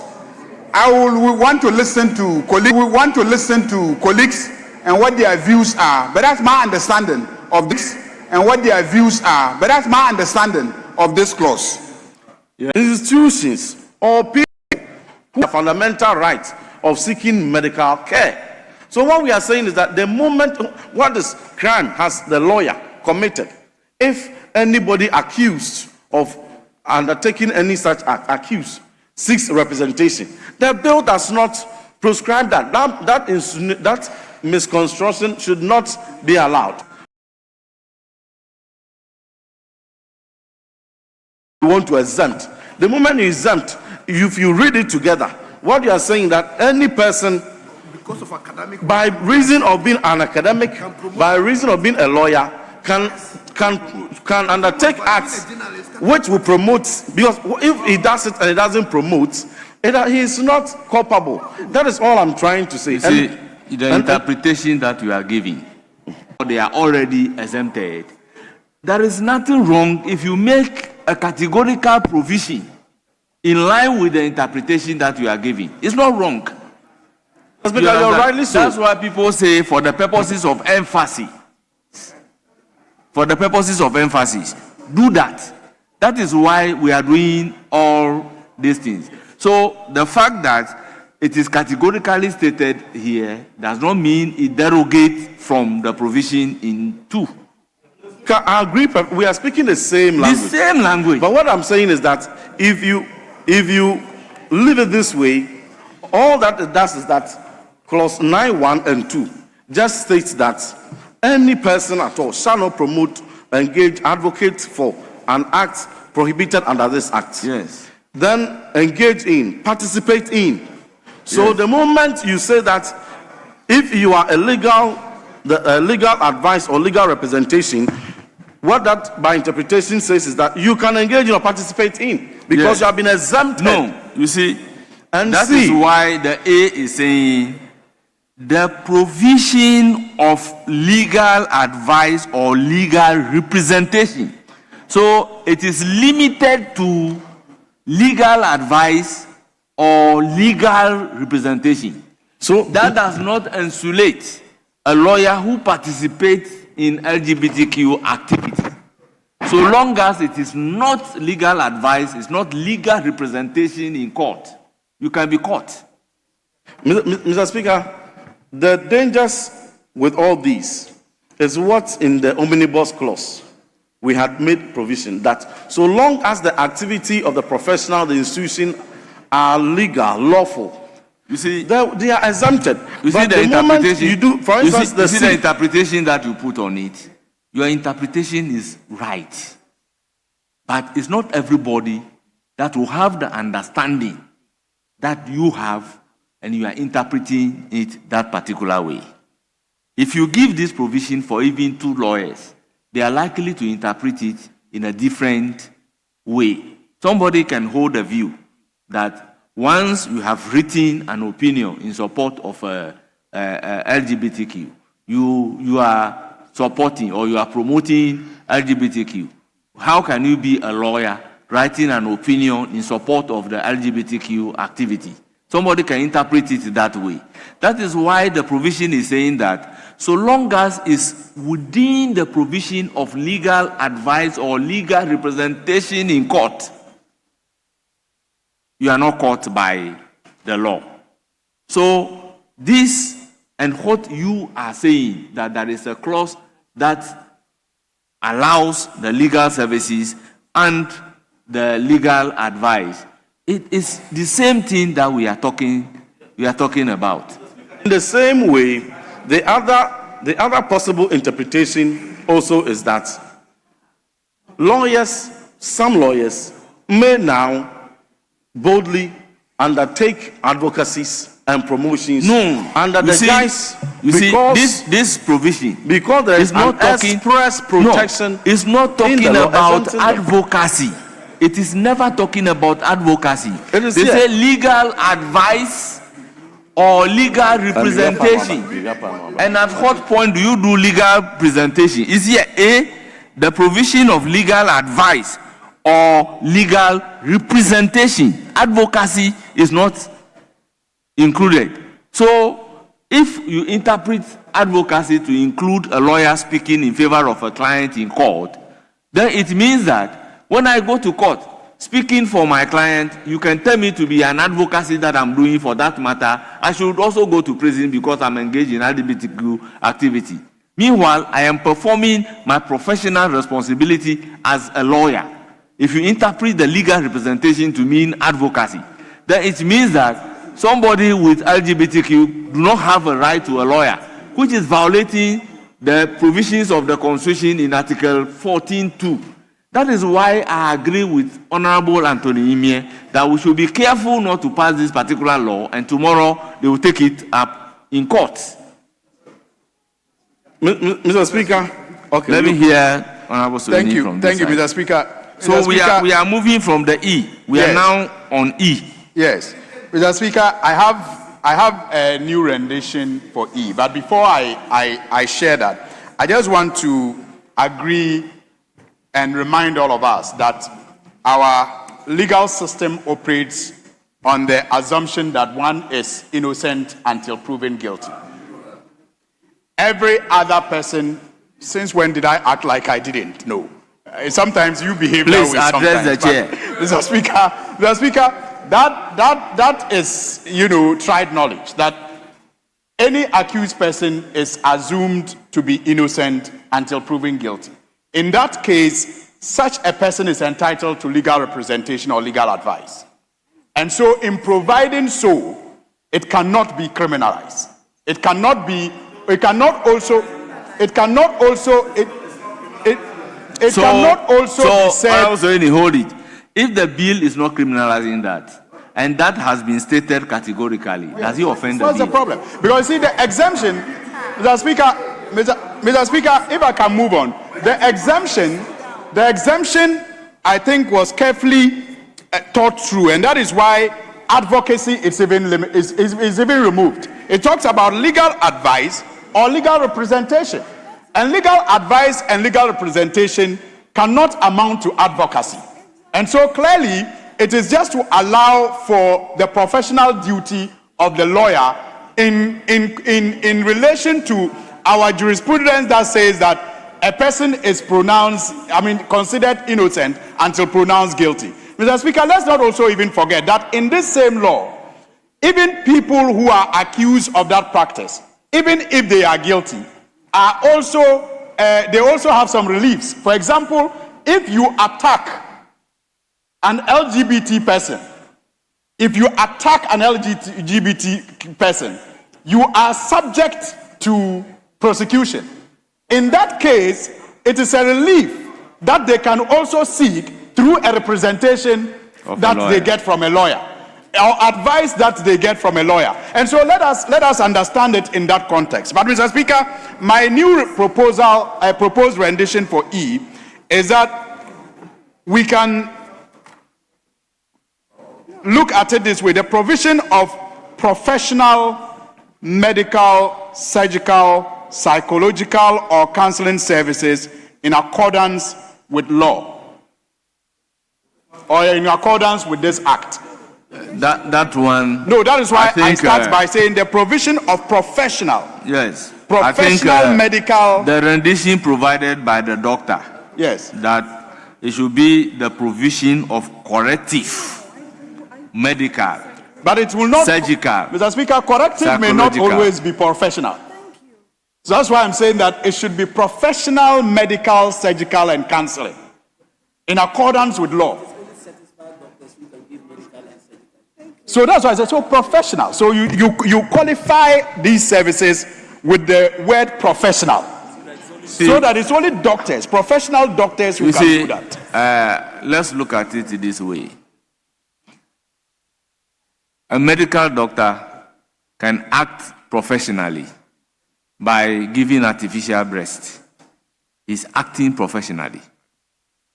And that will be delving into an area of LGBTQ. So that's why, Mr. Speaker, I ended my statement by saying, in accordance with this act.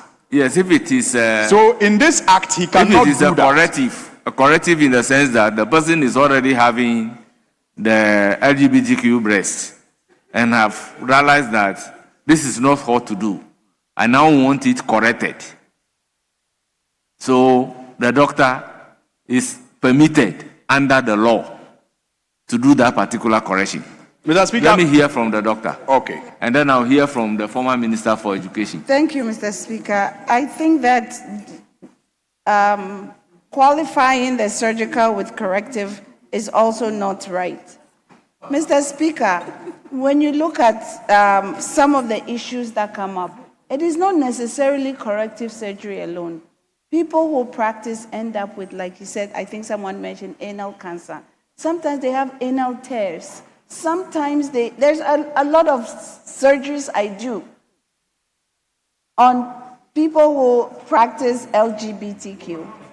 And just because I'm operating on them doesn't mean I'm advocating. But when they come to me with a myriad, I can't describe some of the things we do. If you qualify it with corrective, you are limiting my ability to treat that person and provide the cure for that person, regardless whether I agree with the behavior or not.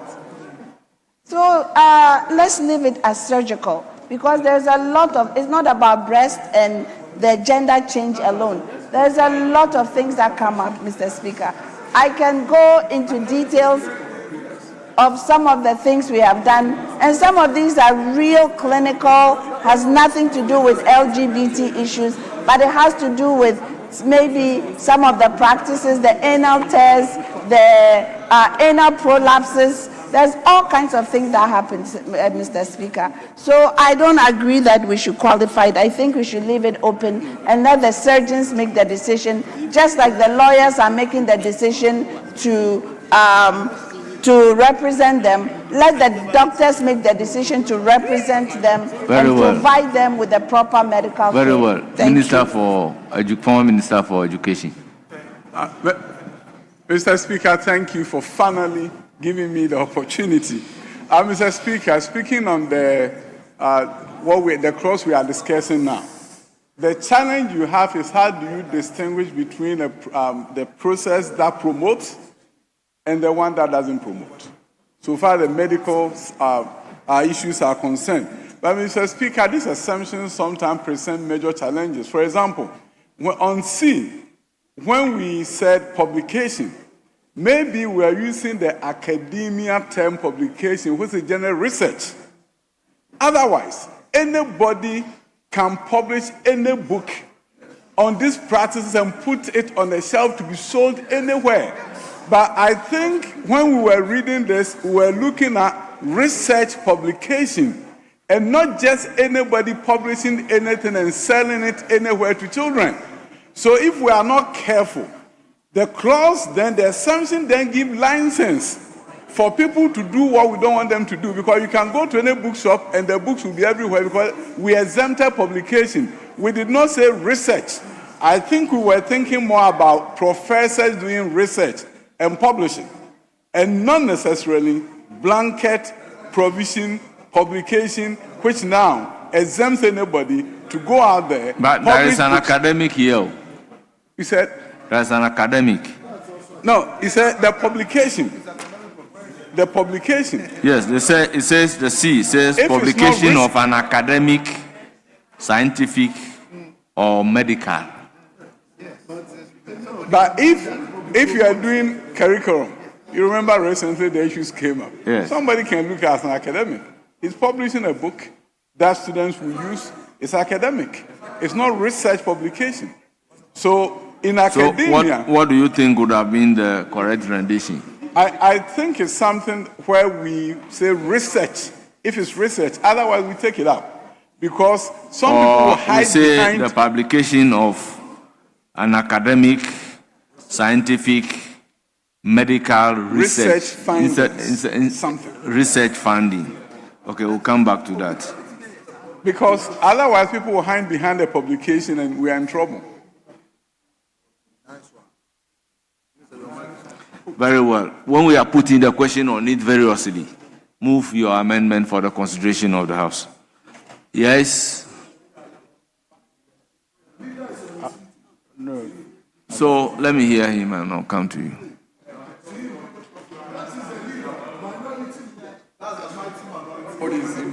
Mr. Speaker.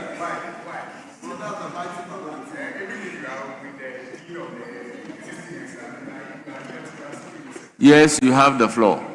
Mr. Speaker,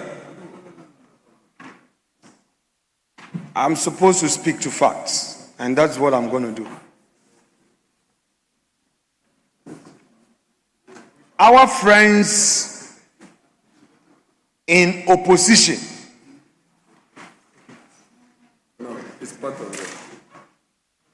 passed a bill, and in that bill, in the 8th Parliament, where I was majority leader, there were several discussions on certain amendments, and they insisted, Mr. Speaker, what they are doing now with this committee amendment is to dilute, Mr. Speaker. If I look at all the proposed clauses, Honorable, Mr. Speaker, I must finish. Leader. This practice where the majority leader gets his say, and if it's a 10 of somebody, he will find a way of stopping. Please listen to me. The position that you are stating has been canvassed in this Mr. House. Speaker, I'm making my point. It has Mr. been Speaker, canvassed by Mr. the Speaker, House. I will go by the rules. Mr. Speaker, I'm going So by the please, rules. kindly resume your seat. Kindly. I'm using the word kindly. Mr. Speaker. Kindly resume your seat. Mr. Speaker. Kindly, with all due respect, everything be kindly neutral. resume your seat. Yes, Majority Leader. Mr. Speaker, I can never prevent you from saying what you want to say. This is your style. But you started with a statement that And then expand from whilst we were in opposition, that this side of the House passed a bill. That's not fact. That's not a fact. Yes, you say you are speaking to facts. That's not a fact. The bill was unanimously passed by this House. The bill was unanimously passed by this House at the time that you even claimed to be in the majority. You claimed to be in the majority at that time. And you are saying that we passed a bill. That we passed a bill, and that now we are in government, and then we have come and we are trying to water down a bill. Mr. Speaker, these are not facts. These are not facts. So what I can assure you is that as for this bill, we will pass it. We will pass it, and no matter how many objections are raised in this chamber, we will stay here and pass this bill so that the president can give his assent to it, to the glory of God. Yes, you have the floor. Take on board his concern that the House passed the bill unanimously. I want all of us to accord ourselves that respect. I can read a room. I should be allowed to make my point. Mr. Speaker, in all humility, I can read a room. I am making my point, and I would act within the laws. I shouldn't be instructed. Mr. Speaker, I am submitting that the bill that the sponsors have proposed with this so-called amendment by the committee, Mr. Speaker, our friends who are in government today oppose every amendment Honorable Minority in the Leader. 8th Parliament. Honorable Minority Leader. They want to pass Honorable a bill, Minority Leader, you cannot refer to a proposed amendment from a committee of this House as so-called. Mr. Speaker, you for know want that of is a not better word, proper. Mr. Speaker, anytime I talk, you interrupt. Even Even when the majority leader gets it If you wrong, use a you don't language interrupt that it. is not proper, I will have to draw your Yesterday, attention to Mr. it. Speaker, the majority leader used I will lawlessness continue against his to colleague. draw your You never attention to interrupted. it. You cannot refer to a proposed amendment emanating from a Mr. committee Speaker, of this the house proposed as amendment- so-called. Mr. Speaker, that's fine. I take guidance from you. That's fine.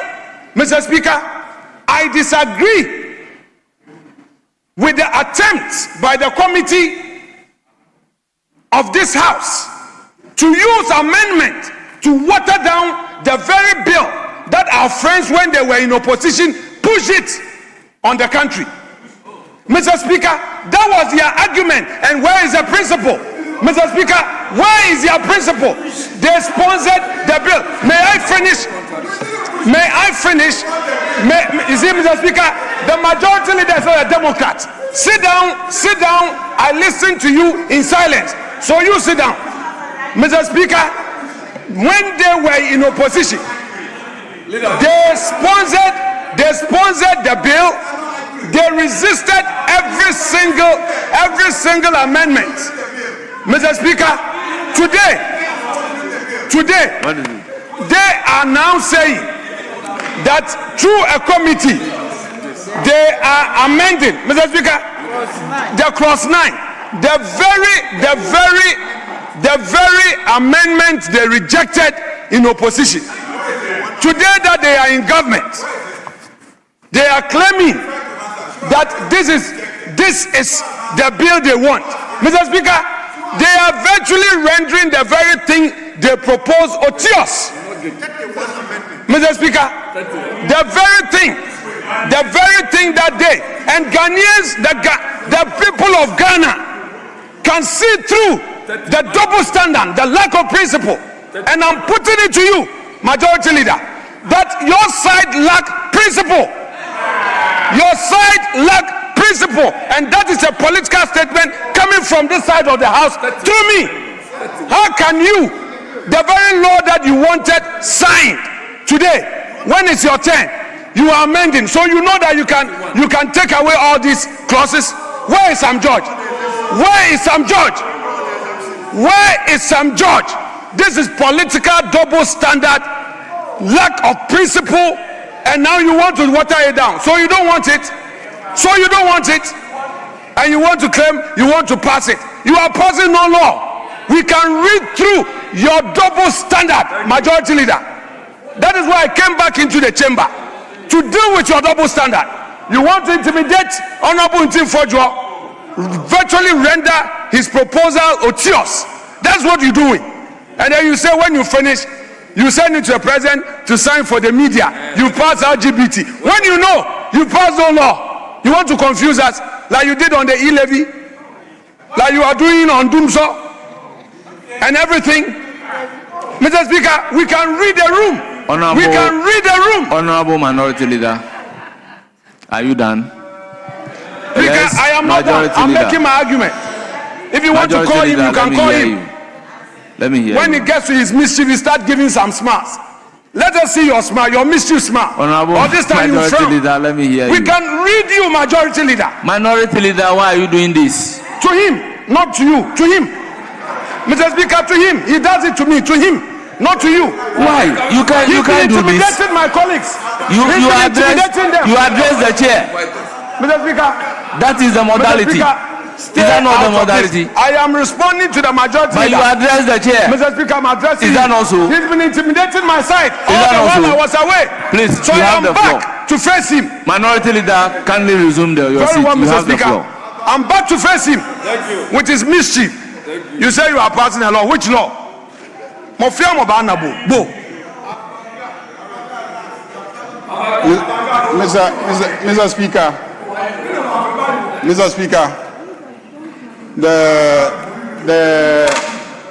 the minority leader will always look for an opportunity to make the headline news on a Friday.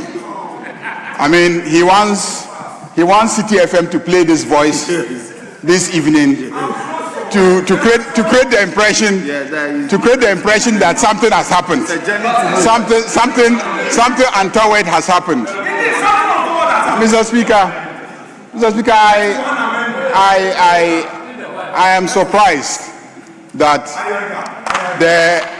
the members on the NPP side who are calling for immediate who were pushing that this bill must be passed today are doing everything possible to frustrate the passing of this bill. Mr. Speaker, the committee is a committee of this House. The committee is a committee of this House. In fact, in your absence, a member of the committee who belongs to your side got up and supported the proposals. He had just a few exceptions. He got up here and then supported the amendments. He said the amendments make sense. He supports it because the amendment is seeking to protect the freedom of lawyers to provide legal representation and the right of accused persons to get legal representation. The freedom of media houses to practice and report. The freedom of doctors to provide medical services irrespective of the circumstances under which you needed the medical services. Those are the clauses that we are discussing. So when you run into the chamber, you can argue, you can look at the clauses. If you have opposition, some of us have had opposition to some of the clauses. We've moved for deletion and it's been deleted. But this your attitude of coming in and shouting left and right as if we're engaged in a shouting match doesn't help. Doesn't help. Nobody in this country will be deceived. As for the last election, you lost it. You cannot cure your loss of the last election by any kind of gimmicks in this chamber. It will not help. You had an excellent opportunity. We proposed the bill. Reverend Ntim Forger and co, your members, joined and sponsored the bill. And when we debated the bill, nobody in this house was the leader of the house. Nobody in this house under your leadership opposed it. The day we were voting on it, we voted on it unanimously. Mr. Speaker, you were not opposing anything. You went and brought the same bill back. You changed the clauses. You appended your signature as a sponsor to the bill. It was referred to the committee. As for watering it down, this is a proposal coming from the committee. You are free to argue for or against it. If you are against it, we'll put it to a vote. If you are for it, we'll put it to a vote. At the end of the day, the basic question is, if a person accused of LGBTQ is put before the courts, should that person have a right to a lawyer? That's the basic question. The basic question is, if a person accused of LGBTQ goes to the courts, goes to a hospital, should the person be denied medical services? The issue is, a journalist, can he report a matter relating to LGBTQ in the media? If a journalist or a media house, let's say Citi FM, Joy FM, reports matters relating to LGBTQ, should we accuse them of supporting or promoting or whatever? If an academic does a research on LGBTQ, can he publish the research findings? These are the questions that have been raised, which the committee that we referred the matter to have considered and brought us specific proposals for us to consider. How does that amount to the NDC government or NDC members of parliament watering down the provisions of the bill? How does that amount to we watering down the provisions of the bill? And when the bill was transmitted to President Akufo-Addo, if he did not threaten the clerk not to desist from transmitting the bill to him, he could have taken the bill, he could have done this analysis within 7 days and then recommended to Parliament as constitutionally dictated that he thinks that we should amend these clauses of the bill. We would have reconsidered it under the provisions of the Constitution. So please, let us work on it. There are specific proposals on the floor. You must take those proposals. You are going to debate it. We've debated it. We've at least agreed on 3 of them. We have agreed to delete the 4th one, and I believe we are on the 5th clause. We're on the 5th sub-clause. That is E. So, Mr. Speaker, we're on E. Mr. Speaker, I urge you to let us proceed on E and take a decision on E. Let me hear him finally, and then we can take decision on E. Mr. Speaker, with respect, the majority leader in all his submissions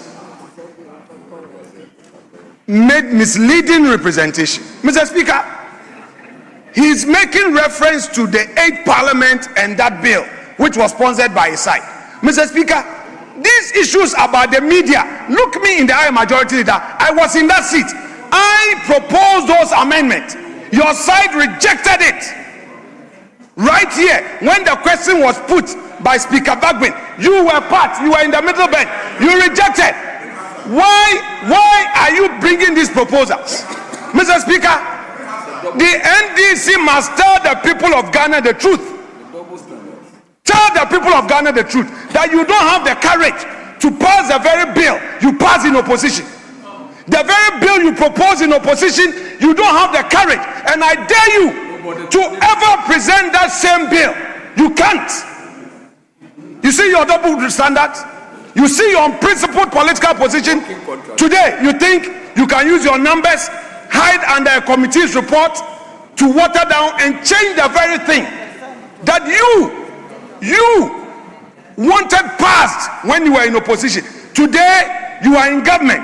You've realized that that bill was poisonous. So you want to change it. And the majority leader wants to tell me that this bill is being passed. So you are passing an anti-LGBT. Are you sure? Are you very sure? Because you pass a bill to win an election, you want to deceive the religious leaders, you want to deceive our traditional authorities, you want to deceive civil society. Who do you want to confuse? As far as I am in this chamber and I know what you did in the 8th Parliament, and I know the records, I won't allow you to deceive anybody. Majority leader, I won't allow you to deceive anybody. These clauses, this is the mischief. You are using the committee as your alter ego. You are using the committee as your alter ego. Why are you not maintaining the text of your previous proposal? Why? This what Intim Fojo submitted together with colleagues is the very text that you got passed in the 8th Parliament. Why the sudden change of mind? NDC. Why the sudden change of mind? May you be seated. I allowed you to make your submission. Don't worry. You sit down. I won't take you sit down. Mr. Speaker, may you encourage the majority leader to sit down. He's not a Democrat. The majority leader is not a Democrat. He does not tolerate divergent views. He should sit down and listen, just as I listen to him. Mr. Speaker, I submit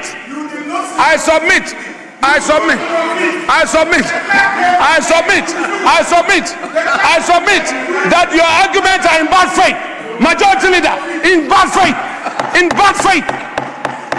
You are doing the mischief politics. You want to deceive the people of Ghana. Who told you, majority leader?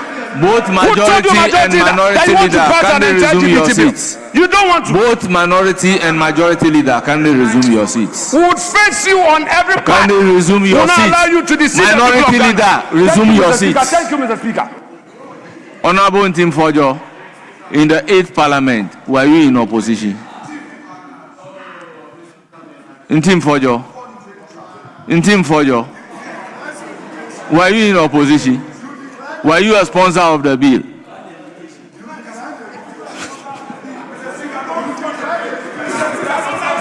No, Mr. Speaker.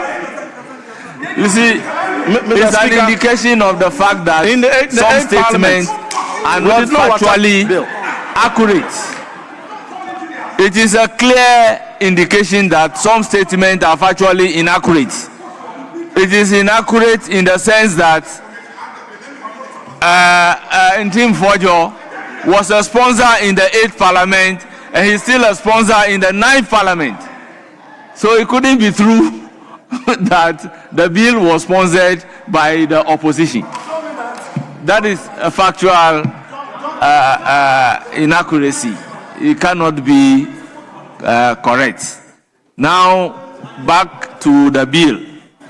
We are considering clause 9E. We are considering clause 9E. Fortunately, I have the bill as introduced by the sponsors in the 8th Parliament. I have the bill as passed by the 8th Parliament. And I have the bill as now introduced in the 9th Parliament. I would have expected that the current sponsors of the bill will bring in totality the bill that was passed in the 8th Parliament. But they themselves deem it fit not to bring it the way it is. Some clauses have changed. Some clauses have changed. Where was there a change in some of the clauses? Now, the bill that we have passed, what is clause 12 saying? And the current bill before us, what is clause 12 saying?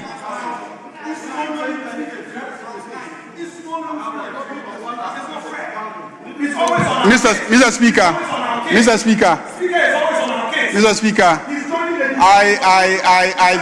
I think that the minority leader has to pay attention. Don't try to deceive me. Minority leader has to pay attention. To which one? Minority leader. Minority leader. Minority leader. Mr. Speaker, you cannot be behaving like a spoiled child. You cannot be behaving like a spoiled child. Just come into the chamber and start throwing your hands left and right. You can't do that. You think that by this way you'll be able to create a scene nationally and say that there's an attempt to water down the bill. This kind of politics is childish. This kind of politics is childish. No, this kind of politics is childish. We've gone beyond it. Ghanaians can see through your politics. Mr. Speaker, you have brought a bill that you say subject to the Constitution. Which Constitution? That's what the bill says. The bill signed by Ntim Fojo. This bill signed by Ntim Fojo says subject to the Constitution. A person shall not produce, procure. Then he goes to clause 10 and says subject to the Constitution. So what Speaker is saying is that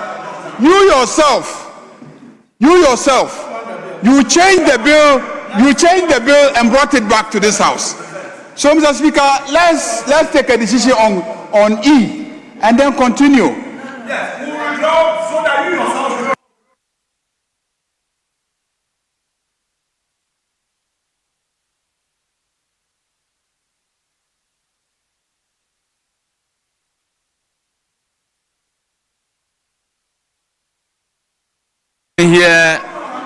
The Chief Whip. Let me hear the Chief Whip. He's been up for some time. Speaker, Chief Whip, you have the floor. Who is saying that I just came? You have rather just arrived. Mr. Speaker. Honorable Chief Whip, address the chair. Thank you, Mr. Speaker. Mr. Speaker, I thank you for this opportunity. Mr. Speaker, I have listened to the minority leader, and I am scandalized to hear the minority leader make certain suggestions. Mr. Speaker, in the 8th Parliament, when the bill was introduced and passed, appropriately passed, he led the House, and we passed it. And it was transmitted to the office of the presidency. It was contained, that fact was contained in a letter to this House that we should cease and desist from further presentation. Yes, I will. History is important. Mr. Speaker, the bill has been represented to this House. The House has the power to make amendments. Now, yes, this House. Please. The Honorable Minority Leader, please. I listen to you in silence. No, but listen, I listen to you in silence. We are classmates. We are contemporaries. No, we are classmates. We are study mates. We graduated together. We practiced together. Be tolerant a bit. Honorable Minority Leader, I have not given you the floor. Mr. Speaker. Honorable Minority Leader, I have not given you the floor. Mr. Speaker, the committee, no, I'm not blackmailing you. I'm stating facts. Honorable Minority Leader, I have not given you the floor. Mr. Speaker, the committee was tasked to consider the bill as presented by the sponsors. And we engaged. Stakeholders appeared before the committee. Proposals were made.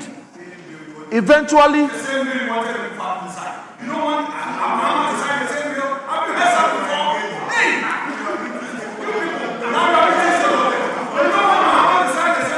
Honorable Minority Leader, please, I'm exercising some restraint. Yes, Mr. Speaker, you have the floor. Mr. Speaker, in responding to the call by the Minority Leader, if they had listened to the position of the Majority Leader, His Excellency John Dramani Mahama would have assented to this bill long ago. But they disagreed. But are you aware this matter was debated and the Speaker ruled on it? Speaker, exactly. So once the matter came to the floor, Mr. Speaker, Honorable Chief Whip, once the matter came to the floor, yes, and ruling has been delivered, exactly, I think that chapter is foreclosed. Good, Mr. Speaker. So it is immaterial the points they are raising. Once the bill has been presented to the House, it must necessarily go through the terms of enactment, which we are doing. We are at the consideration stage. Before here, the committee was tasked to consider and engage stakeholders. They brought memos. They came to speak to the committee on the terms of the memos. Proposals were made. Committee adopted some of the proposals. It is some of those proposals that find itself as proposed amendments in this report. The committee report had been laid, debated on this floor, and adopted. Now the procedure is that when amendments are proposed by the committee and is adopted by the House, they must be advertised as part of consideration. So if any member, including my co-sponsor, is of the firm view that there's other position other than what has been advertised, what you do is to offer those amendments on your feet. Or you go and prepare the amendments and get them advertised as part of the committee's amendments. But to keep suggesting that the position taken by the committee is wrong, that is not how we do this. If you think that you have a position that should find expression in the law, by all means, get it advertised, and let the House consider it. Otherwise, Mr. Speaker, we are spending nearly 1 hour. Honorable members, I think we'll close the chapter on any suggestions and restrict ourselves to what we are supposed to do at consideration stage. So we are now on clause 9E. The argument before us is to maintain the provision as it is. Therefore, my duty is to put the question and let the House take decision. As many as are in favor of clause E, say aye. Those against, say no. The ayes have it. Clause E is ordered to stand part of the bill. Clause F.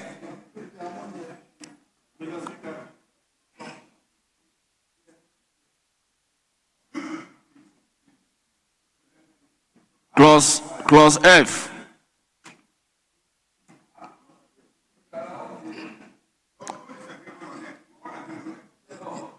Yes, clause F is under consideration. If you are not going to talk about clause F, I don't think I will give you the floor. Yes, Minority Leader. Mr. Speaker, there's a fundamental issue to be addressed. This bill, in its current state, with all the amendments, will not amount to the same bill that the NDC wanted Honorable Akufo-Addo to Minority sign. Leader, you are completely They don't out want of the same order. bill to be signed by President Please, Mahama. you are out of order. Clause F.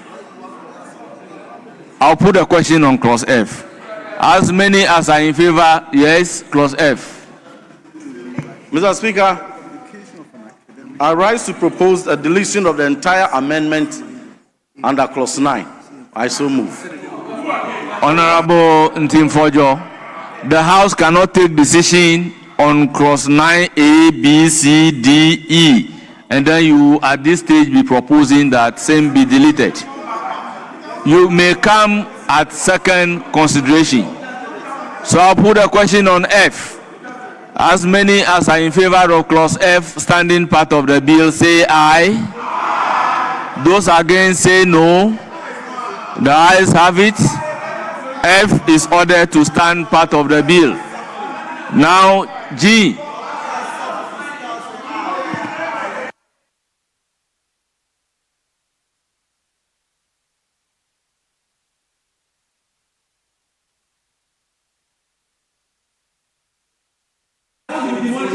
Mr. Speaker, we had earlier agreed that pursuant to the omnibus provision, which protects every institution performing a lawful function, then clause G be deleted. The performance of public health functions, including HIV and AIDS prevention, testing, treatment, and care, will be legitimate public functions, and therefore we don't need to expressly make provision for it. Very well. So the let's proposal delete is to delete G. As many as are in favor say aye. Those against say no. The ayes have it. Clause G is accordingly ordered to be deleted. Now H.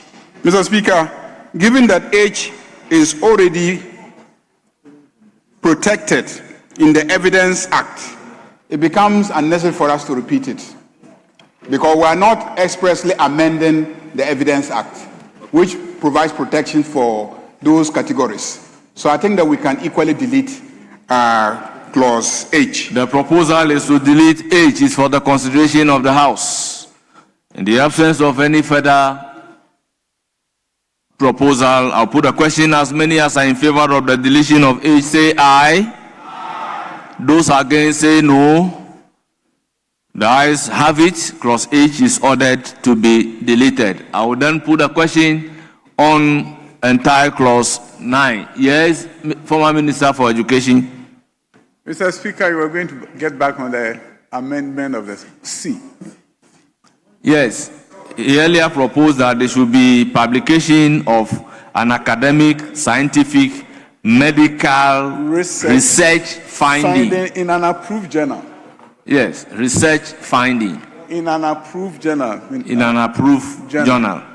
So, honourable members, I'll put a question on the proposed amendment by the former Minister of Education, Honourable Educhum. As many as are in favour say aye. Those against say no. The ayes have it. I will then put a question on entire clause 9. As many as are in favour say aye. Those against say no. Honourable members, the new clause 9, as variously amended, is ordered to stand part of the bill. Now, clause 10. Prohibition of propaganda of promotion of and advocacy for activities directed at a child. Chairman of the committee. Mr. Speaker, clause 10, amendment proposed, subclause 1, delete and insert the following as captured at page 37 in paragraph LXXIV. I so Honourable move. members, the proposed amendment is for the consideration of the House. Honourable members, in the absence of any further amendment, I'll put a question. As many as are in favour say aye. Those against say no. The ayes have it.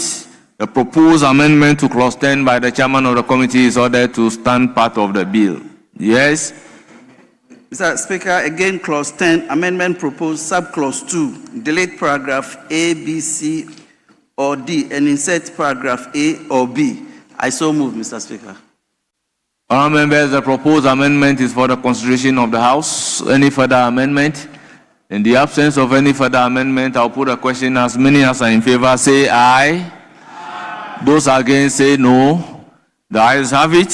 Clause 10 is ordered to stand part of the bill. Now I'll put a question on the entire clause 10 as variously amended. Those in favor, say aye. Those against, say no. The ayes have it. The clause 10 of the bill is ordered to stand part of the bill. Clause 11. Prohibition of funding, sponsorship, or promotion of prohibited acts. Chairman of the committee. Mr. Speaker, we do not have any proposed amendment. It is for the consideration of the House. Any amendment? In the absence of any amendment, I'll put a question to clause 11. As many as are in favor, say aye. Those against, say no. The ayes have it. Clause 11 is ordered to stand part of the bill. Clause 12.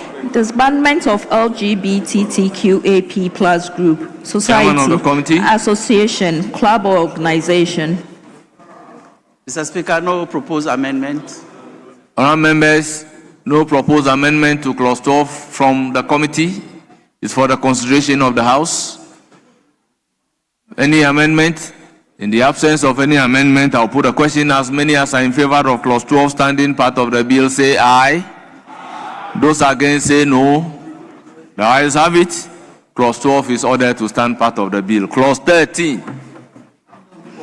Prohibition of LGBTQAP plus organization. Chairman of the committee. Mr. Speaker. It is for the consideration of the House. Honourable members, any proposed amendment? In the absence of any proposed amendment, I'll put a question on clause 13. As many as are in favor of clause 13 standing part of the bill, say aye. Those against, say no. Honourable members, the ayes have it. Clause 13 is ordered to stand part of the bill.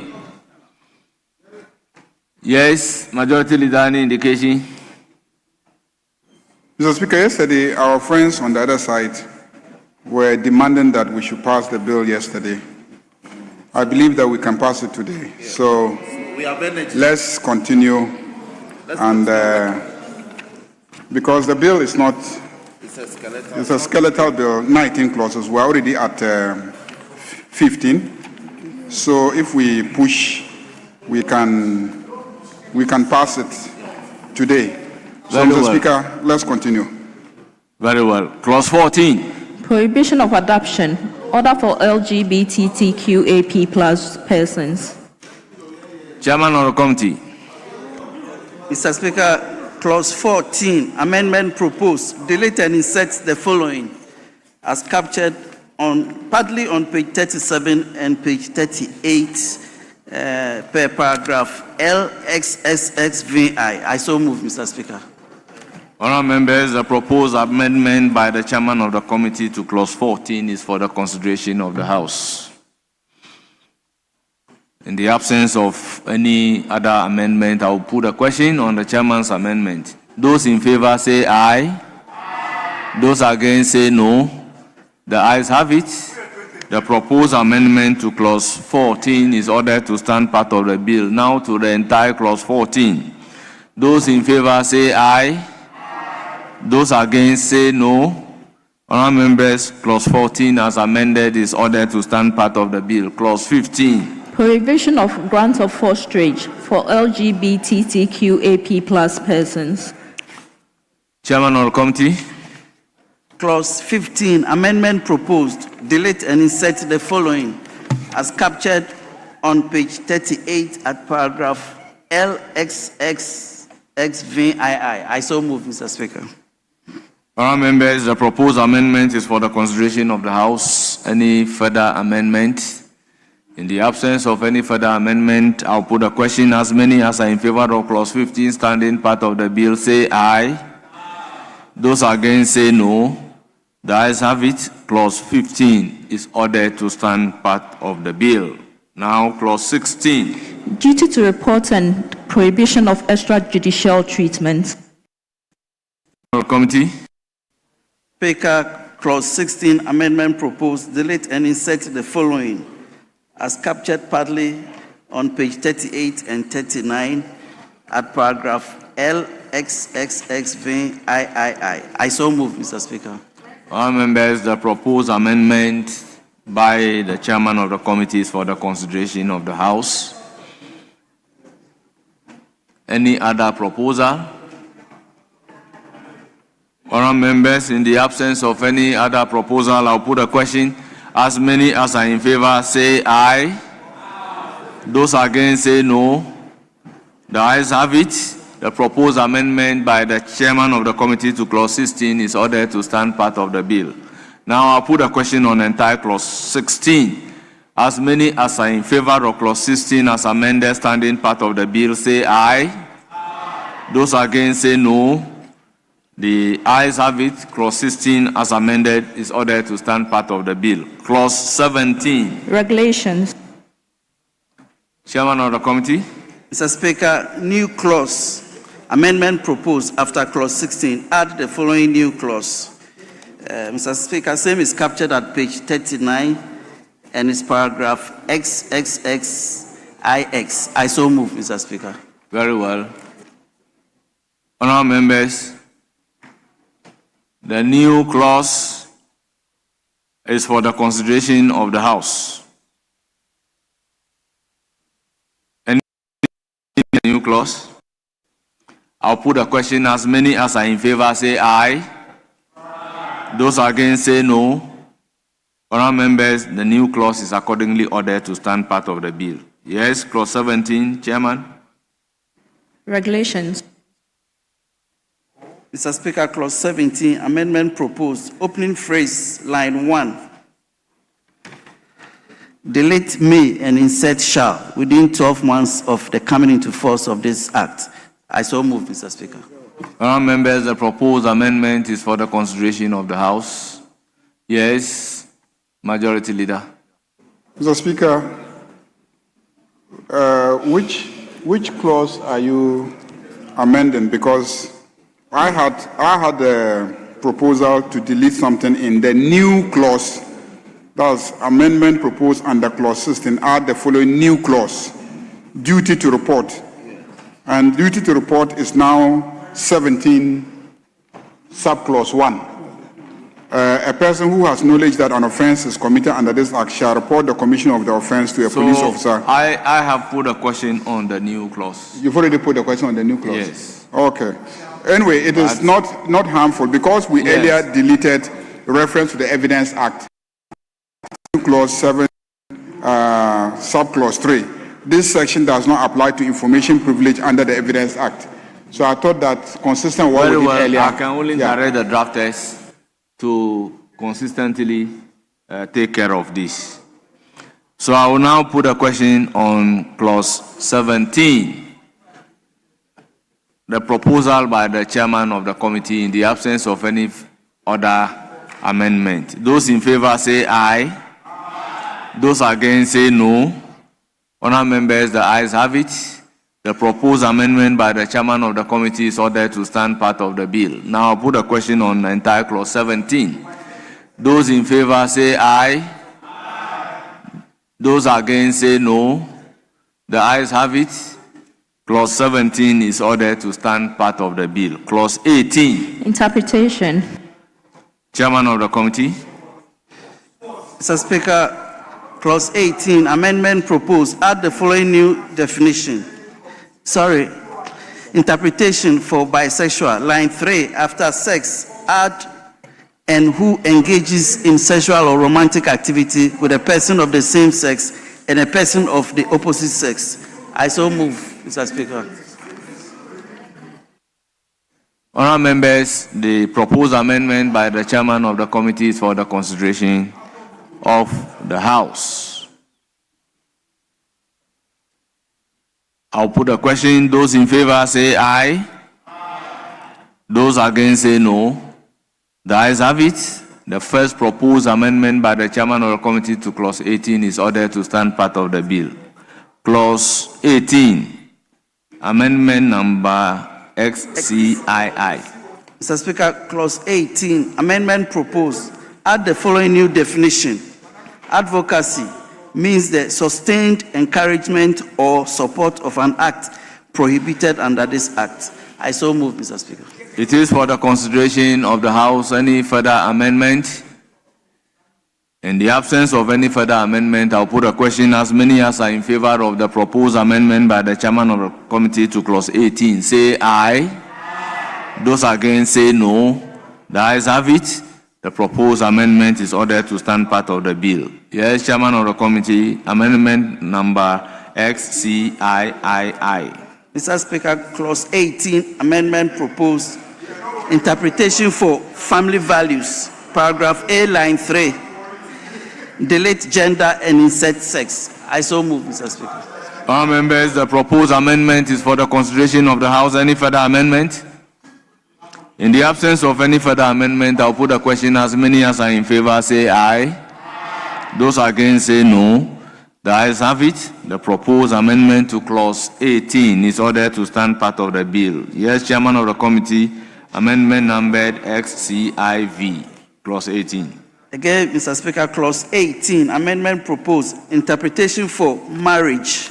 Delete and insert the following.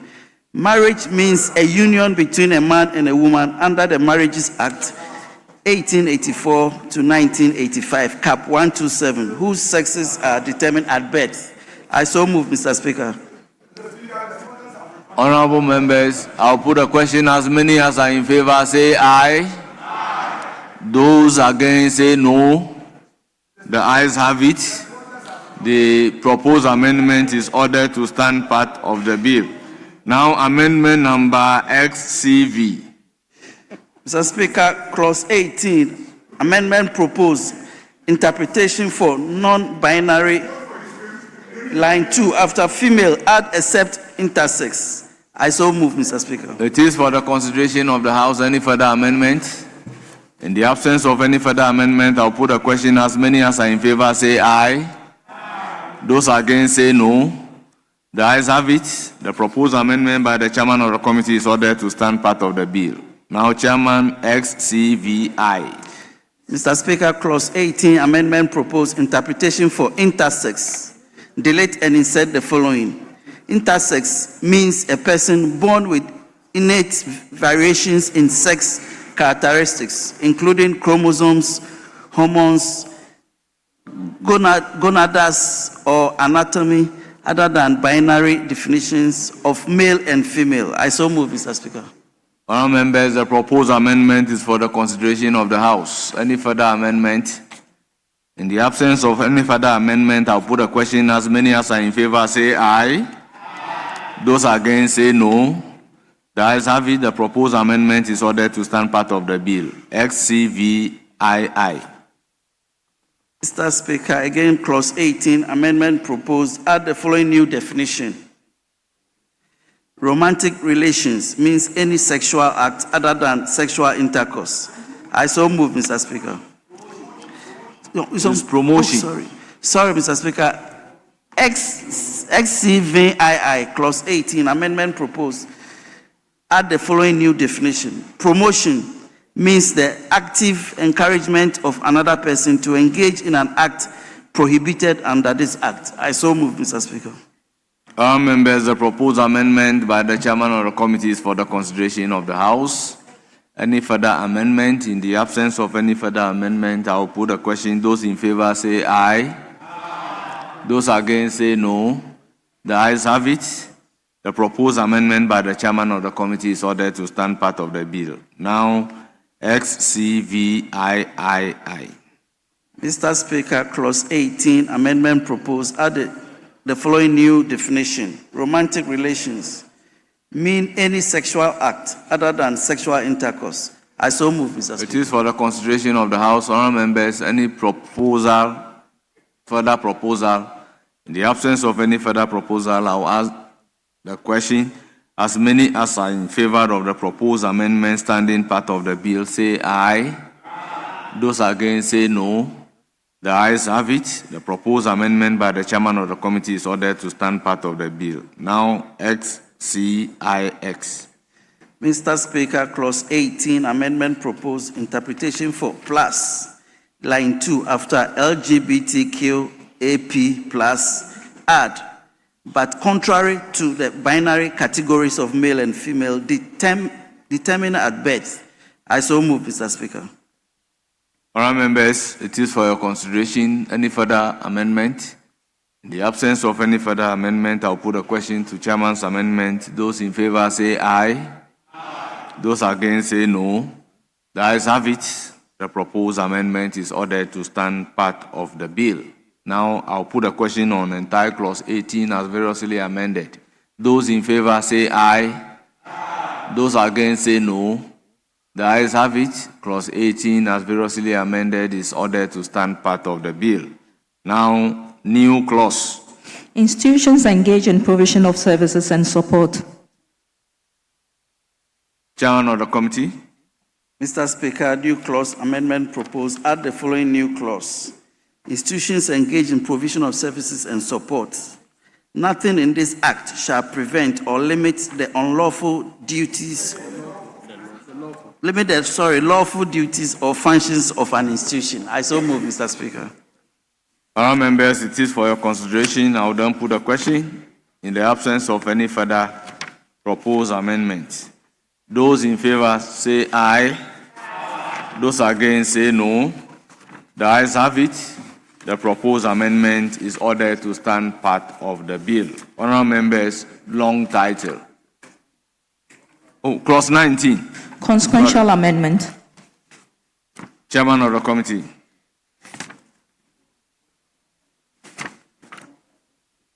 Mr. Speaker, no proposed amendments. No advertised amendment, yes. It is for the consideration of the House. Honourable members, any proposed amendment to clause 19? In the absence of any proposed amendment to clause 19, I will put a question. As many as are in favor of clause 19 standing part of the bill, say aye. Those against say no. The ayes have it. Clause 19 is accordingly ordered to stand part of the bill. Now, the long title. An act to provide for human sexual rights and family values and related matters. Honourable members, any proposed amendment to the long title? Chairman of the committee. Mr. Speaker, no advertised amendment. It is for the consideration of the House. Any proposed amendment? Honourable members, in the absence of any proposed amendment, I'll put a question to the long title. As many as are in favor say aye. Those against say no. Honourable members, the ayes have it. The long title is accordingly ordered to stand part of the bill. Honourable members, this brings us to the end of consideration stage for Human Sexual Rights and Family Values Bill 2025.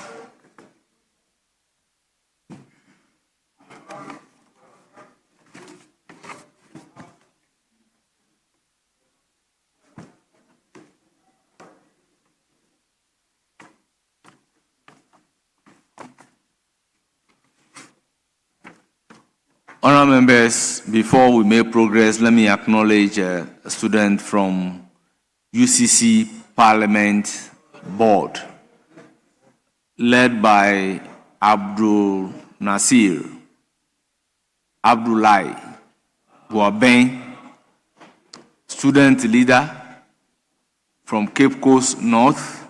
They numbered 40. And then we have Village of Hope, led by Richmond Chum, Church and Community Affairs Manager. They are from Gumua Central. They numbered 96. Honourable members, on your behalf, let me welcome our visitors to Parliament of Ghana and urge them to have a fruitful visit to Parliament. Our guests, kindly resume your seats. Yes, Majority Leader. Mr. Speaker, we will take item 41.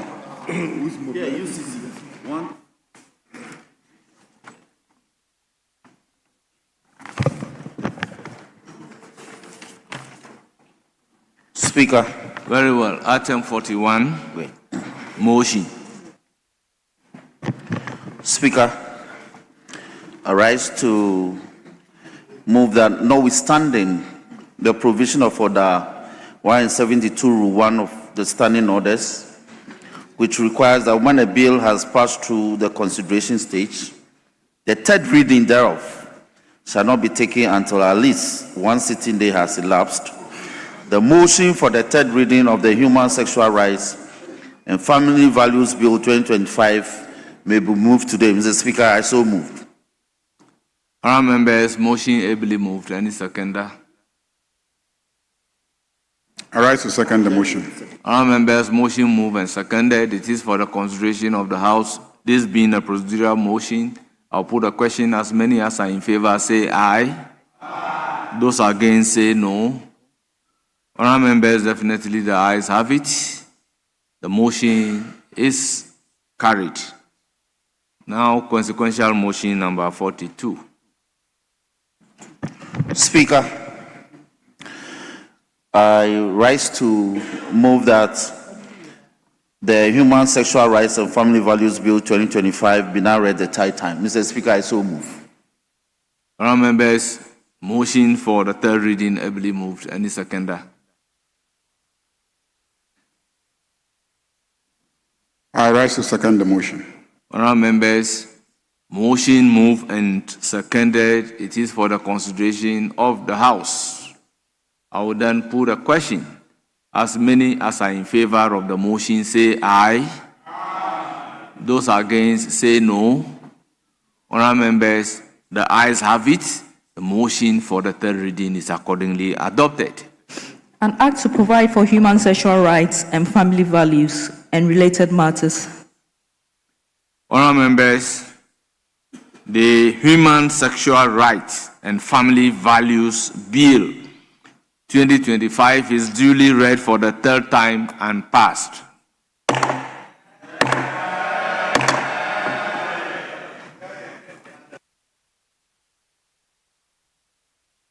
Majority Leader. Mr. Speaker, I want to thank the Minority Leader for his presence in the chamber and contributions as he joined us to pass the Human Sexual Rights and Family Values Bill. It's a promise that was made that the bill will be passed and upon passage will be assented to expressly by President John Dramani Mahama.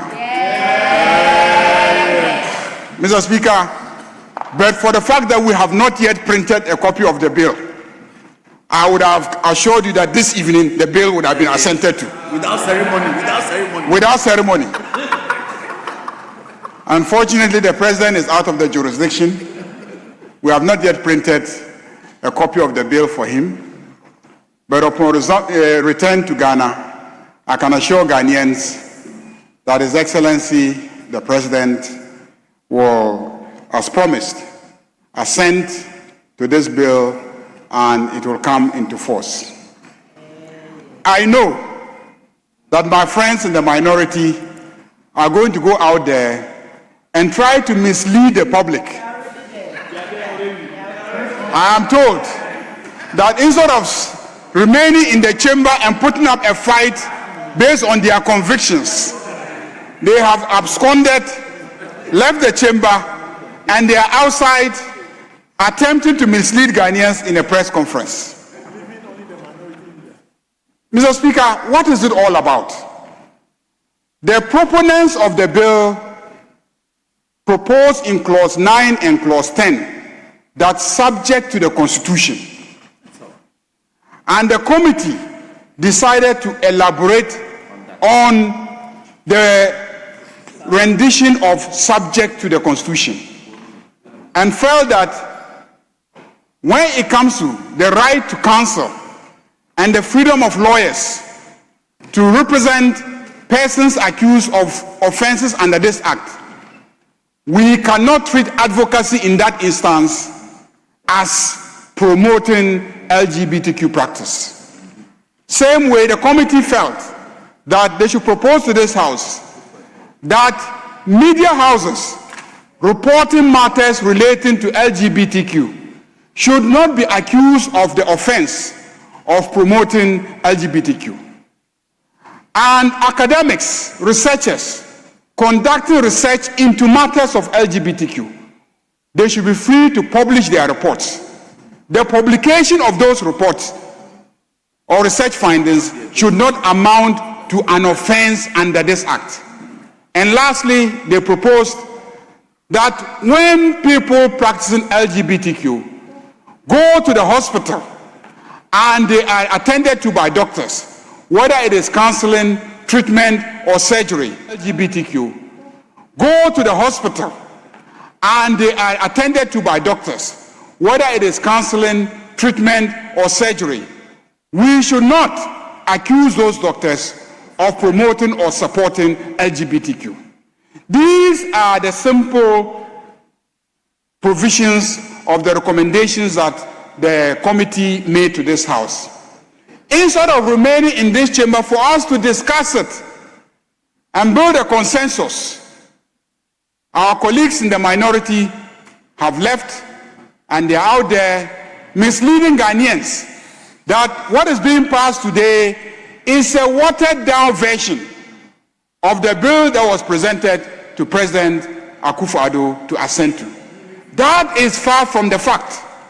The sponsor of the bill, Reverend Dr. Reverend Ntimfojo, Honorable Ntimfojo, he who sponsored the bill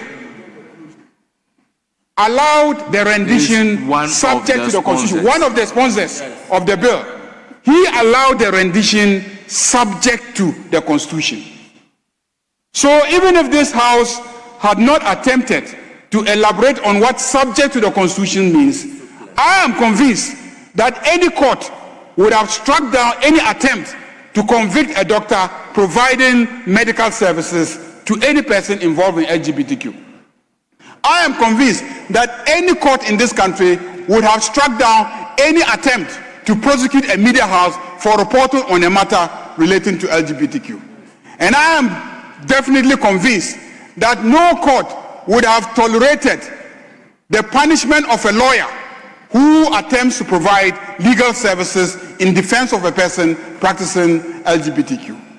So, in my opinion, perhaps the committee needlessly brought this proposal to us.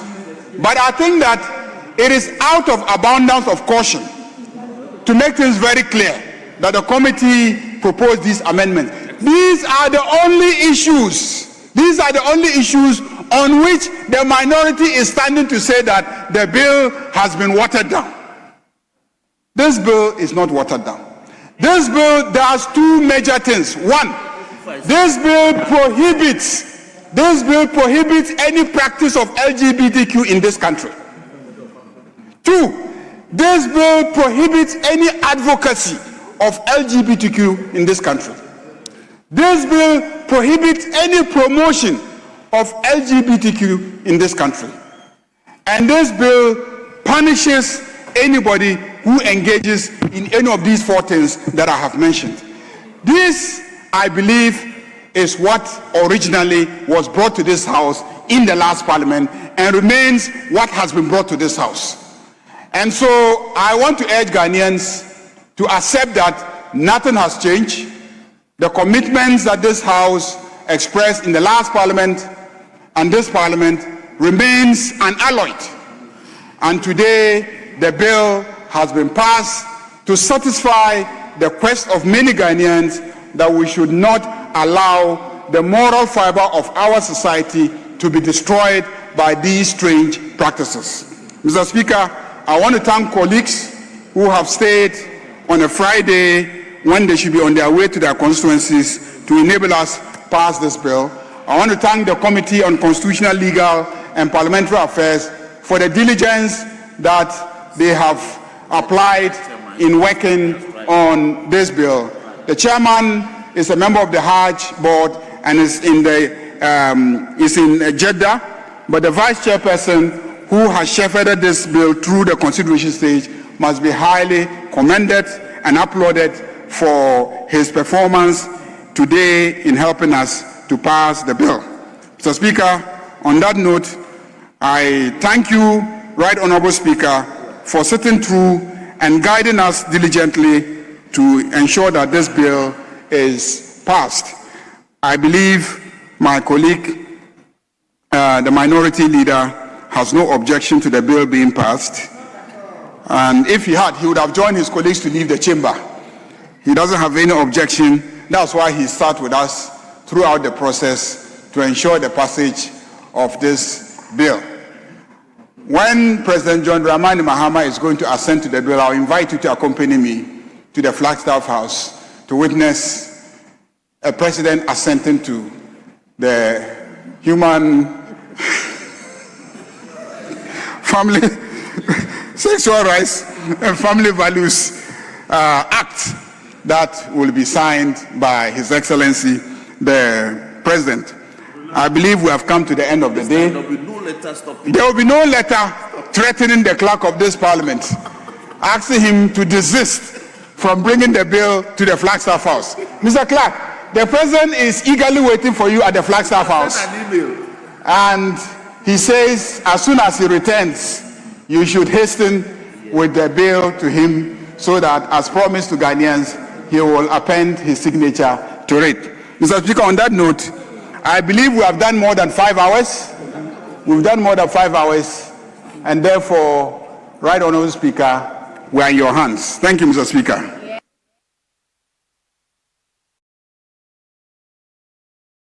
Minority Leader, you have the floor. Speaker, thank you for the treasure space to also say a few words. Mr. Speaker, clearly this evening, this country has witnessed an unprincipled political act by our friends in the majority. They may try and act smart, but smartness does not last. Integrity lasts. Mr. Speaker, in opposition, our friends resisted any attempt at amending their proposed sponsored bill. And today, we know that the very law that they wanted Nana Akufo-Addo to sign, when they were faced with the same law, they amended and diluted that same law. Such a double standard does not pass for a man with principles. It is not enough to say one thing whilst in opposition, and when you get power, you change your stand thinking that nobody can read through. Mr. Speaker, let me draw the attention of the House to some few procedural blunders. One, at page 42, we have been told that motion 41 and 42 were moved. But, Mr. Speaker, the terms of the motion in 41 are clearly spelled out. It is important to let Ghanaians know that at this critical stage, none of the NDC sponsors of this bill was in this chamber. Honorable Emmanuel Kwesi Bejra, whose name is advertised in this motion, was not here. Honorable Sam Nate George, not in the chamber. Honorable Na Adole Sowa, not in the chamber. Honorable Ellen Ajua Intosu, not in the chamber. Mr. Speaker, it is the reason why, without the leave of the House, the Honorable Dafia Mekpo moved a motion. We have paid attention to all that, and then when it came to motion 42, again, none of the sponsors who could have moved the motion was in to move the motion. Mr. Speaker, nobody. Where is Honorable Sam George? Mr. Speaker, He was loud on the rooftops. Very loud. Where is Honorable Bejra? The several press conferences he held. And Mr. Speaker, Hansard will be my witness that as a majority leader in the 8th Parliament, when our friends in the NDC introduced this bill and we invited them for discussions, drawing the attention to the danger in certain clauses, they refused. Today, as they take responsibility of governance, they've realized that indeed the issues we raised are still critical. Mr. Speaker, who in this country is NDC trying to deceive? Play on words, use social media to deceive anybody. Play on words, use social media to deceive anybody. What you've passed today is very obtuse, nugatory, empty. It doesn't address the very concerns you claim you believe in. Where is your principle? Your principle is soiled. You have a soiled principle. You don't believe in anything. You believe in political mischief and political convenience to win elections. And you've been exposed. I can assure you that posterity will judge and judge your conduct. Will judge and judge your conduct. We may be few, but we are armed with principle. We may not have the number to unturn your inactions, but we are principled. Mr. Speaker, let us build a country, whether you are in opposition or in government, let us have some values. Our friends do not have it. Our friends do not have it. But you know, there is a time for everything. There is a time for everything. Someday, you would be exposed like the way you tried to introduce e-levy in the dead of night. Like the way you tried to introduce 0.75% charges on Momo charges. Our friends of double standard. You say one thing and do another.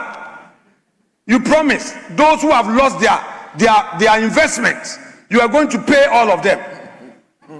Those who have lost their investment, you said family and friends is bad.